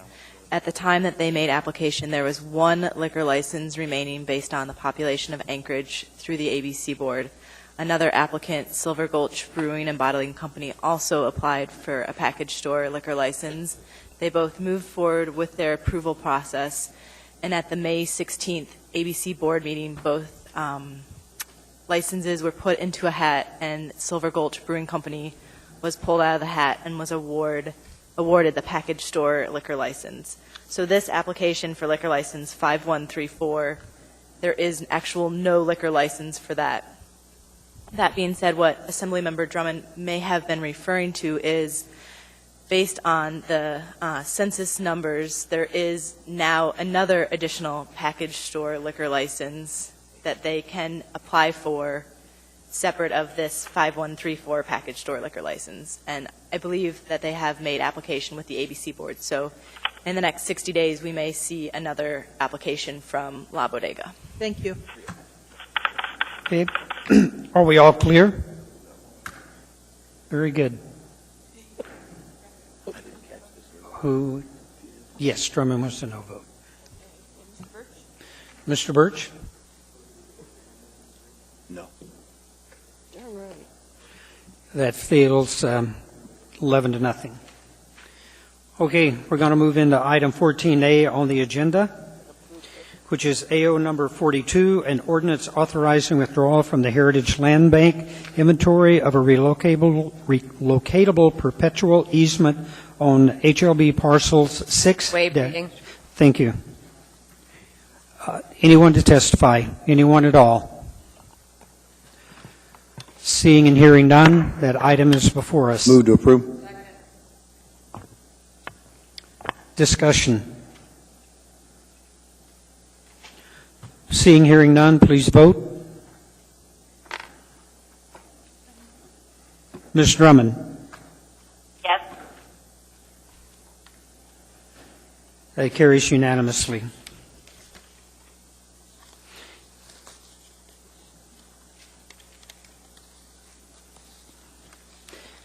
Next item before us is 14B, AO number 43, an ordinance authorizing the approval of the disposal of portions of Heritage Land Bank parcel. Waive reading. Thank you.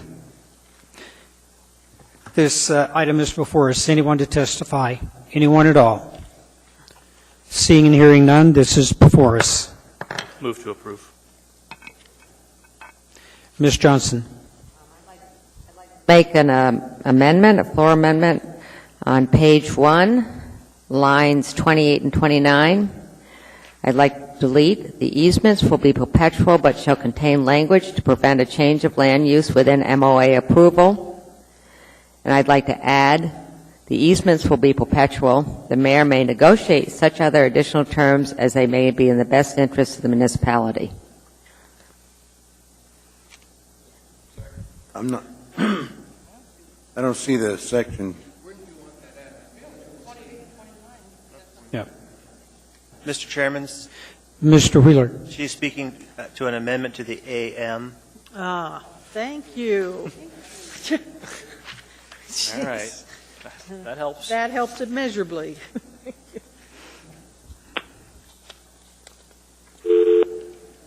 What did you want to say instead, Ms. Johnston? Yeah, now that we're at the page. Yeah. Script here. It's on the AM. And instead, the easements will be perpetual. The mayor may negotiate such others additional terms as may be in the best interest of the municipality. How is that different than what we already have? It says they keep. Mr. Wheeler. Through the chair, Assembly members, what it does is it keeps the notion that the easements will be perpetual, but it removes the language regarding whether the easement will contain language preventing a change in land use. Instead, we're changing that to allow the administration to negotiate whether or not there'll be a land use restriction, and if so, what that will look like. Okay. Thank you.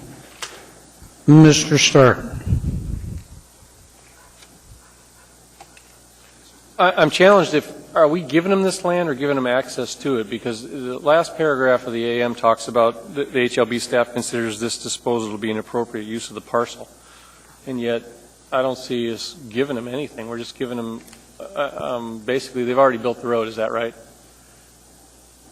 Yes, this follows through on a commitment that was made under the prior administration to grant an access, essentially we would call a private access easement to Kimco's property across HLB property. Well, what's the word on, why does it say the word disposal on that? Is it just because it's in perpetuity? Is that what the inference is? An easement is considered an interest in land, and we have to go through the disposal process to convey an interest in land. I guess the next question is, why aren't we charging for it? I would defer to HLB on the issues of valuation. It's 36 by 250 feet long. That's a pretty good chunk of land. Why aren't we charging them for it? Mr. Starr, Allison Smith, Heritage Land Bank.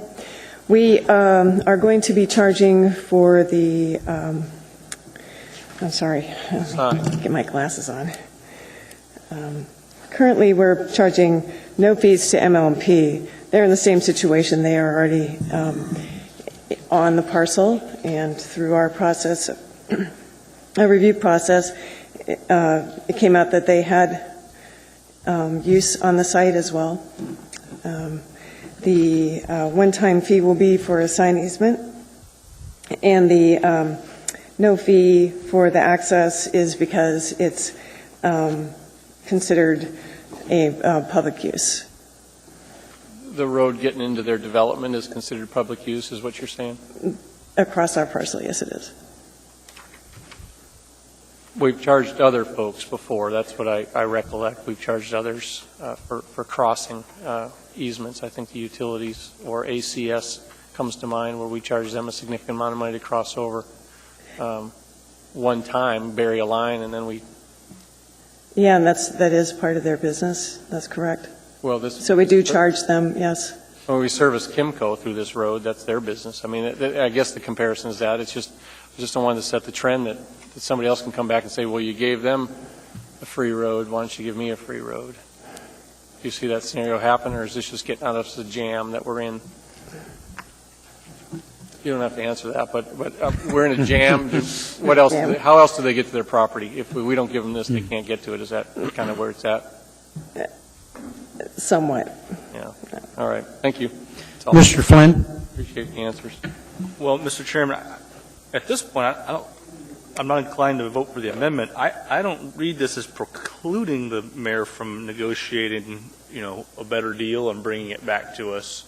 It says, but it just says if you're going to change it you can't change it without MOA approval. Well, the mayor negotiating something different and bring it back to us is the process that would happen anyway. I don't see how the amendment fixes anything, and I don't like it very much. So unless someone can give me a good reason, I'm not inclined to vote for it.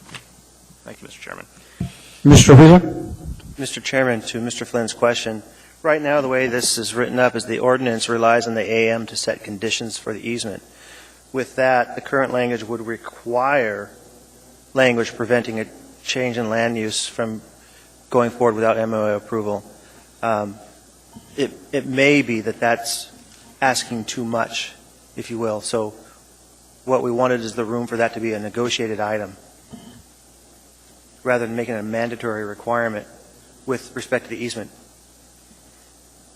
Part of the problem, if I might address it, is that this easement comes about in part because of verbal arrangements made under the prior administration. So we're trying to fill this void where we have some notion of verbal agreement without any context or written material to flesh out exactly how this was all going to be put together. So right now, Kimco is not on board, as I understand it, with the notion that if they change their land use, they have to get our permission, otherwise they don't get this easement. And that's the issue that needs to be addressed. May I follow up, Mr. Chairman? Yes. So, Dennis, are you saying in effect that we need to liberalize this clause so that Kimco will be comfortable that we've met our commitments to them, whatever the hell they were? Through the chair, Mr. Flynn, we need to liberalize this agreement so we can negotiate this issue with Kimco. My understanding is we don't necessarily have the ability under our arrangement with them that's developed over the last 6 years to demand this, but we do want to attempt to negotiate it. Well, we can demand it because if we put it down that way, that's the only way they can do it.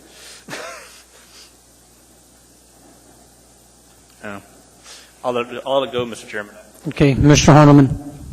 Well, I just want to remind you, it's a pretty, it's been a lot of redevelopment in that area of town, and whereas previously there was a lot of derelict buildings and not a lot of improvements. I'd urge support in the interest of making sure that, and to Mr. Starr, that access, I could see the difference between a business who is likely going to recover its rates from customers like ACS, GCI, or the utilities, as opposed to I might drive 50 times down that road and never go into one store or purchase one item.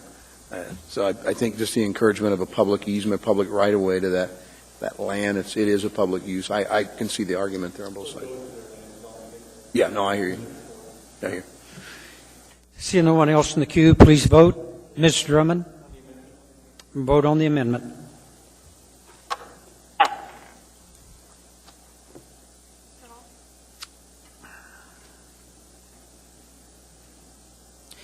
That passes 10-1. Now we're back to the original motion as amended. Any comments? Seeing, hearing none, please vote. Ms. Drummond? Yes.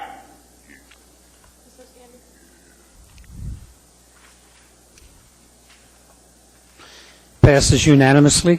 Mr. Chairman, just a point Yes. of, could you make the announcement that I intend to either post or continue the public hearing on the next item or close the public hearing and delay action?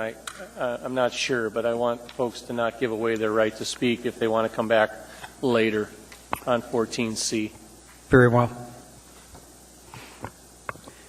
We move to item 14C, number AO number 44, an ordinance amending Anchorage Municipal Code, Section 23.10.105 to clarify contractor license requirements, list constructions. Thank you. This item is before us. Anyone wish to testify? Anyone at all? Everybody's gone. Good evening. Thank you, Chairman Hall and the Assembly. My name is David W. Mason, President of Mason Siding Supply, Anchorage. Last name spelled M-A-S-O-N.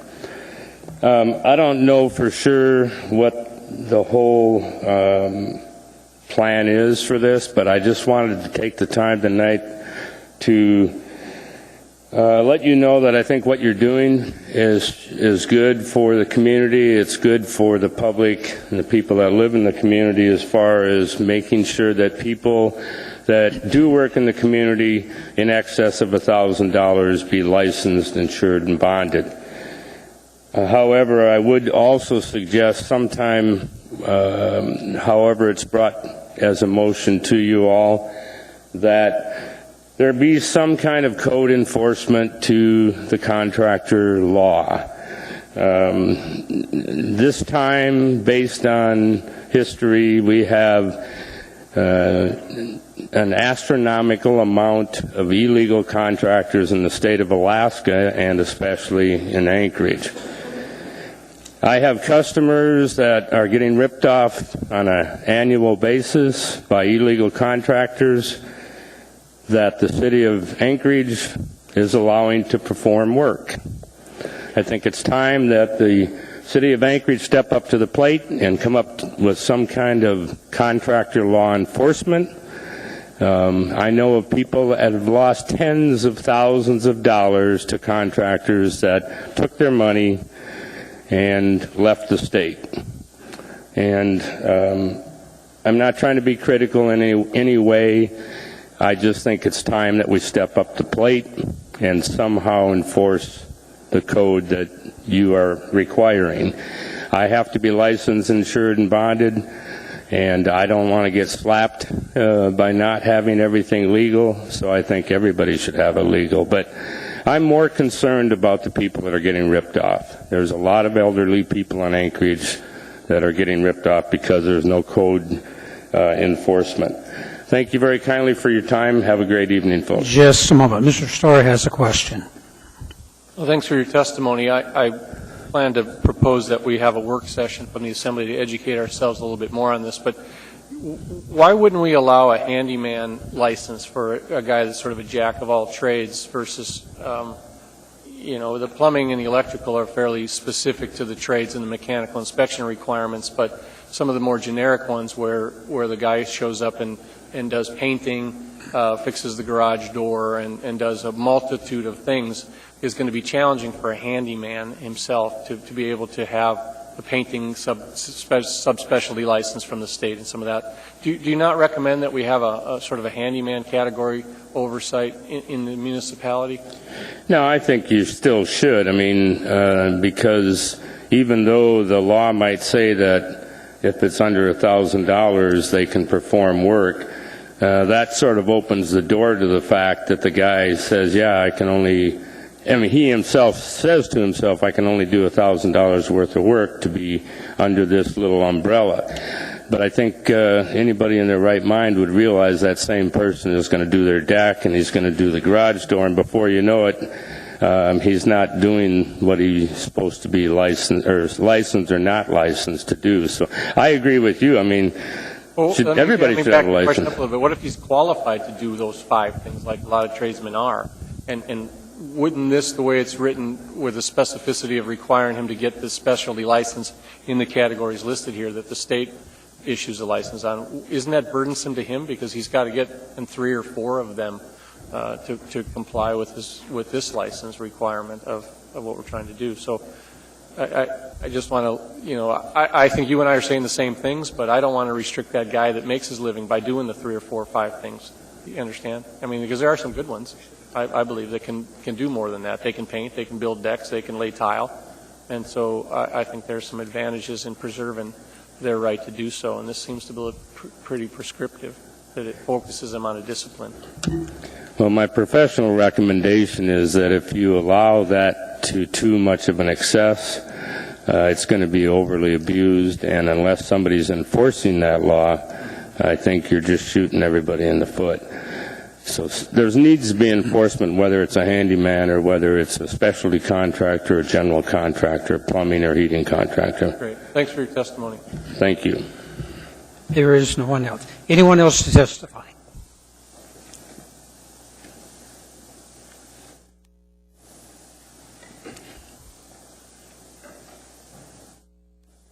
Good evening. Hello. I'm a handyman, do some handyman work in Anchorage, and I think the figure of $1,000 is much too low as far as requiring a license and requiring enforcement of some enforcement officer to go check on jobs. People, they can go word of mouth and get references and find out what these people are capable of. But this is too much. This is too much too much of an overreach of government, and there's no real persons that are qualified to even go check out this type of work on behalf of Anchorage, and it's just going to create a layer of bureaucracy that is going to be impeding people's right to make a living and going to make it harder for homeowners to hire people that are licensed and bonded and insured, and these people are already the good qualified people are already busy, and the people that do a lot of work are already licensed, and this is just an overreach of government, I feel. And I'll yield back the balance of my time to you, and I guess I have to say my name? Yes, please. Okay, my name is Jason Agre, and spell your last name. A-G-R-E. Thank you. Mr. Horniman. Mr. Agre, I'm curious, what, being a handyman in the business of trade, what would you think is a fair threshold, a dollar amount, if not 1,000? Well, I'd suggest maybe 5,000. What is it currently? What is the current level? Well, apparently there isn't, unless you have a specific, like license, plumbing, electrical. There's certain things that you must draw a permit under the code. Oh, yeah. And I think that's the issue I've heard from two sides of the industry, that we either should, you hear the contractor from earlier saying that everybody should be licensed, bonded like he is, and expected to be, their job to be inspected, and make sure they're doing it to the workmanlike standard. Yeah, but then you have the city, it should be the homeowner or the building owner inspecting the work, and if both parties are satisfied, then that's it. But to get the government involved over everything that's going to be over $1,000 is just, my gosh, where are we going with this? Are we going towards a socialist, communist place? Then that's the way to go. Just let's go to $0 and make sure that the government approves the contracts first before anybody does any work. Yeah. Mr. Trombley. Over here, sir. Let's say that this passed tonight. What's the real world ramifications to you, your family, your business, if this passes?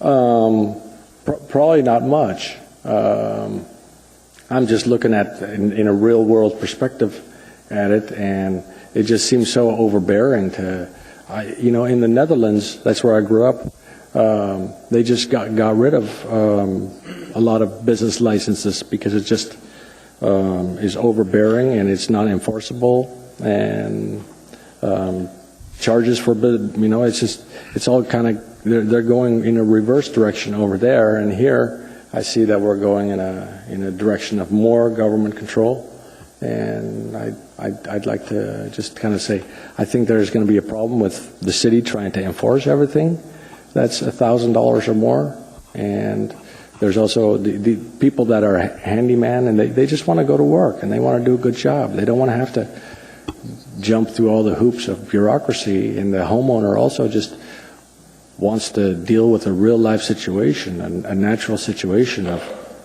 it's the building owner that is really the person that should be inspecting the work. Thank you. There are no other questions. Anyone else to testify?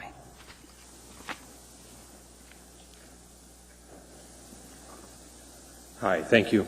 My name is Cody Lee, L-E-E. I'm the current president of the Anchorage Home Builders Association. I'm also owner of Grayling Construction, and as president of the Anchorage Home Builders Association, we very strongly support this ordinance. It is actually just clarifying our current licensing requirements here in the municipality of Anchorage. Outside in the state of Alaska, there is a handyman's license, and it was set up primarily for the rural area so that somebody could work on somebody else's property with a current license. In the city of Anchorage, it isn't that way. If you're working on a building, you should have a contractor's license. There's been some confusion on the clarity of that, and this ordinance was drawn up to clarify that and to still give people the ability to do some handyman work without a general contract or without a contractor's license, period. In the state, it's very easy to get a contractor's license. There's not a lot of requirements, and it's not a huge expense. That's one of the reasons the Home Builders really supports contractors to get a license. There's nothing wrong with having no license, and there is some expense that you must bear to do that, but to be in business, you should bear that expense and be expected to. There shouldn't be somebody out there that doesn't have to bear that expense and to go in competition with you. Also, there's a lot of other things that's tied into this as part of permitting. Permitting is a good thing. There's nothing wrong with a city inspector coming out and taking a look at what you're doing and making sure it's done correctly.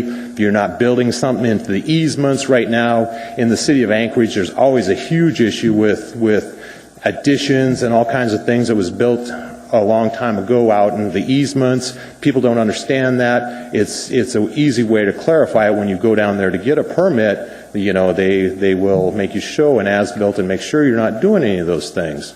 So there's nothing wrong with having an inspector come out and take a look at your house.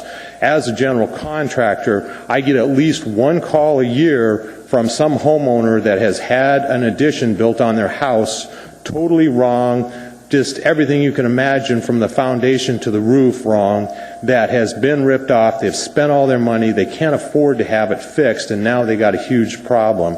If people get permitting and inspections, it limits a lot of this. It doesn't resolve all the problems, but it limits a lot of it. This is it's really just clarification, because people get misguided on what a license is, a contractor's license versus a business license. Thank you. We have a couple of questions, Mr. Trombley. From a business standpoint, would you say that that it's not a level playing field at this point? Meaning the threshold right now is $10,000. We're looking at lowering it to $1,000. Do you feel as though your business is getting undercut because of the minimal requirement for them as opposed to you who may do work in $100,000+ or $10,000 plus? Would you say it's not a level playing field? Are you losing business because this doesn't exist? Yes, absolutely, because what happens is a guy comes in, says he's a handyman, he fixes the fence, does whatever, gets a couple references, and the next thing you know, he's out there building additions without a general contractor's license, without permitting, and without paying workman's comp, insurance, any of those things that we as general contractors or specialty contractors have to pay. And so it is hurting our businesses greatly. That's all, Mr. Chairman. Mr. Starr. The business model for some of these guys is they can fix the fence, they can build a deck, they can paint, and they can do sheetrock. Are you suggesting that their only recourse then is to get a general contractor's license? Or I guess my challenge is that I don't want to specify that guy who's multi-talented, that has income coming from various places, that he can't lay tile, or he can't do sheetrock, or he can't be a painter. That's my challenge with this, is that we're focusing the discipline when a guy may show up and say, this is my business. How do you license a handyman? The handyman is for under $1,000 would be considered a handyman, and my understanding it would fall under a business license at that point in the municipality of Anchorage. The interesting thing is, as long as he stays under that $1,000, there's no foul there or doing anything that needs to have a permit. One of the things that is interesting about your comment about painters, now as a painter you need to do lead testing in any house pre-1978. That is now sliding through the cracks. I get audited because I am a licensed contractor and I do pull permits. I get audited for that by the EPA. But all these guys running around doing this without a license, without permitting, without any of this stuff, they don't have to do any of that. Well, my intention is to pull this back to a work session so we can have a little bit more industry support and some of that. So hopefully my fellow assembly members will let us continue the discussion for a little while until we can get our arms around just how that affects others. I think I hear clearly where your business model is at, whether or not, $1,000 doesn't go very far in today's market. When you show up and buy, 30, 40, 50 linear feet of Trex, you've almost got 1,000 feet, or $1,000. So that's my point. I appreciate you being engaged in the dialogue, though. Okay, thank you. There are no other questions. Thank you. Anyone else? Thank you very much.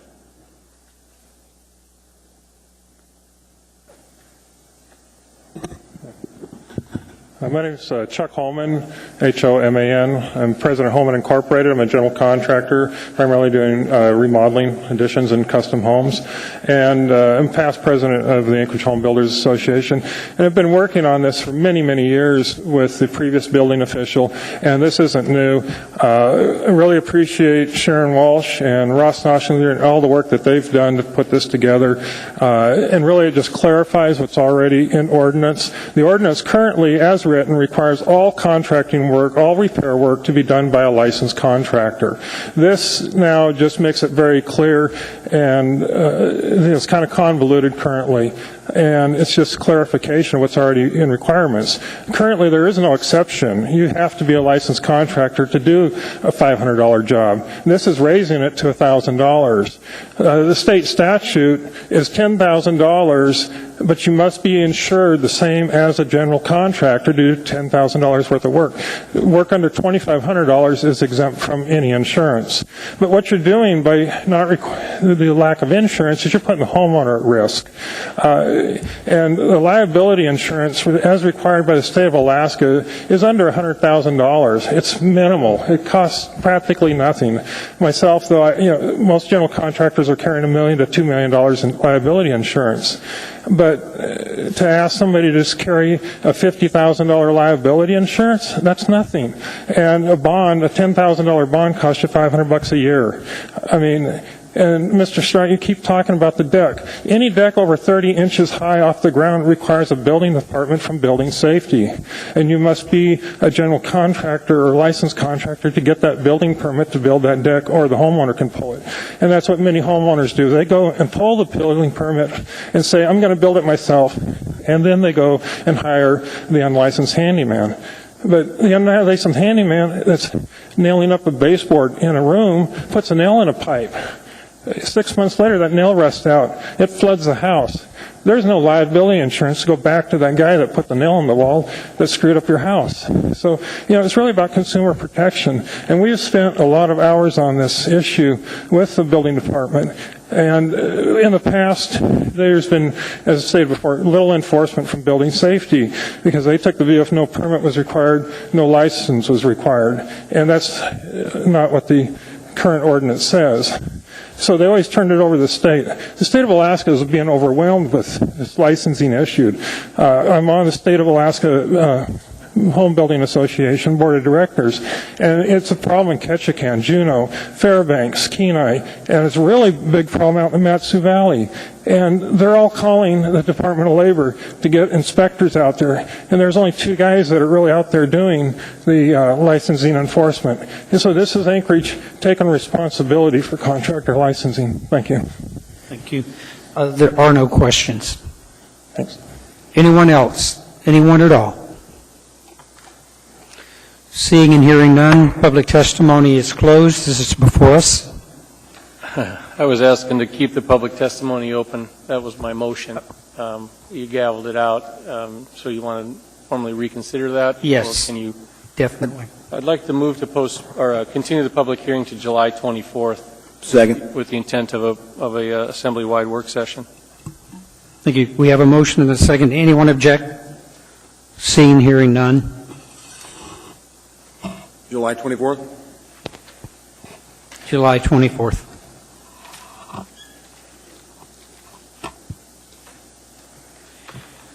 We have before us now item 14D, a resolution of the municipality of Anchorage appropriating $710,000. Waive reading. Thank you. This is before us. Anyone wish to testify? Anyone at all? Seeing and hearing none, this item is before us. Move to approve. Discussion? Seeing and hearing none, please vote.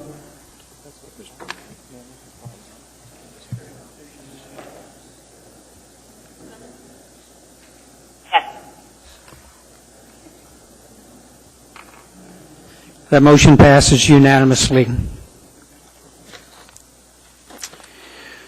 We have now before us item 14E, AR number 129, a resolution appropriating $106,105. Thank you. Anyone to testify? Anyone at all? Seeing and hearing none, this item is before us. Move to approve. Discussion? Seeing and hearing none, please vote. Ms. Drummond? Yes. That item passes unanimously. Before us now is 14F, AR number 130, a resolution of the municipality of Anchorage appropriating $4,400,000 from the Public Works Department. Thank you. This item is before us. Anyone to testify? Anyone at all? Seeing and hearing none, this item is before us. Move to approve. Mr. Starr. Through the chair, Mr. Vacalis, are we keeping up here on the purchases? And I guess, are we going to get the road graders in time for the next snow? I'm thinking we beat our fleet up pretty good over the last season, and I see a 300-day delivery scheme here. I don't want to be, I might be anyhow. Why don't we just borrow some from the school district? I guess to get us bridging through. Can we lease it, or are we going to make it? What's your observation here on the 400, the 4 million? I think we'll make it, but the director from M&O can clarify that.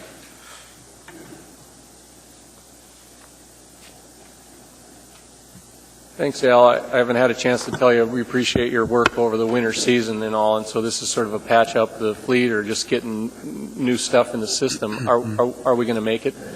Will this The answer is yes. What this is a normal replacement for stuff that's aged. The equipment's still functional, but we factor in the lead time to get equipment here. So basically, some of the stuff won't be here till the spring. Some of the equipment we're able to get here prior to the winter season. But it also is all other vehicles. It has to do with police, general purpose vehicles, everything. But we're ready to go. We'll be ready. The budget looks like it was pulled down by a couple $1 million. That was my other part of the question is, are we funding it adequately? Are you getting what you need? We're doing what we can to make it work. We all understand the budget restraints in this time, so we're making it work. But the longer we hold off, the more it costs to replace and also to repair equipment. We're taking all that into consideration as we work through every different type of equipment to keep our fleet functioning. Every now and then I'll see an old Muni vehicle that's been bought by somebody else still running around. Are we getting pretty good money for the stuff that we're spinning off, or is it just zero value? What's your observation on those sales? It varies, but we get a fair amount. There's a fine line of holding it too long to where it costs us a fortune to fix it, and then it's not worth anything when we do dispose of it through the auction process. So we're careful to try to maximize both ends of it so that it's worthwhile to us. What about your fleet manager partner over at ASD with they have some sweepers and they have 2 motor graders, I think, sitting in the back that are new. Have you had a chance to share equipment, or where do you find that dialogue to work? Well, the shared equipment doesn't work because we have a season like this past season. Both of us have a dire need at the very same time, so it just doesn't work. We've looked at it. There's not much room for us to share equipment because we both have the same needs at the same time. Great. Thanks for coming down. Appreciate you. Thank you. Thank you. Seeing no one else in the queue, please vote. Ms. Drummond. Yes. That motion carries unanimously. We are now at the time of special orders, which we've already dealt with, have no unfinished agenda. We're at audience participation. Anyone wish to speak? Anyone at all?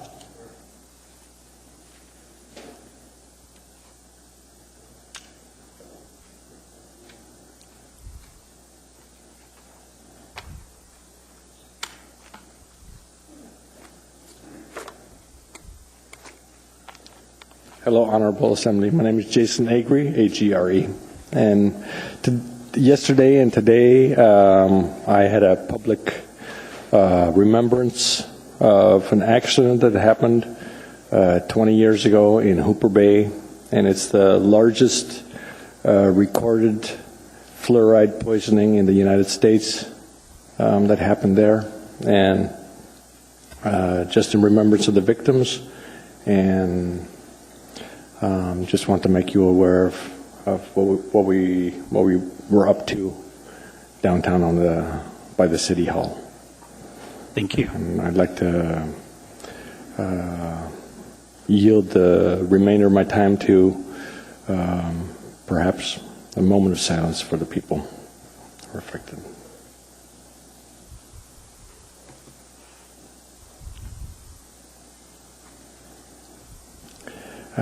Thank you. And I have a question for Mr. Honeman.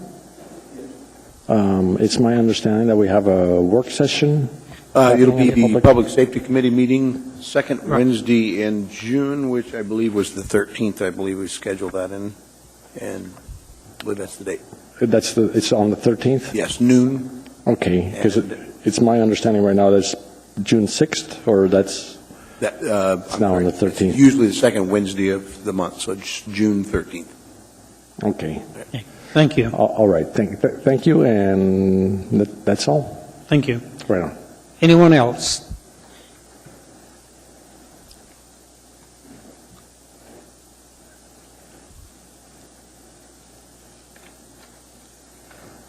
Hello. My name is Daryl Lanzon, Lanzon. I was with Jason Agre today and yesterday in front of City Hall talking about the fluoride poisoning of our water supply. Today I was there for about an hour and a half, and I collected signatures from concerned citizens that walked by City Hall. They're concerned with the medication in our water supply. I don't know if any of you are doctors or not, But before I sat here and I listened to all this stuff that went on about smoking and all this smoking, don't smoke, it's bad for you, trying to take care of people, yet you guys unanimously approved poisoning of our water supply. And I think that's quite a bit of hypocrisy, and I actually loved a lot of what I heard Mr. Trombley, Mr. Starr, what you guys were talking about. I loved it. But the idea that you feel it's okay to medicate us without our permission. I don't have a prescription for fluoride. I don't want fluoride in my water. It's a human rights issue. It really is a human rights issue. If you want to put fluoride and you want fluoride in your toothpaste, each one of you can get that fluoride. But to give this medication to everybody that drinks Anchorage water without their permission is a human rights issue. It's a violation of our constitutional rights. I have a right to not be poisoned, and I can't drink my water because I know there's poison in the water. Now, what does fluoride do? Fluoride causes people to be lethargic. It causes depression. There's a lot of effects, and I know everybody here is in my age range or older, and we heard about fluoride being good for our teeth. Well, guess what? That came from one place and one place only, the American Dental Association, and they had something to gain by that. No one else did, and now, some 30 years later, there's a lot of different studies out there. And I don't think that when you guys did your research into it, you heard from both sides of it. Because there is credible evidence out there. There's studies that have come out from places like Harvard, which will, I think, satisfy people. And it is a public health issue. We talked about a public health issue before and protecting people's rights, yet, like I said, it was unanimously passed to allow medication in our water. And that's what the FDA calls it. That's not what I'm calling it from. You can look that up for yourselves. The FDA considers it a medication, and it's been put in our water supply, and most of the people don't even realize or know that it's there. I challenge you to actually put this on the public and let the public decide, and let the public actually find out what fluoride really does and see if you beat that 72% about the people that don't want people smoking and think that's bad. Because it is out there. There's plenty of information out there. And I know that you said you did research from as recent as 2010 about the smoking and being able to keep smoking out of places. You know what? There's research out there that's recent as far as fluoridation and what it does. That's really all I have to say. I challenge you to bring it to the public. And I would like to actually, some of the names are pretty messily written, but I would like to hand this to somebody so you guys can have it. It's about 100 people, and I did that 100 people in about an hour and a half. And I'm sure if I spoke more and had more of an opportunity to do it, I could have got a heck of a lot more.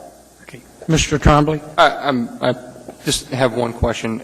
I know there's been communities around the country, and you seem knowledgeable about the topic. There's been communities around the country that have stopped with putting fluoride in their water. Do you know if there's any ramifications for that? Do you know? And if so, you don't. I can actually read some. This is just stuff. No, you don't have to do that. That's fine. I can take a look. To answer your question, what I can remember from the top, there's the amount of tooth surfaces in the mouth. There's a fraction of one tooth surface that is affected one way or the other. It's negligible. And in fact, if you remember, there was jokes back in the 70s about our teeth being so much better than the Europeans because of fluoride, and we had fluoride in our water, and that's what made our teeth better. That's also been disproven. It's happened actually where they've put it in and they've taken it out, and there's been no difference. Take a look at our native population. They've been massively fluoridated, and plenty of them have terrible teeth.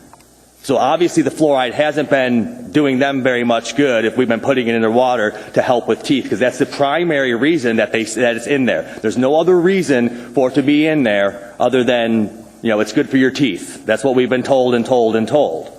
And in fact, the matter is it actually causes depression and all kinds of other things that have come out over time. All right, thank you. Mr. Horniman. If you'd like to attend the June 13th. I plan on being there. You can bring that list if you'd like with you to present. Sure. This list has actually 50 arguments against, and they're cited as, I'm talking about the signature list. Oh, the signature list. Okay. Sure. No problem. Okay. Thank you. Thank you, guys. Anyone else? Anyone else at all? Seeing and hearing none, public testimony is closed. We're now at item 19.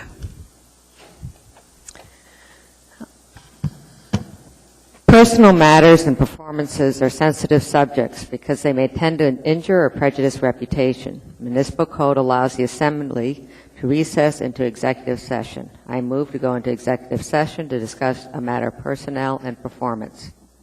Second. Also, Mr. Wheeler, do you have any comments for us before we go into executive session? Through the chair, assembly members, just a reminder that I think we often give before you go into executive session, and that is everything that's discussed in the session is confidential and remains so. The recording of that session will be taken. When the assembly reconvenes out here, it will make a determination as to when or if that recording will be made public. Please do not take notes or keep documents amongst yourselves. And note that violating the confidentiality restrictions is a serious offense. Thank you. Thank you. Are there any objections to the executive session? Seeing and hearing none, we are moving into executive session. We're going to meet in the public conference room in the entryway. Chair, actually, we're meeting in the back room. Or do we get relocated? Oh, has it? Yeah, this was Okay.